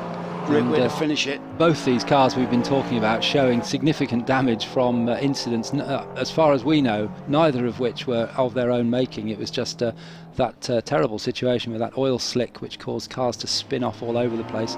So we're not looking at cars that have been thrown off the road by their drivers. And across the line once again, there goes Roy Alderslade. That's a camera shot from the pit wall, as you can see them coming down the pit straight towards Redgate. And Roy Alderslade completes another lap. That was a 1:23.7. That was a good lap from Roy Alderslade. That's going to be in the region of the time that the Kent and Ward car will do, and I think it's probably Richard Kent. That was the information we had, was that Chris Ward would do the middle stint, and then the final stint would be taken by Richard Kent. So let's assume that that's what's happened, and Richard Kent's time on this lap we'll get in a moment when he crosses the line. And a gap between third and fourth of Richard Kent and the E-Type. Behind them they've got the Gerardo Cottingham Lister Jaguar Costin, and they were further 54 seconds back there in fourth spot as the number 88 comes through to complete another lap. It is Kent that we have been confirmed is at the wheel. There is the 66. That's a little bit down the field. The 55 is off into the gravel with a bit of a spin. I think that's McLean's. It is indeed. Now, whether he can keep the car running, he's just kind of harmlessly spun onto the outside of the circuit, and he's just off track. He's not in the gravel. That's a good sign. When he gets the go-ahead from the marshals, they'll give him an idea of when the traffic has gone by. Right now he's pointing in the direction he doesn't want to be in. Now the last thing he wants to do is reverse into any gravel trap, so he's trying to get a better angle It's good thinking. He's doesn't want to turn around on the track, but that's a frightening position to be in. But it is. It will be covered by waved yellow flags by the marshals, so the drivers will be aware that there's an incident ahead. But he's underway again. That's the Martin Melling, Mark Burton, Graham Pattle car. He's lost a place. He's lost at least one place, down to 14th, and he may lose more as more cars come across the line. Gap second to third down to 42.5 seconds. Only 1.3 taken off Roy Alderslade that time. I did say Roy had done a very good lap time that last time around, but still Richard Kent was a little bit quicker. There's the 74 of the Childs, Chris Jr. and Chris Sr. just coming across the line there. They're in 8th spot, and they are 10 seconds behind the Willis and Job still. Lotus Elan currently in 7th. Just ahead of them, another Lotus Elan, this time the S1, and that is 57 seconds up the road. In 6th spot, that's shared by Haddon and Sean Lynn. Sean Lynn, of course, the father of pro driver Alex Lynn, who I call superstar. I'm really impressed with wherever I've seen Alex Lynn drive. He's really impressed me. I'm not sure he's in Formula E this season after the Aston Martin programme came to a halt. He has been an Aston Martin works driver for the last few seasons in the WEC and other series. There is the 88. Here he comes. Now what will the gap be? It was 42 seconds, I think, Alistair. Let's see if he's narrowed it. No, it's actually gone out. That was another good lap from Roy Alderslade. I wonder whether Mike and Andrew Jordan are on the pit wall saying, get on with it. Come on. I think that was more a case of the 88 being held up slightly, overtaken by Marcus. Yeah, and that's how it will be. It will ebb and flow. 22 minutes remain. 22 minutes remaining of the Royal Automobile Club Pall Mall Cup, and the second place, number 17, just tripping up a little bit. Now he's held up this time. Yes, he has been held up. So it'll ebb and flow back to in favour of Kent in the Jaguar. That was a 1:24.8, so a slow time, and that was pretty much all in that last corner, wasn't it? Where not the Triumph's fault at all. There's nowhere he could go. He was already committed. You find the smaller engine cars are even more committed through the corners. And the fact that Roger Wills is there, he's going to take another lap out of the Roy Alderslade car, so the leader could well win by 2 clear laps, which is an absolutely stunning performance. It really is. Both drivers driving this car really well. There hasn't really been a weak link there, has there, in their driver lineup. Here's the 88 across the line now. Let's see what the gap is. 22.6, so that's another 2 seconds taken off. We're back to 42.5, which is 42. Where we were last time. Absolutely, time's running out though. That's the Lotus Elite there. I'm not sure we've seen that much on screen in this race. The Mark Gordon, Nick Finborough car, Lotus Elite, which was the forerunner of the Lotus Elan from Colin Chapman at the Lotus Company. A very pretty car indeed, and that's following the 88 car down into the old hairpin, and this could well spell the possibly one of the moments that will define this race, because the 88 has got a lot of slower traffic to get through. Some of it isn't that much slower than him, which is even harder. And he's caught them right at the point in this Donington circuit where you don't want to catch them, right through the old hairpin, all the way through and into McLean's. He would have wanted to have cleared this traffic on the straights where the car is faster. He's cleared maybe half of them, but now he's still got about 4 cars to clear. Onto the back straight he goes, lights ablaze to warn that slower traffic. When I say slower, it's all relative. He gets waved by the other E-Type, and he goes down the inside. That not have cost him as much time as he perhaps if he'd had to fight his way by using all the road. Here's another time check on that second and third place battle. It's back up to 44. Yeah, that was a slower time from Richard Kent, and a spin from the Lister Costin, number 8 of Max Girardo and James Cottingham.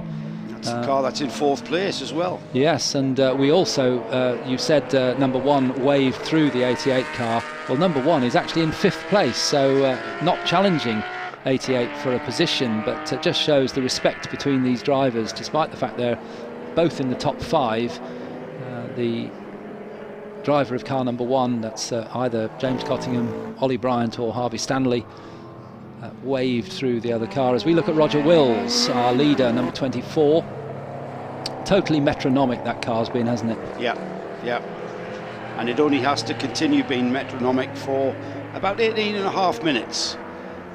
And then we will see where that car absolutely being driven with such finesse, with such speed. I mentioned there, very little difference in the abilities of both Roger Wills and Tim Harvey. Tim Harvey, a known quantity. Roger Wills, slightly so if you are an historic racing fan. And that Lotus 15, it's not that far from the 17 car in second place. So I'm not sure if I caught that right on the TV screen there, but it may be. We'll have a look at the tracker if it comes to it. But right now we're more concentrated on the, and it's gone out to 46. Yeah, I was just about to say, I think Andrew or Mike or both have lit a fire under Roy Alderslade, because he's just done a 1:22.0, which is only a second and a half off Andrew Jordan's best time in that car in the race. So that's a stunning performance from Roy.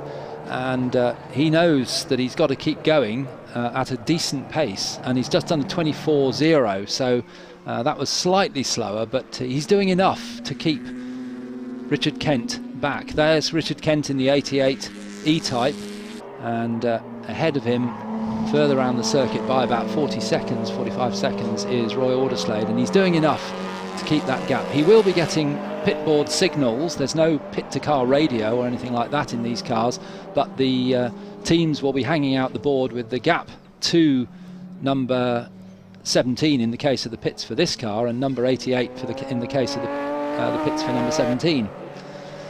Here he is across the line then. Let's see what the gap is. It was 46, back down to 44. Hasn't really made that much progress, certainly the last 3 laps, but now that he's cleared all those back marker traffic, now we see that E-Type really find its pace again, and I'm sure we're going to see some quick lap times from the 88.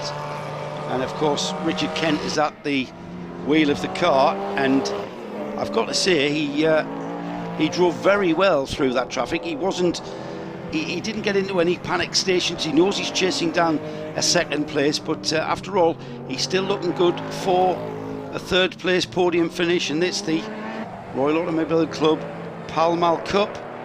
And I was right, the 24 car crosses the line, and just ahead of him on the road is the second place car. Yeah. Now that second place car already a lap down. It looks very much like our leading car is about to go 2 laps up ahead of the whole field.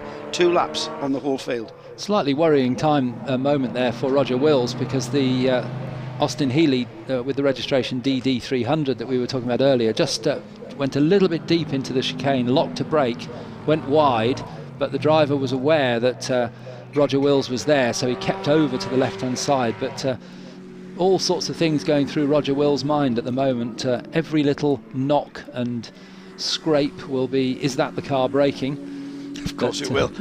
Of course he'll be thinking of all sorts of things going through his head. But a superb drive from both Roger and from Tim Harvey. That car has just kept going round. He's not hitting the curbs hard. He's not pushing the car right to the edge of the track. And you can see now the second place car, the Daytona Cobra Coupe, and then in the background you can see Roger Wills in the leading car, so almost 2 laps up now on the 17 car. So it's quite majestic, really. That's the only way I can describe both of how these drivers have managed this car over this 3 hours. We've still got just past the 15 minutes to go mark, so we are getting towards the very latter stages of this race. And a spinner there causing some consternation at Redgate. That's the number 144. That's the Poshiel of Paul and George Poshiel, James Hansen in the Jaguar. And a car off. Maybe it is fitness coming in. We've seen a few cars making mistakes, spinning harmlessly. That's the number 9 Porsche of Steve Winter and Matthew Home. having a bit of a spin, what looked like on the exit of the old hairpin. Excursion across the grass, rejoined, no harm, no foul.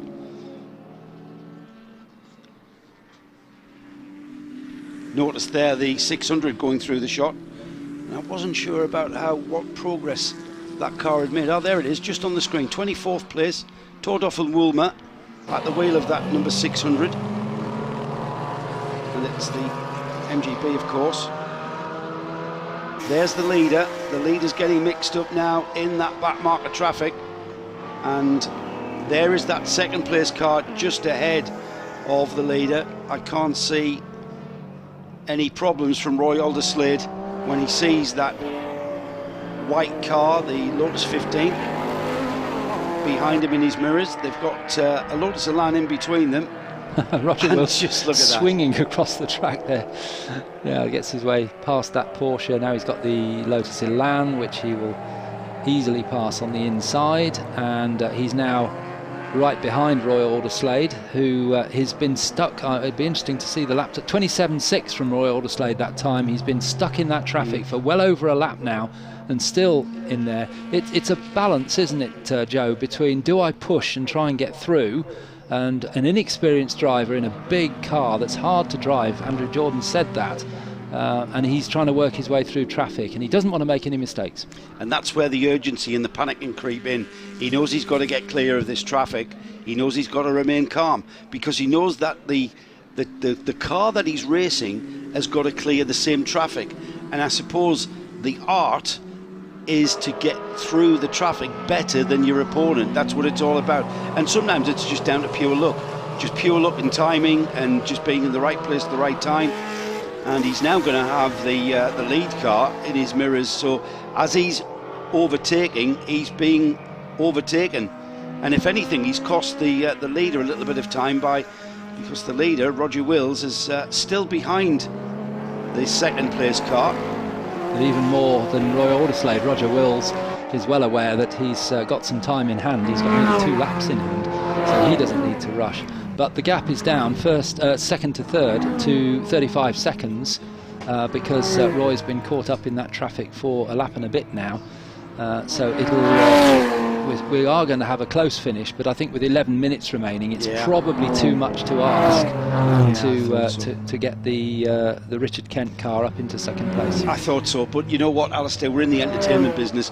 We were just trying to create a bit of excitement there, weren't we? And it's still not over though, still 11 minutes remaining, and all it takes is for a wrong piece of judgment, a little bit of misbreaking point, and that 35 seconds can disappear in the blink of an eye. Well, it's 33 now, isn't it? There you go. Still coming down. So there's still a bit of intensity. I'd like to think that with just under 11 minutes to go, there's still an opportunity. Still got a few laps of racing. Oh, and there's the number 8 going very slowly into McLean's. And that's the car that is currently 4th, and it's pulling off onto the inside, and that is not good at all. That car very much in contention. It's the Lister Jag Costin of Cottingham, Bryant and Stanley, all 3 very good drivers. No, I think sorry, that's the Gerardo and Cottingham that's car. Right, yeah, Cottingham's in 2 cars, isn't it? It's confusing, And they're both together on the list, 4th and 5th. So that when you first glance, you see Cottingham and you think, there it is. So problems there, pulling that car off to the side, and it looks like it's out of this race very much. That's hard to take with 10 minutes to go, isn't it? And there's the other Cottingham car. Oh, and a spin from the Lotus Elite as well. There is some foibles, is it, coming into the last part of this race. The Elite just having a quick spin there as well. Let's turn our attention back to you. The gap is down to 31.9, and there is the Gerardo Cottingham. Is that James Cottingham's helmet? I was going to ask you that. Yeah, I'm not 100% sure. It looks similar, but don't know who's in that car. If it looks similar, it probably is then. I don't think Harvey Stanley would have copied James's helmet design. So. Well, no, it could well be Max, because James was due in for the middle stint. That doesn't mean he didn't stay in for the last stint. It you know, they can change their minds, but it was due to go back to Max for the final stint. There's the 88 car. We've been following that for a while as it chases after the Roy Alderslade car, which has just completed another lap. A 1:23.8 for Alderslade that time around. That's probably enough to keep the gap at around 30 seconds. 30 seconds being, as he just crossed the line there, sorry, I've got the wrong E-type. I thought that was the 88, and I'm thinking that's not 30 seconds, that's half a lap. That's just at the top. That car's actually now running in what will be fourth, won't it? Yeah. It'll, so Cottingham will take Cottingham's place. Yeah, Cottingham overtakes Cottingham. Yeah. James, part of GK Engineering and part of the support for this event. And a big thank you once again to Motor Racing Legends, DK Engineering and the Royal Automobile Club. You're annoyed now, aren't you? Did you see the Porsche? The one that had the door opening. It hasn't got colour. It's been tank taped up. With the wrong colour tip. Well, yes, could be. You could say that. It's bright red. Not the same maroon red that is the colour of the stripes, or the off-white kind of. I know there'll be an official Porsche name for that off-white colour, but bright red tape just sort of draws your attention to it. And Roger Wills actually hasn't got past Roy Alderslade, so he's happy just to sit behind. That's been 2 or 3 laps now he's been there. He is virtually 2 laps ahead. He's a lap and almost a lap right behind him. So he may well choose to pass him. He may choose just to stay behind, because Roy has gone back to putting in those low 22s on the lap time, 1 minute 22s. Here's the gap to third. Yep. With the 88 just coming across the line now. As he clicks over the line, we'll see what the time is. It's about the same, isn't it? 30, it is 33 seconds. Yeah, he was actually lost a second that lap with a bit of lappery to do. So yeah, it's very much held, and we've got we haven't mentioned how many laps they've done. 111 laps for the leader in this 3-hour race. That's quite something for these cars, and 110 laps for the cars in second and third places. Well, we're getting towards the final stages, certainly the final 6 whole minutes left of the Royal Automobile Club Pall Cup, and it's been the kind of endurance race what we've come to expect, certainly with some attrition and some incident, and we've had cars that have certainly dealt with the adversity of needing repairs, and none more so than the number 17, currently in second place, and that car has just gone another lap down. He followed him around for about 3 or 4 laps there, I think, and the leader, that is Roger Wills in the Lotus 15, has just gotten past the number 17 Roy Alderslade car now, but the Alderslade car is second, 2 laps off the leader, and then the number 88 is the car that is chasing that car down. Richard Kent at the wheel of the 88. We're just waiting for Richard to cross the line. Is that a 5 seconds difference in lap time there? 28.1 between second and third now. So that's the first time they've been in the 20 seconds. It is. Which he's nibbled away, got it down into the 30s, but now into the 20s with 5 minutes to go. So not far to go now for everybody, but as we've just seen there with the number 8, the Gerardo Cottingham Lister Jag pulling off with a problem. It's all nuts and bolts, it's all bits of glue, nuts and bolts, bits of rubber, bits of fiberglass, all knitted together in a fashion, and anything can go wrong at any stage, and especially in historic racing. It's perhaps an element of endurance racing which we've lost these days. It seems to be, no matter what the duration of the race is, it's a sprint with modern day machinery, computers managing your gear shifts and stuff.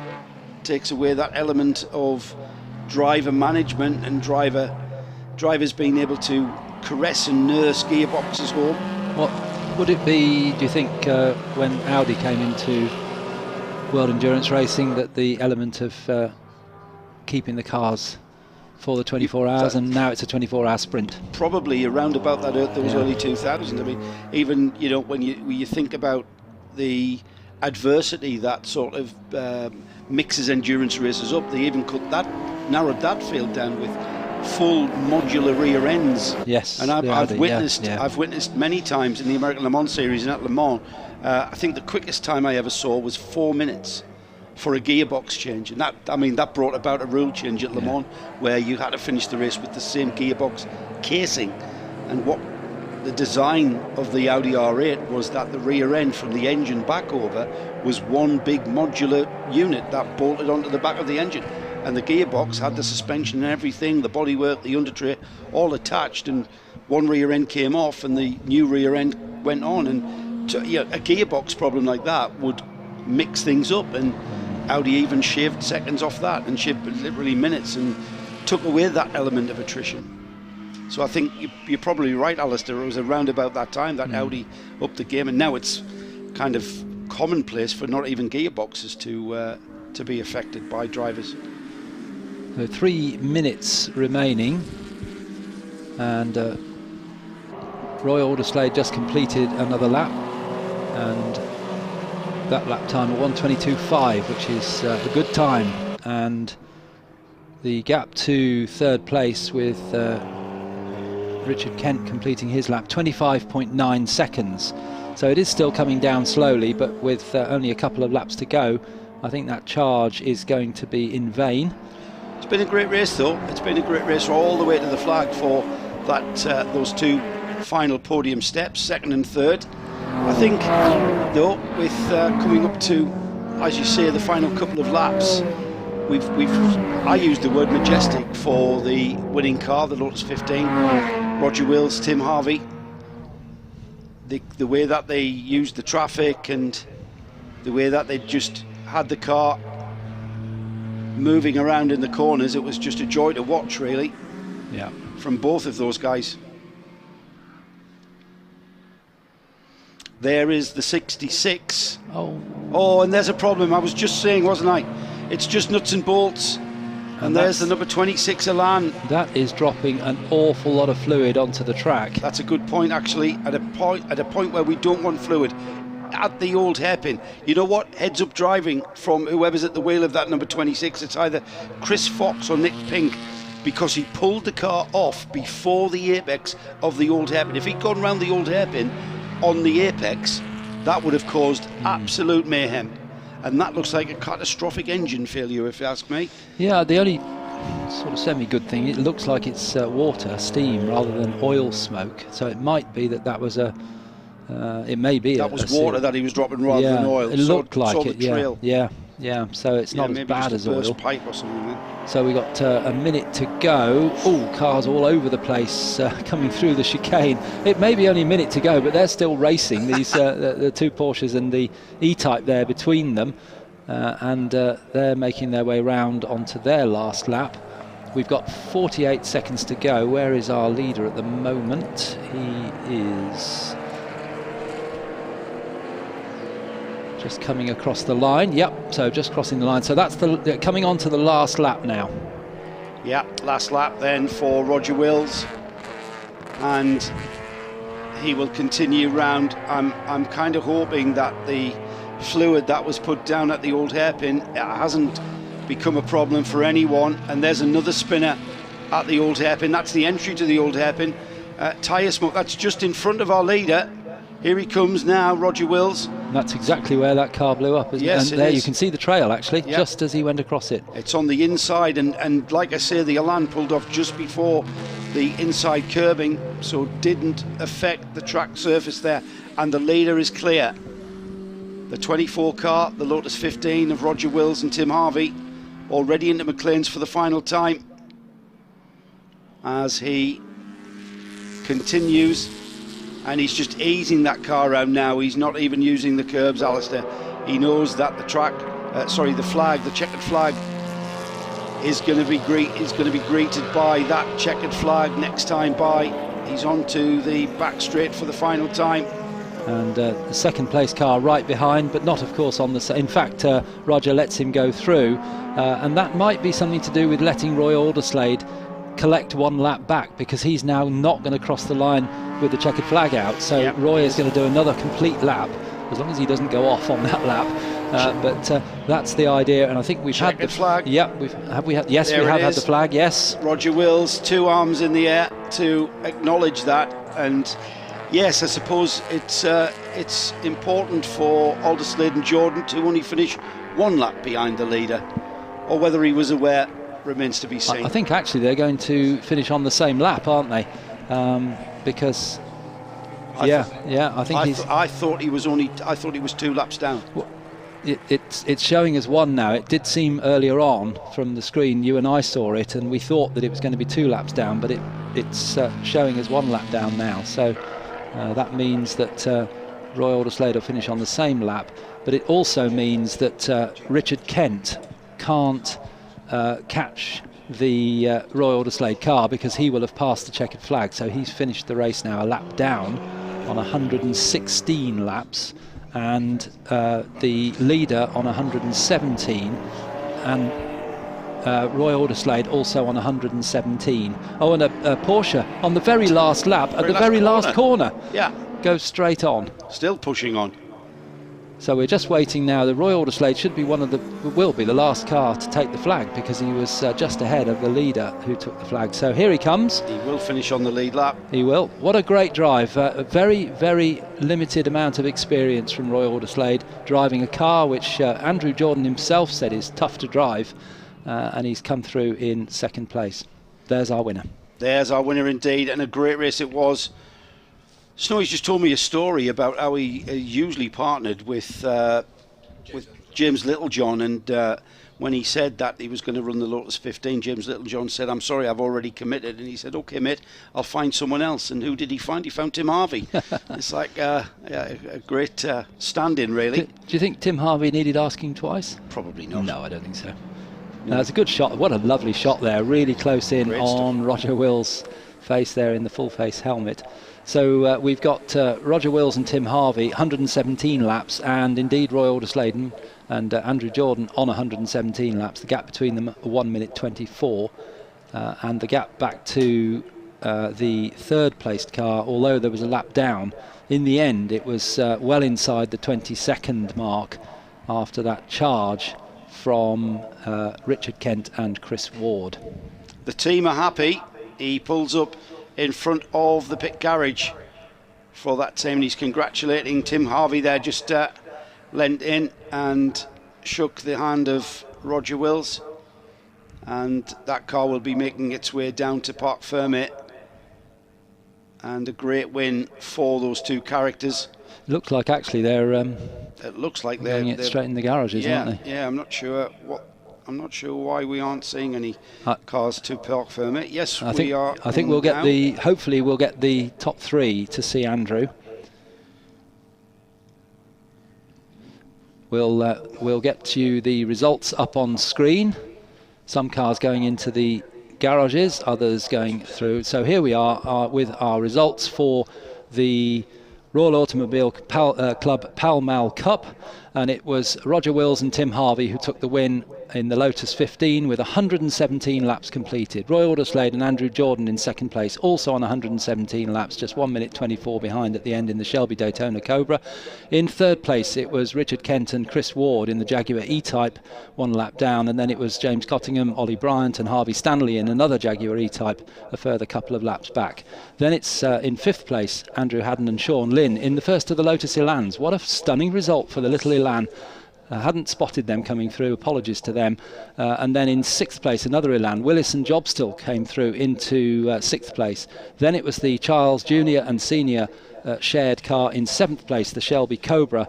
In 8th place, it was Mines and Lillingston Price in the E-Type. And then the Miles, Wright and Coyne in 9th place in the Mustang. And completing the top 10, Muirhead and Welsh in the Austin Healey 3000.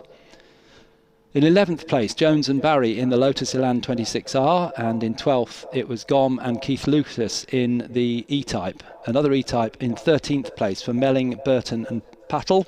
In 14th place, It was Bond and Gray, and we saw Ian Gray interviewed, didn't we, in the Lotus Elan. Then in 15th place, McFadden and Mitchell in the Lister Nobly. In 16th place, Pearson and Friedrichs in the C-Type Jaguar.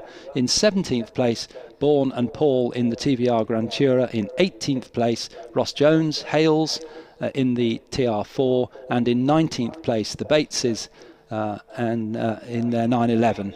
And in 20th place, Hansen, Posciol and Posciol in the Jaguar E-Type. In 21st place, Fox and Pink in the Land 26R. In 22nd place, it was Lynn and Haddon in their 911 Porsche. In 23rd place, Winter, Cull and Smith in the MGB, and a similar car of Sam Tordoff and Richard Woolmer in 24th place in their MGB. And then in 25th place, the Girardo and Cottingham, wonderfully named, the Lister Jaguar Coastin, it's actually a Costin, and in 26th place, Tuthill and Paul and Butcher, Rory Butcher indeed, in the 911 Porsche, and then in 27th place, Harris and Wilmoth in the Austin Healey 3000, Hart, Fierro Eleta and Smith in the 911 in 28th place, 29th, Home and Winter in the 911, and in 30th, Shalgren and Cook in the Ford Mustang. And we've still got a few more cars to tell you about. In 31st place, Gordon and Finborough in the Lotus Elite. LeBlanc and Van Lanschot in the Austin Healey 3000. That's the DD300 registration number we were talking about. Finished in 32nd place. In 33rd, it was Mallet, Clark and Clark in the MGB, and Littlejohn and Evans. And we're into the retirements now, aren't we? Because we know Littlejohn and Evans retired. We saw that. Lotus Elan 26R. Sleep, Montgomery and Wickham in the Shelby Mustang, and Hancock, Fiskin and Blakeney, we know they retired as well in the E-Type. Becker and Prill. That's a shame that car retired. It was 904 Porsche, really pretty looking car. And Wakeham, Blakeney Edwards in the Cobra, Oyenhausen Steershops, and it was Andy Newell, wasn't it, in the Jaguar E-Type, and Evans, Smith and Little in the Cobra.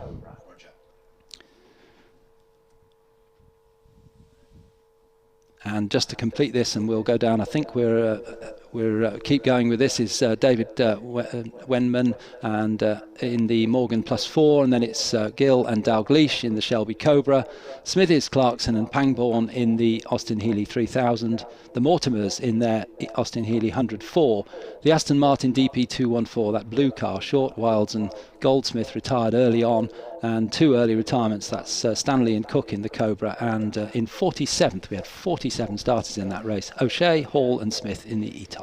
Well done, Alistair. That's a 47 car field you've just read down there. You can go and have a lie down there, because the Royal Automobile Club Pall Mall Cup, we are ready with our winners at the podium, and Andrew Marriott is there. Yes, indeed, and let's go over to Roger Willis now. Roger, all the way from New Zealand with a very silly face mask on.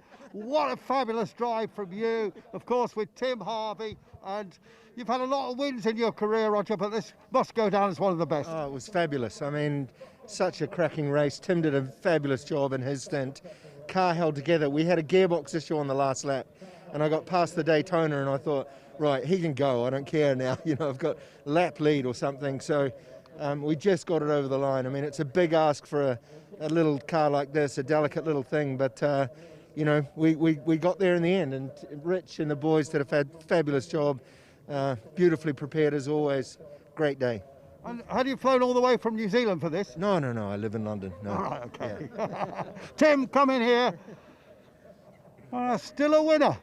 Well, yeah, thanks to Roger and the boys, and just a fantastic car. You know, this is a race I'll really remember. It's a great, you know, it's a long race. It is a big ask for a little car, and it's just got this little touch of magic, this car, and it's a real pleasure to drive it. And thank you to Roger for inviting me. I really enjoyed it. Well, congratulations, you two. Let's go back into the rest of the area here. We're going to go a little bit of a way to find the other cars, actually. And I'm hoping, well, I can see Mike Jordan down there, and here we are. Let's. We talked to Andrew Jordan earlier, but let's talk to Roy Alderslade here. As the camera comes. Roy, 2 years ago you were racing a little Ginetta. Now you're winning a 3-hour race in a great big Cobra. It's a different ball game, I have to say. I'm absolutely exhausted. And there's a lot of pressure on you, of course, because Andrew handed the car over to you. You had people, you know, coming through, and you just had to hold it together in a car you didn't know. Well, yeah, I mean, we've had a fair bit of testing in the car and, give it a good run this season. But, experiencing the race was absolutely fantastic. To do endurance racing was something new to me and thoroughly enjoyable. Despite all the damage, we still. I think you might get a bill from the Jordan crowd for that. Yeah, that's the bad part of it, but we'll worry about that next. So definitely the highlight of your career.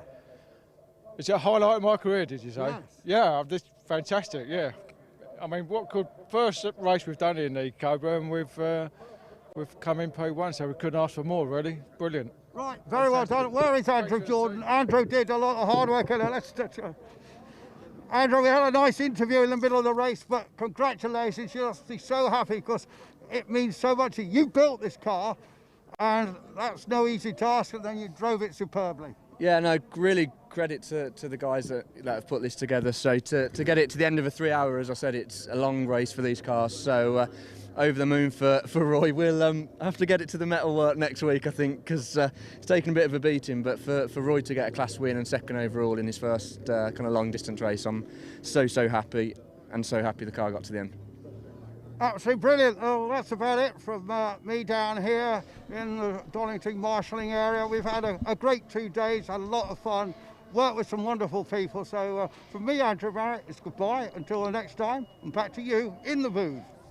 Thank you, Andrew, and I know you've enjoyed it and loved every moment of it. I know Alistair and I have. Alistair, there it is, the conclusion then of the 2021 Donington Historic Festival. We couldn't have any spectators here, but I'm hoping everyone at home who would have been at the track has been able to enjoy exactly what we've seen on the live stream. Yeah, absolutely, and it's a different view for me. This is my 4th Donington Historic Festival, but the previous 3 have been done from the tower. Very different view, but it's been a real pleasure to work with the team. I think they've done a fantastic job. Everybody here, the marshals, the historic promotions people who have put the events on, the motor racing legends who get the grids together, the historic Grand Prix cars, the juniors, all bringing their grids here. What a wonderful weekend we've had, and that was really the icing on the cake, that race. I love it. I love long distance racing. I think it's brilliant. And to see those drivers and a real privilege to work at an event like this. Absolutely concur with that. Once again, a big thank you to DK Engineering and the Royal Automobile Club, as well as Motor Racing Legends, and of course all the crew at Race Television who have brought us these some wonderful pictures, what we've seen today. So me, Joe Bradley, Alistair Douglas, Andrew Marriott and Peter Snowden will say goodnight, and we are already looking forward to the next Donington Historic Festival.